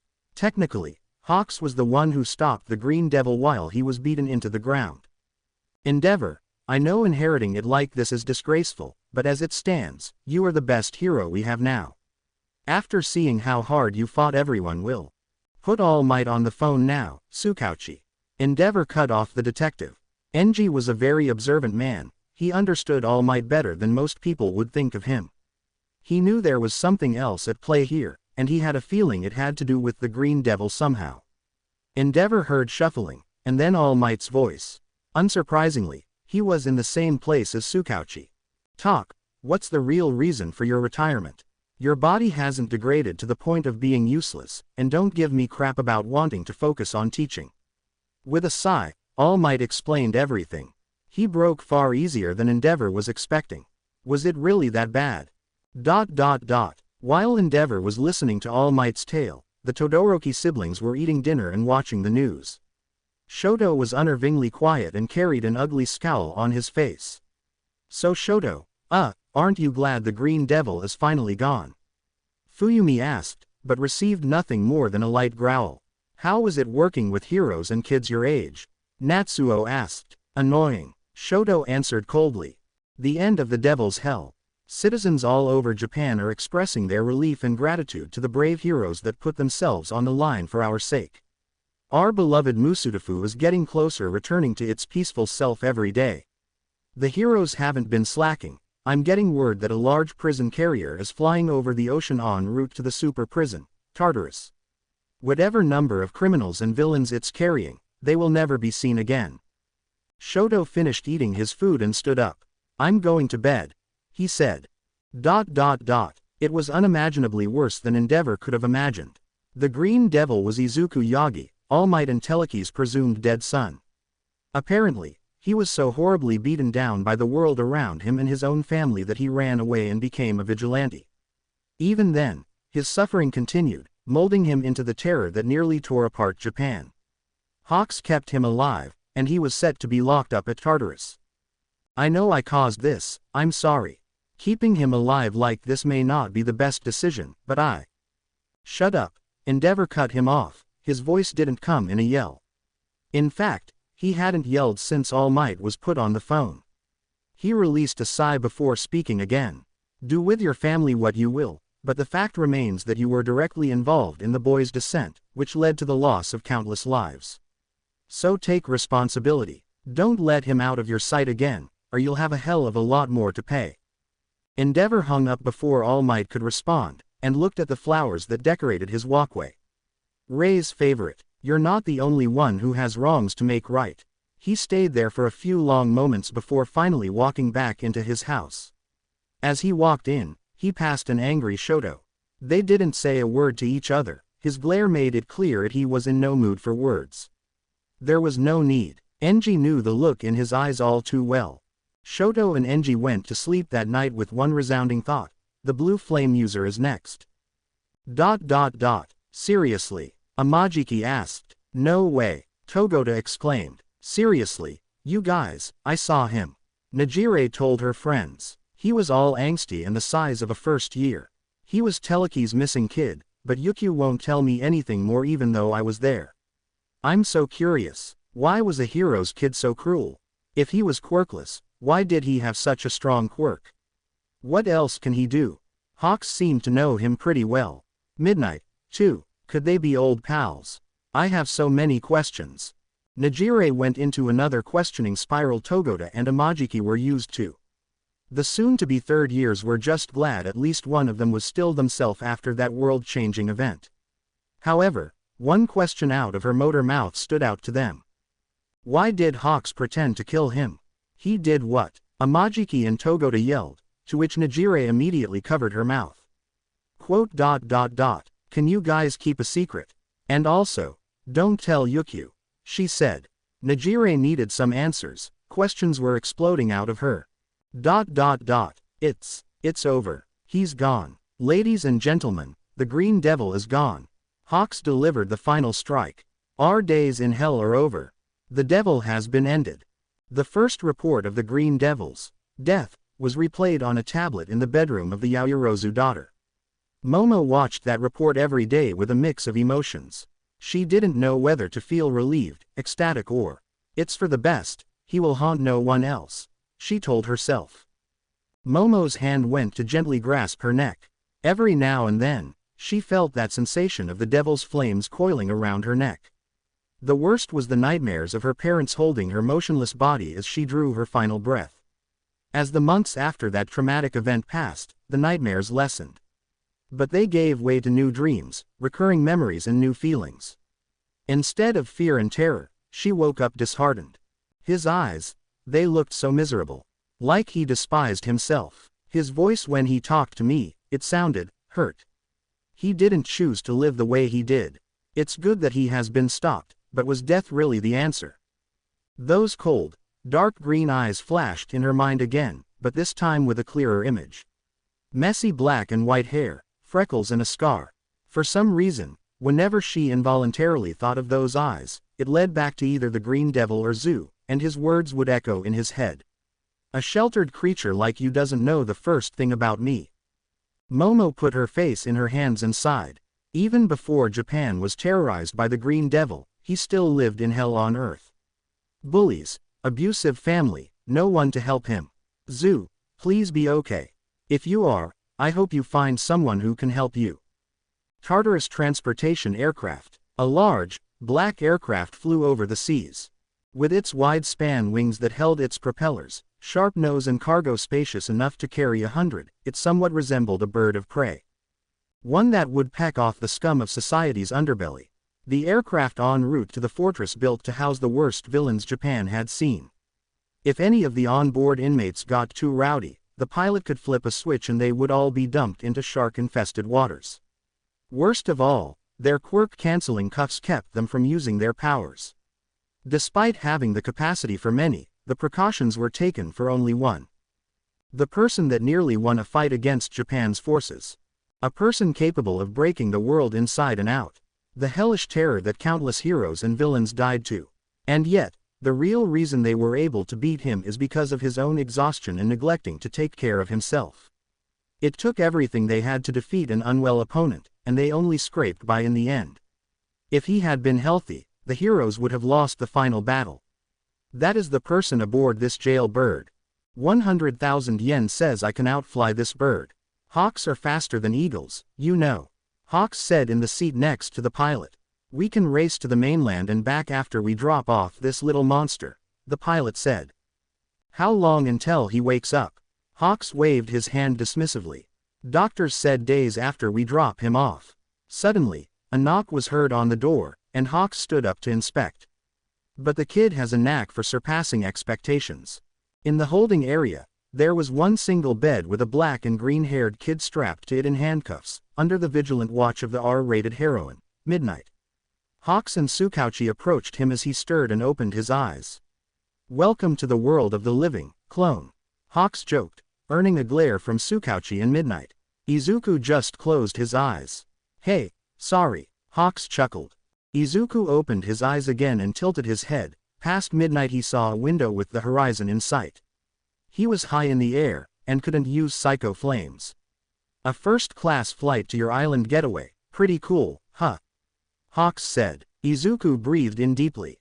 Jokes aside, Tsukauchi took a seat in front of Izuku, keeping his eyes fixed on the boy. Before we land, I have some questions, if you don't mind. Izuku just nodded. The notebook they confiscated gave them great insight in his mental state from back then to now, but some questions were still left unanswered. What do you know about Toya? Izuku opened his mouth for the first time since he awoke. Not much, he began in a hollow voice. I'd never heard that name until Hawks and Mirko said it in reference to me. I know it holds something of importance to Todoroki though. Tsukauchi nodded and wrote that down. Don't get your hopes if you want me to talk about Rei. He said threateningly. Midnight placed her hand on his shoulder. Don't worry, nobody who has been good to you is going to get dragged down. Izuku's shoulder twitched at the contact, and she promptly removed her hand. Okay, do you know anything about the man you met briefly after fighting Endeavor? Izuku shook his head, just a raspy voice, purple patches under his eyes and intense heat. Tsukauchi confirmed he was telling the truth. I had a partner called Detective Mori, a man with green skin and 2 antennas on his head. His quirk allowed him to see inside a person's mind and view their memories, and make copies of them in viewable media. He went missing, and we eventually found his burnt corpse. Do you know anything about that? Izuku looked Tsukauchi dead in the eye and denied knowing anything about it. He told the truth, to Tsukauchi's relief and disappointment. This one is touchy. How were you planning to kill all for one? Izuku's eyes became squinted in a hard glare at the ceiling. He answered in one resounding word. Self-destruct. The heroes and detective were stunned silent by this. He's been prepared to die this entire time, and he was hoping to take all for one down with him. They flew in silence after that, the atmosphere quite thick. Doomsday. Izuku spoke up, drawing everyone's attention. You compared me to the quirk Doomsday Theory, I've read about that. Tsukauchi's eyes widened. He was awake enough to hear that. Over the generations, quirks mix and evolve. Eventually, they end up so powerful and complex, humanity can't control them and it leads to disaster. Extreme firepower in an unstable package, you've seen what I can do. Izuku then looked at Hawks. So why am I still alive? The wing hero didn't turn away from him. You know, you don't have to control everything. And the things you can't control, I find it's better to make peace with them. Besides, you never know, you might be a beacon of light for someone else like you. Izuku scoffed and closed his eyes. As if there's anyone out there like me. Finally, they landed. Counter-Quirk Maximum Security Prison, Tartarus. February 6, 10:30 a.m. 5 kilometers off the coast of the mainland. To most, it's just another out-of-sight prison. But in reality, it's a dumping for the government to send those they deem a serious threat to society. Prisoners are split amongst cell blocks, each one further underwater than the last. In case of serious emergency, they can be flooded, drowning the inmates before they can reach the surface. Prisoners are placed in their blocks based on the severity of their crimes and the danger of their abilities. The worse the person, the deeper underwater they're buried. The aircraft landed on a landing strip near the south exit, where its occupants were greeted and escorted inside by 4 armed guards. Apparently, having 2 pros and a policeman wasn't enough insurance already. Izuku was unstrapped from his bed but they kept the handcuffs on him. Once inside, they placed a quirk suppressant cuff on his ankle. Tsukauchi excused himself to go to a different room. They're here, aren't they? Izuku asked, making the detective stop in his tracks. Izuku's eyes were in a cold, dark glare and a vein throbbed on his forehead. I've had a burning in my chest since we landed. They're here. Tsukauchi was frankly stunned. The cuff on his ankle was designed to suppress powers better than the ones at the hospital. He shouldn't be able to do this. Unless it's not his quirk, but pure, unadulterated hatred. Tsukauchi just meekly nodded, making Izuku growl. Put me on the lowest level, he said with no room for debate. Planned on it. Now walk, psycho. A guard said while aiming at the boy's back.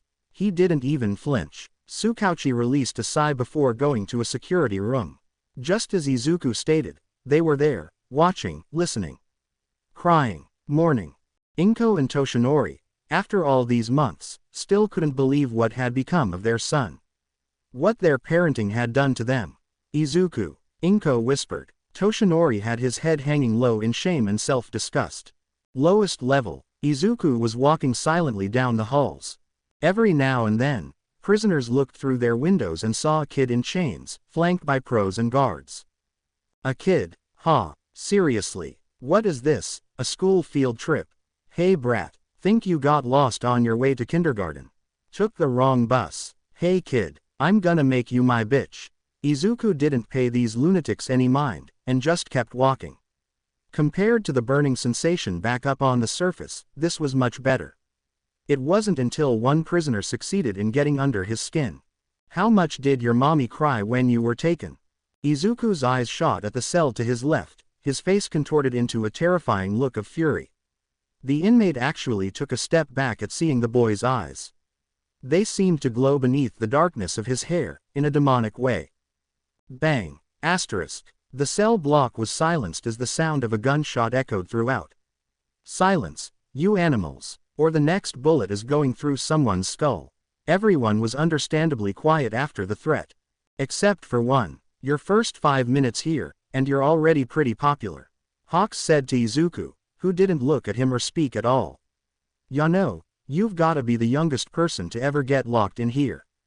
That's a good conversation starter, right? You're setting records here, man.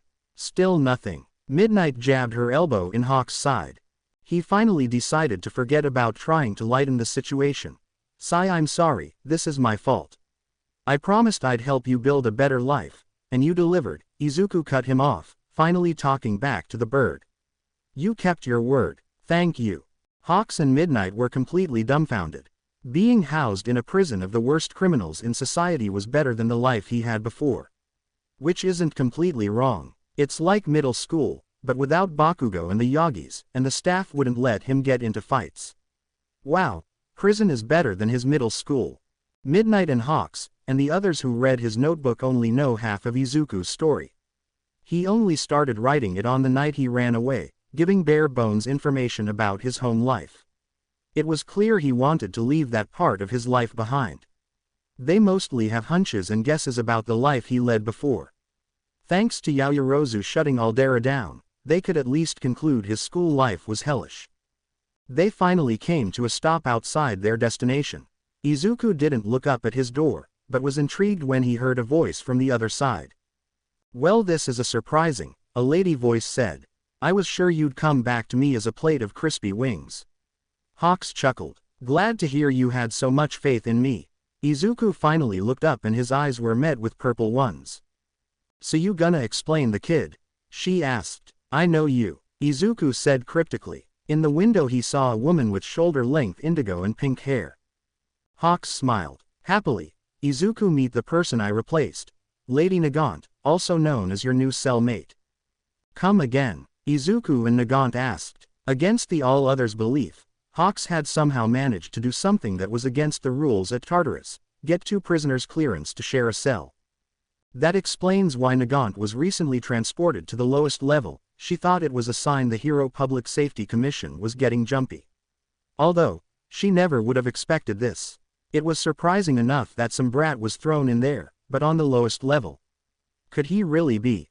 Before Nagant could start a protest, the door was already open and Izuku was shoved inside before either of them could refuse. Have fun in there, And play nice you too. Hawks waved with a grin and closed eyes. Nagant scowled. What the hell are you up to now, replacement? Izuku's eyes widened slightly at the use of that word. She has one, too. Midnight came up to the window. Izuku here is, well, was the green devil. Nagant's eyes widened as she looked back at the angsty teenager behind her. Seriously? She asked, almost sounding unimpressed. Hawks spoke next. And Kana here. Former hero Public Safety Commission hero. Lady Nagant, quirk, sniper. Your right arm turns into a rifle and your two-toned hair can be pulled off and formed into ammunition. You were arrested for supposedly killing fellow heroes. Izuku revealed, surprising everyone at how informed he was. Quote. Yup. Bye-bye. Hawks waved, followed by Midnight and the guards. Are you sure about putting them in there? Not really, he answered with a wide smile. But maybe having someone who shares the other's pain will be good for them. I mean, that's how it went with Rei. So, you have one, too? Izuku asked, confusing Lady Nagant. A replacement. Nagant sighed and leaned against the door. Yeah, he keeps swinging by just to get on my nerves. At this point, I don't even bother telling him to leave. He's annoying as hell, but he's a good kid. What's yours like? Izuku sighed. Never met her. Strange, considering she's close to my family. From what I know, she's a tech girl who wants to play support to heroes. Nagant sighed and sank down to sit on the floor. So what's the sniper hero doing in a place like this? What's your real story? Titles don't have a place here, so drop the hero name calling, Izuku. The boy sat down. Have it your way, Kana. Surveillance room. See, they're already getting along, Hawks said. Everyone except Inko and Toshinori face palmed. You put him in a room with a convicted criminal. Inko screamed. Need I remind you he's done a hell of a lot worse than she has. Unlike Nagant, he's done enough that the public believe he deserves death. Inko couldn't dispute that. Why is he still handcuffed? The others in there aren't. Toshinori asked. Izuku asked them to keep the cuffs on. Tsukauchi answered. To keep him from, quote, wringing the throats of any scumbag who could be useful. Part of him is still hunting all for one, but overall he doesn't trust himself anymore. If Izuku is to suddenly snap, he'll at least be somewhat restricted. A 15-year-old locked up in a fortress for some of the worst people on the planet. If this is what society is coming to, what else does the future hold? Tartarus, the ultra-high security prison.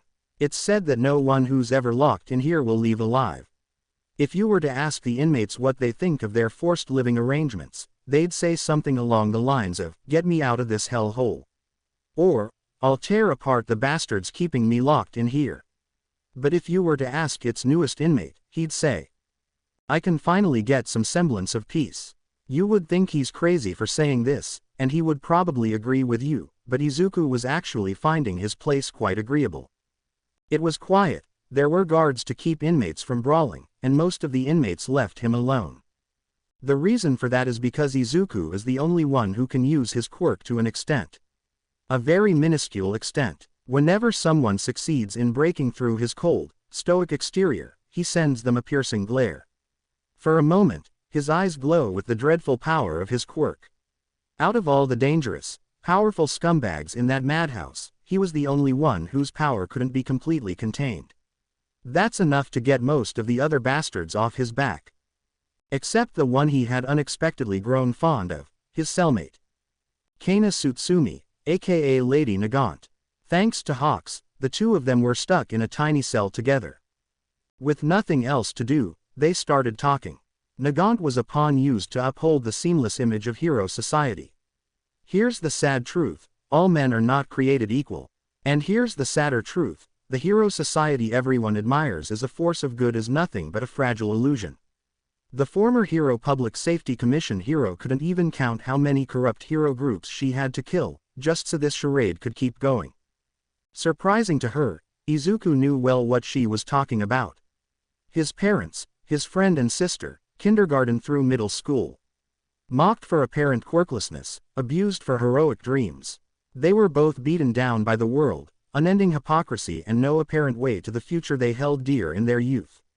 Who would have guessed it would take getting arrested for this 15 and 22-year-olds to finally find kindred spirits? It had never crossed their minds that they would get along, but it just happened, quickly after sharing stories. They talked for hours about society, their families, if they had walked down different paths, if they had met under different circumstances. Kana was reasonably livid with Izuku's family. Not only did they embody everything she loathed about heroes, but whatever hope her replacement had given her that things were changing died. The face of hero society and his successor, responsible for creating the monster that nearly brought Japan to its knees. What's more, every night, Izuku rolled up his sleeves and stared at his bare arms. His horrendously scarred arms, hands and fingers. A permanent reminder of his past carved into his flesh by All Might. More often than not, his animosity flared up so much that flames escaped from either the corners of his eyes or the holes between his gritted teeth. Some would say that reminding oneself of their suffering and fueling their hatred was an unnecessary, unhealthy choice. But Kana would disagree. The past happened. No matter how ugly it is or how deep you try to bury it, it happened. It shouldn't be forgotten, and past crimes should be punished. In her eyes, it was actually a good thing Izuku carried these reminders with him. So he wouldn't forget the people who wronged him and what they did. Don't heroes always preach justice? That every crime must be paid for, even with blood. Not everything was doom and gloom between them. Midnight and Hawks came to visit them twice a week. At first, the jail birds wouldn't say much, but they eventually came out of their shells enough for whole conversations. Thought it was tough to get them to admit, Izuku and Kana enjoyed the visits. On rare occasions, they talked about what was going on outside Tartarus's sturdy walls. Apparently, over a dozen heroes decided to retire after society began to pick up again. During the period of chaos the Green Devil brought, they had many days where they thought they would die, and civilians weren't always on their side. A stark contrast to how they expected their dream job to be. Still, they held out until the big bad was put down. Some praise is necessary for that. The retired heroes include Teleki, and shockingly, All Might. The man who had been at the top for decades, the greatest hero on Earth, one of Izuku's worst abusers. Izuku couldn't care less what happens to him, but the burning in his chest arises every time citizens cheer for him. He knew they were still singing his praise, especially since he's still planning to teach at UA. And to fan the fire under him, Endeavor is the new de facto leader. Technically, Midnight and Hawks shouldn't be telling dangerous inmates anything about the outside world, but since Izuku and Kana aren't a talkative pair with anyone else and swore to secrecy, they could make an exception. Izuku was the only one who asked for something in return for keeping his mouth shut. Make sure Toshinori and Inko Yagi never step foot on this island so long as I'm in it. Currently, the two prison pals were sleeping back to back on Kana's bed. Hawks had overlooked one little detail when he threw Izuku in her cell: there was only one bed. The two of them didn't fight or anything though. Back to back, plain and simple. Although occasionally, their hairs did stroke each other's skin. For a material used to create bullets, Izuku noticed Kana's hair was surprisingly soft. The same goes for Izuku, whose quirk should have made his hair rough and prickly. Suddenly, a thud was heard against their cell door, waking the jail birds up. The voice of a guard roused. Rise and shine, inmates. You've got company. Even for Hawks, this was early. It was doubtful that he was that excited to see the jail birds, or that Midnight would come along first thing in the morning. Just the kid, and it's not the bird or the stripper. Both Izuku and Kana shot the guard a couple of dark glares. Let's go already, brat, he demanded. Izuku got up and walked to the door. The second after it opened, he had weighted cuffs attached to his wrists as the protocol for when inmates have visitors. The whole time, Izuku had a gun pointed directly at his neck. Since he was the only prisoner capable of using their quirk, he was seen as the most dangerous. Kinda funny that the guards are extra jumpy around a kid. As they walked in silence, Izuku wondered who was visiting him if it wasn't Hawks or Midnight. His parents. No, he usually feels intense burning in his chest whenever they're near, plus he made it very clear bringing them would end in disaster. Tsukauchi. Likely, but Izuku hasn't seen his face since he was locked away. And the police had to be busy since back when he was free, people went missing. Either villains kidnapping for ransom or idiots thinking a collapse in society meant they could remold the world. Oh well, he'll see for himself soon. Good morning, Izuku. How are you? Well, I hope. A soft, high voice said. Izuku didn't know how to respond to that. On the other side of the bulletproof glass was a small, white fur-coated animal wearing a suit, coat and hat. He had a scar over his right eye, dog-like paws, a thin tail and the head of a mouse. I'm sorry, who and what are you? Izuku asked, and the formally dressed animal in front of him smiled. Good question, he said chipperly. I could a dog, a bear, a cat or a mouse, but what you need to know is that I'm the principal of UA. Hi. That was definitely his catchphrase. More importantly, the principal of UA. The head of the top hero school in Japan was sitting right in front of him. The school that produced top heroes like Endeavor, Enteleki, and All Might. There was a time in Izuku's life where he would have gone into an excited mumbling spree about how amazing the school is. But he's a far cry from that optimistic soul. Izuku's expression went from surprise to a scowl. Nezu expected as much, but still held his gentle smile. It seems you're not the biggest fan of our school given some of our past graduates and my choice in staff. But it's thanks to one of them that I'm here. Midnight told me about how your demeanor has changed. Izuku cocked an eyebrow. Let me get straight to the point. I'm here with a proposition for you. How would you like to leave Tartarus? Izuku's eyes blew wide open. I'm not offering you complete freedom, at least not yet.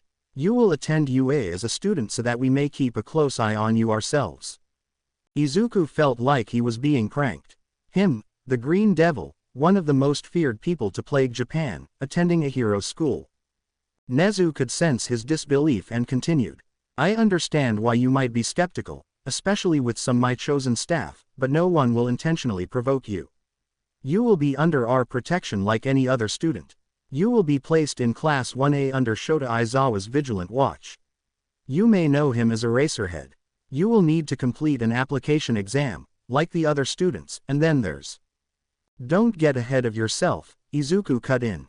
You're talking as if I agreed with your proposition. Even if I wanted to go with you, how could I? Izuku Yagi is dead, but Izuku is not, Nezu countered. And as for why I'm doing this, which I'm sure you're also wondering. You're going to resent me for saying this, but you and All Might are alike. Nezu was right. As soon as he said that, Izuku grit his teeth hard and glared with rising heat. Still, the principal stood his ground. You both have committed terrible acts. Along with being a neglectful, psychologically abusive father to you, he allowed Katsuki Bakugo and Izzumi Yagi to participate in hero work before we were even at that point of desperation.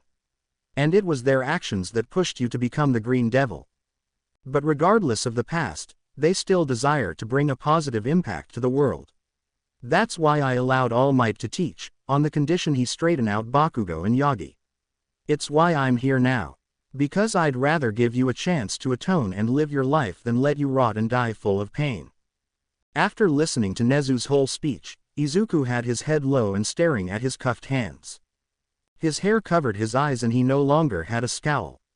Principal, I am not that hero-worshipping fanboy anymore. Putting me in the hero course is a waste for someone with no desire to become a hero.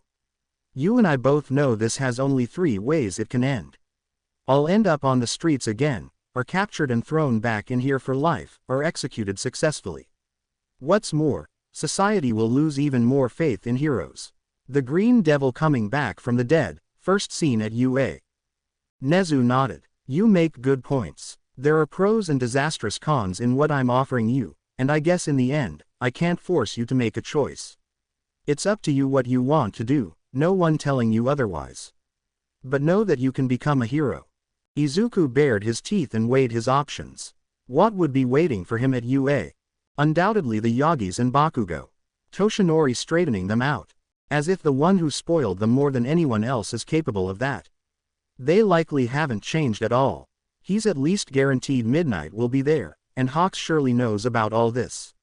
But what if his classmates are no different than his Aldera classmates? Izuku is confident in his quirk control and ability to disguise it has something else, but if he has to go through middle school all over again, he's burning UA to the ground too. After some consideration, Izuku made his decision. I'll go with you, on one condition. March 3rd, Izuku breathed in his first breath of fresh air in almost a month. He stood outside of the tall, thick walls of Tartarus and looked back for possibly the last time. He had the handcuffs and quirk suppressant anklet removed. He had full access to psycho flames again. He had foregone his clothes as a prisoner, and was dressed in casual civilian clothing. He was free, yet he didn't use his quirk and walked up to his party. The party consisted of Hawks, Midnight and Nezu.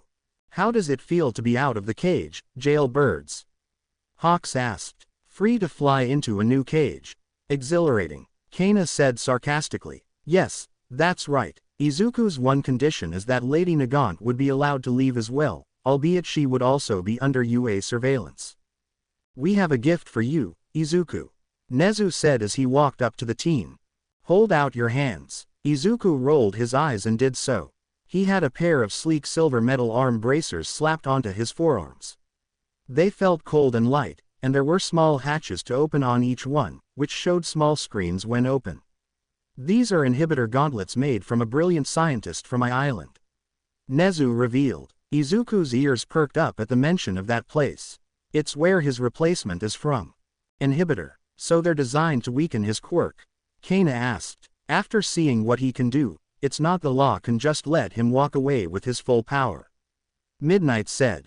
Izuku decided to see how much of his power he could use. His hands were lit with green flames, so were his eyes and hair. Feels like I'm slightly stronger than where I started. Though I can still control the temperature.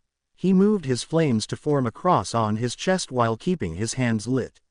Then focused his fire power into wings not as large as he usually made them. Finally, he aimed his palm at the distance and released a wave of emerald fire for 15 meters. How much of my strength do these gauntlets seal?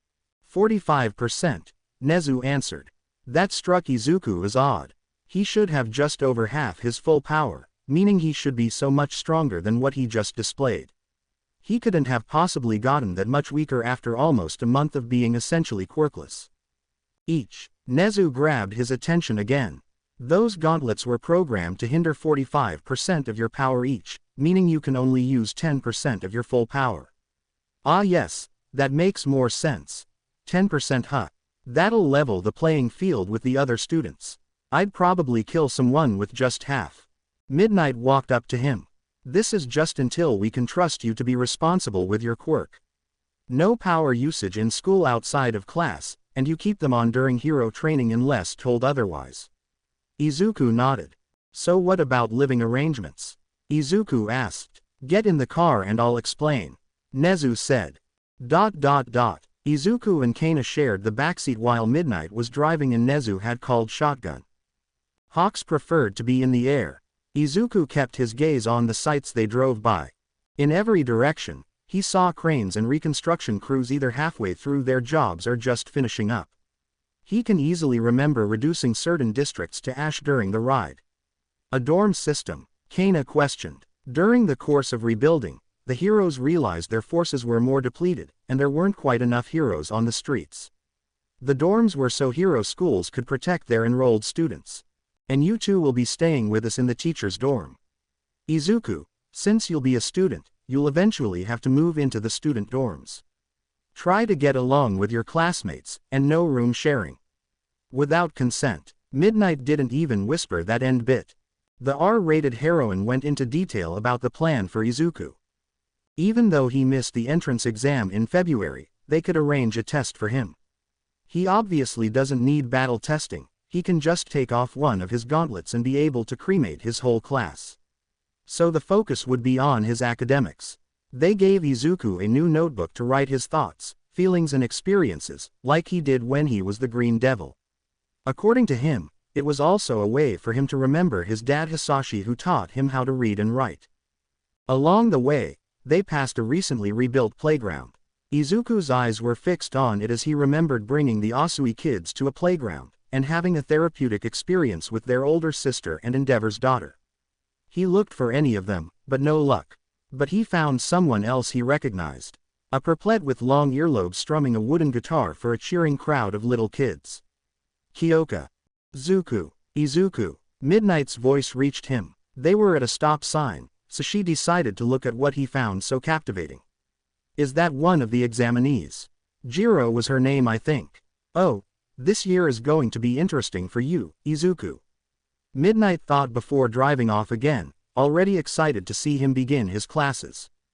UA. High school. The four stepped out of the car and Izuku looked up at the pinnacle of hero education. The old him would have been a starstruck lad who felt lucky to even be on the property. But now he just felt apathy for the school. They had a few things to go over before heading to the dorms. Lovely. This year, I have 21 headaches. Shota Aizawa, aka Eraserhead, groaned as he met Izuku, the former Green Devil. They had just tested to see if erasure worked on him with his gauntlets on, which it did. You want me to teach this little shits? Kana asked, wanting to make sure she heard that right. She wasn't expecting to just move into UA and get to put her feet up. Surely, there was a catch for her just like there was for Izuku. While her being expected to teach wasn't the most outlandish idea, given the circumstances, it still struck her as surprising. She was convicted as a criminal and put away. Unlike Izuku, she didn't have the presumed dead cover. That's right, and please refrain from calling them that, Midnight said. And you want me to teach heroics? Seriously? Kana scoffed at the idea.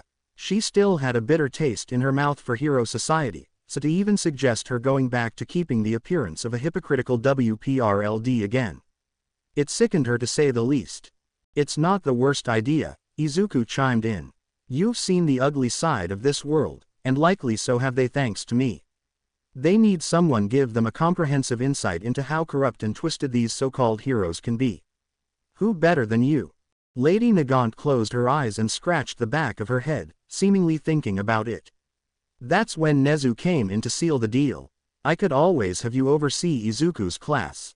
The sniper hero glanced directly at the smiling chimera before sighing in reluctant agreement. Throw Izuku in as a package deal, and that's all it takes, huh?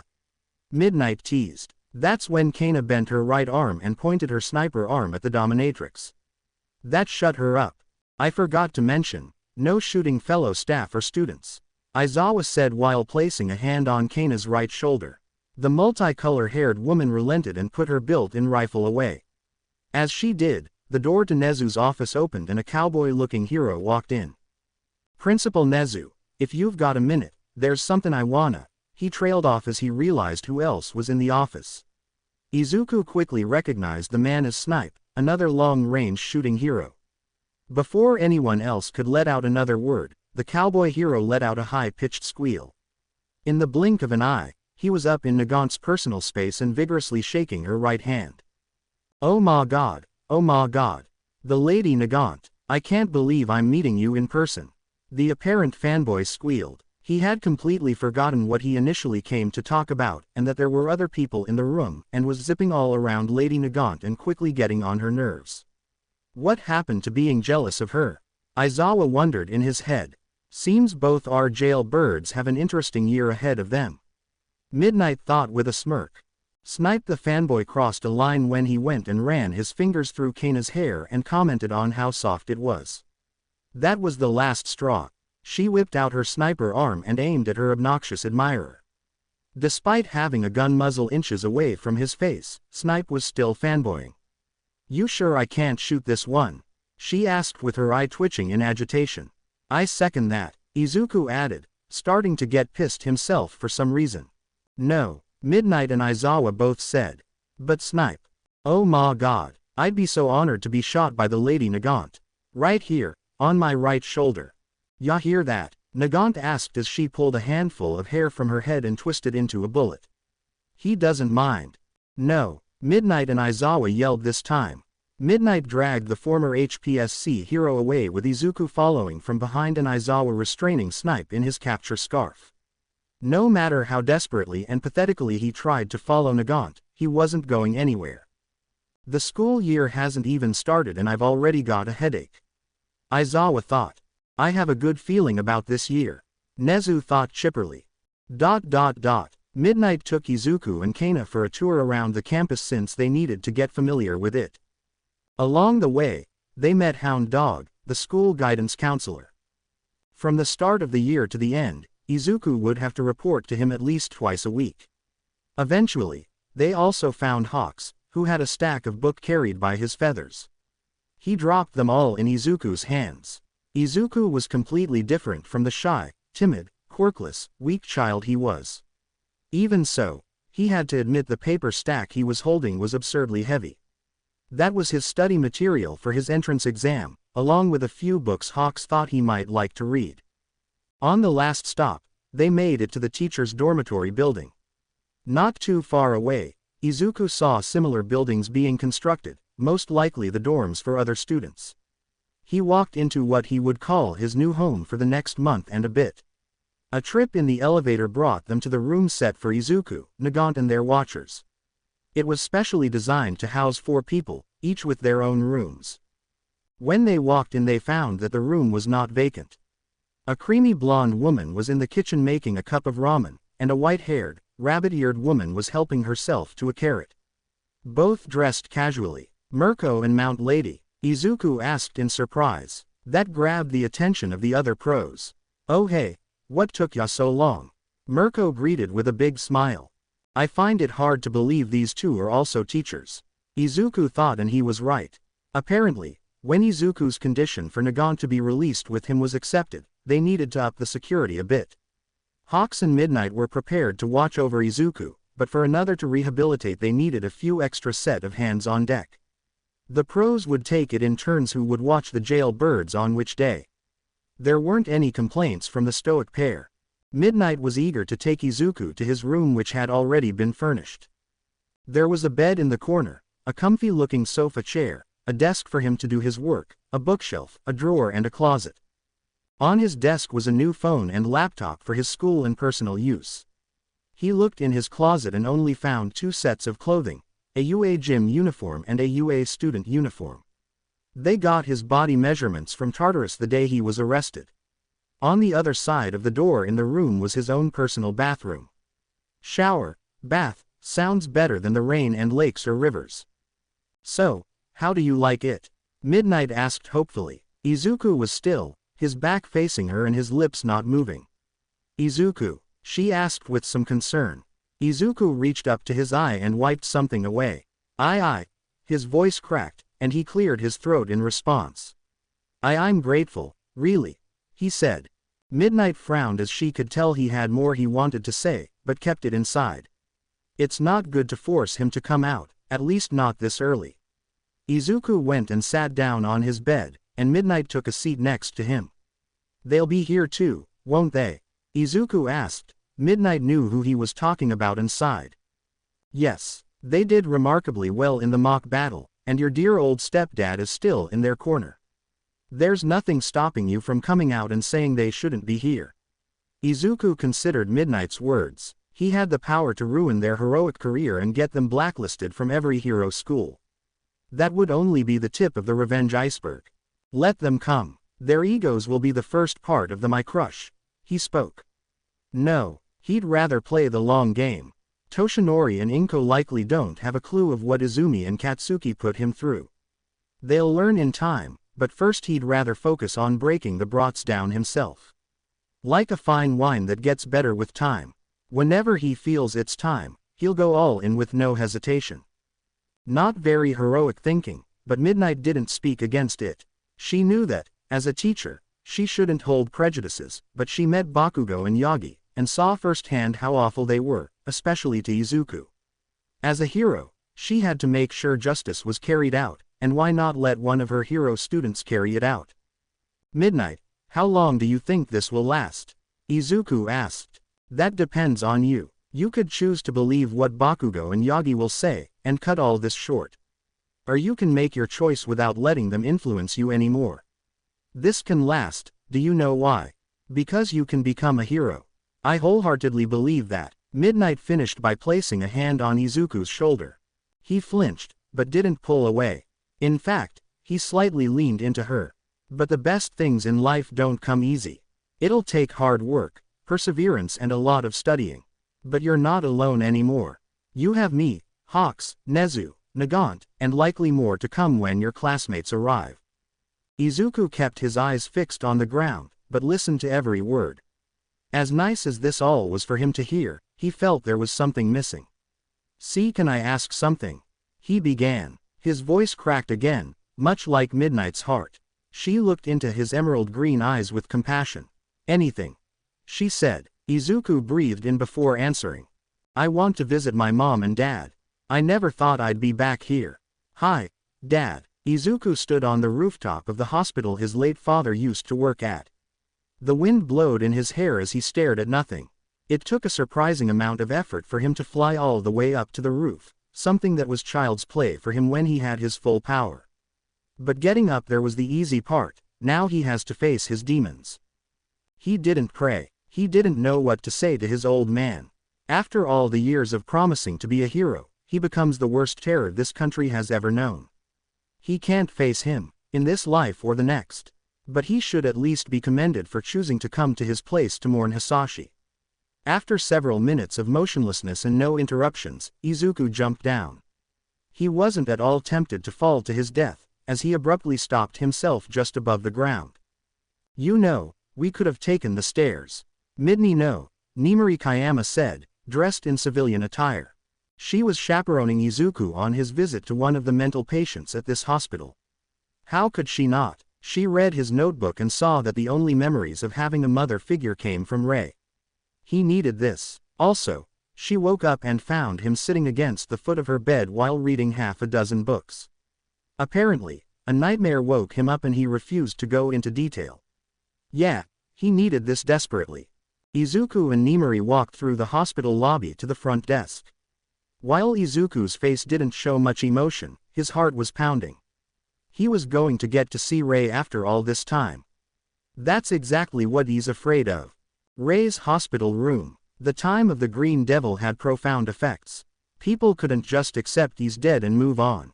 The terror and panic he spread was jarring, so much so that it caused many mental patients to regress.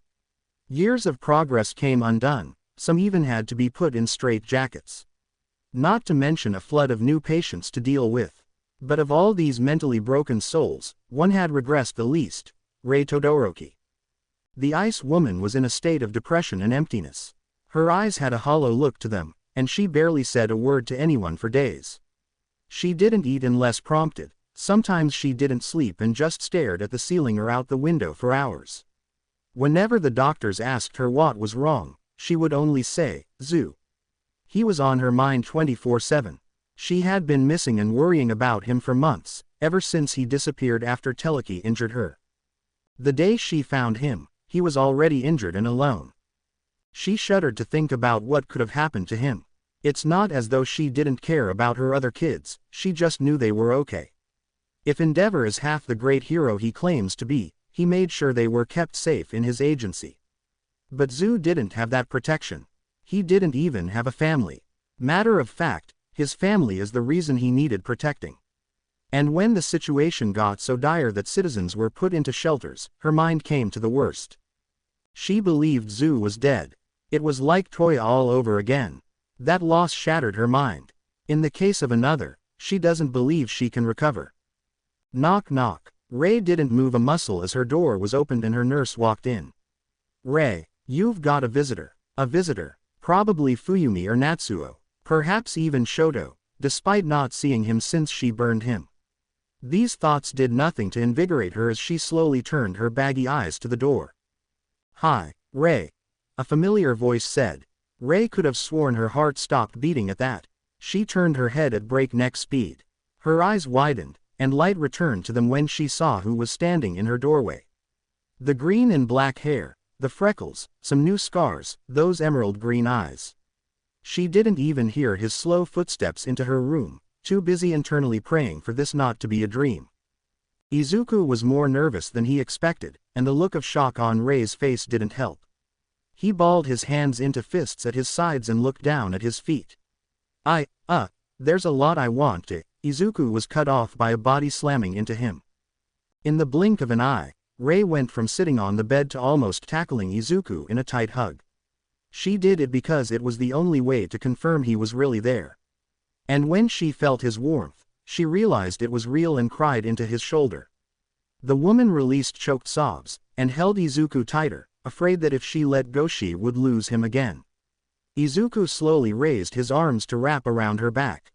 He released a single tear himself. "Let's give them some time," Nimori said while closing the door. Thankfully, neither Izuku nor Rei noticed her. The nurse, however, had a daunting question she needed answered. Was that Midoriya's son? She asked the purple-haired woman. Midnight scratched her cheek. There's a lot to unpack, and I can only share so much. A few minutes later, Rei was still crying and holding onto Izuku tightly. She eventually pulled back, and Izuku saw her face desecrated by tears.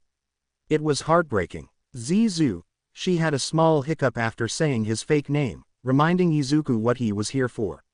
I've been so worried. Izuku reached up a hand to wipe the tears from her left eye, and Rei saw the countless scars covering his hand and fingers. She noticed his other hand was in the same state. It scared her to see the boy so wounded, and she couldn't help but grab his hands and inspect them herself. They felt more bumpy and crooked than any other pair of hands she's felt, and she noticed something metallic beneath his sleeves. Izuku pulled them back and showed her his inhibitor gauntlets. "These were made because my quirk is too strong," he said, confusing Rei. Back then, he gave her the story that he was picked on for being weak. Her confusion turned into shock when a green flame appeared in his right hand. "Rei, we need to talk." Another few minutes later, Izuku explained everything. The truth, the whole truth, and nothing but the truth. Nothing vague, just clear and direct. His quirk, his family's identities, his origin, how he became the Green Devil. Why her getting hurt was his fault. Rei was completely silent as he gave her his life's story, including its end. "And now, I'm living at UA in some kind of rehabilitation program. It is done." Izuku told her everything, and he couldn't bear to look at Rei's face. It was his nightmare come to life. Once he told her everything, all the lives he took, the destruction he wrought, what reasonable human being wouldn't come to hate him? For what it's worth, Izuku stood up and turned to the door. "I'm sorry for everything." As he walked, a single tear escaped him. He didn't know why he was crying. He had been preparing himself for this and he knew how it would end. With Rei never wanting to see him again, except unlike his last mom, it was fair. Before he reached the door, a pair of hands grasped his wrist and stopped him. He looked back, and saw Rei looking down and with her hair covering her eyes. "How is it there?" she asked, confusing Izuku. His stunned silence prompted her to ask again. "UA, are they treating you well? Not screaming at you, not threatening you, and not hurting you?" Rei's voice trembled at the end, and fresh tears ran down her cheeks and past her quivering lips. Izuku's heart clenched when Rei looked him in the eye, hers flooded with tears. "Izuku." Rei said his real name for the first time, and it felt better than Izuku imagined it would. Before you came, I was alone and miserable. I wasn't well enough to see my kids. But when I met you, things got so much better. And when you left, at some point, I thought you died. It killed me inside, the thought of Elle losing another son." The brunette's eyes began filling with water at that, but Rei wasn't done yet. "I don't hate you. How could I for terrible things you never wanted to do? Why you reached your breakdown, why you did things you can't move on from. I'm the last person who could hate you for that. Just please, don't leave me again." Izuku was at a loss for words. He had just confessed to being the mass murderer responsible for a lot of her recent stress. Yet, despite that, all Rei cared about was, if he was in a better place than what molded him into a monster. His well-being was her primary concern. In an emotional response, Izuku wrapped his arms around her tightly, burying his head in the crook of her neck and crying into her shoulder. It was the most he's cried in a long time. "I won't. I promise. I'm sorry." After several minutes of crying and hugging, the two of them needed to get on a more positive topic. Izuku went into detail about whatever positives he could think of. He talked about how his time in prison wasn't nearly as bad as middle school. The heroes looking after him getting an education, He's still adjusting to it all, but it's all exponentially better than his life before. Rei was much happier to hear that. For the first time in ages, the two of them had smiles on their faces. Eventually, the weight of their respective burdens was lightened to the degree that they noticed how tired they truly were. They had been deprived of sleep for similar reasons. Fortunately, there was a bed. Knock knock. Rei, the nurse asked as she came back in the room. Izuku, Nimori asked, following the nurse closely. The two of them were rendered silent by the first thing they saw. Izuku and Rei fast asleep in her bed. The white-haired woman held Izuku closely to her, an arm over his abdomen and the other under his neck and a hand cradling his soft, fluffy hair. Izuku had both arms around Rei's back and waist. The two of them looked so at peace. It was worth noting to Midnight that his jacket was off and the scars on his arms were on display, as well as his inhibitor gauntlets. She could only smile and wipe the tears from her eyes at the heartwarming sight. She and the nurse decided to give them a bit more time. And he's missed curfew. Mirko grumbled. It was just her in the house-sized dorm room. Hawks was with Lady Nagant to keep her from murdering Snipe as she was informed of her duties as a teacher.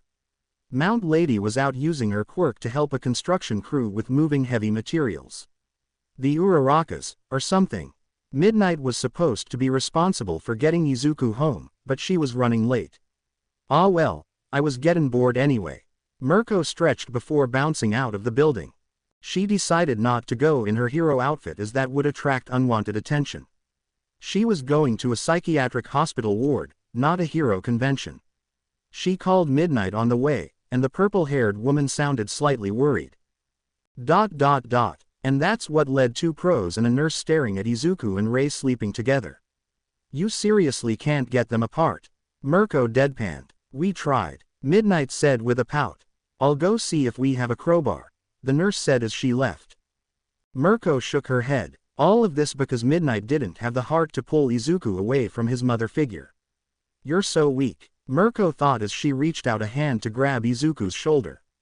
However, the instant she made direct contact with the boy.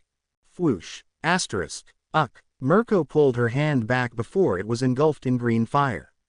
Seriously. She tried again, but the flames rose before she could even make contact that time.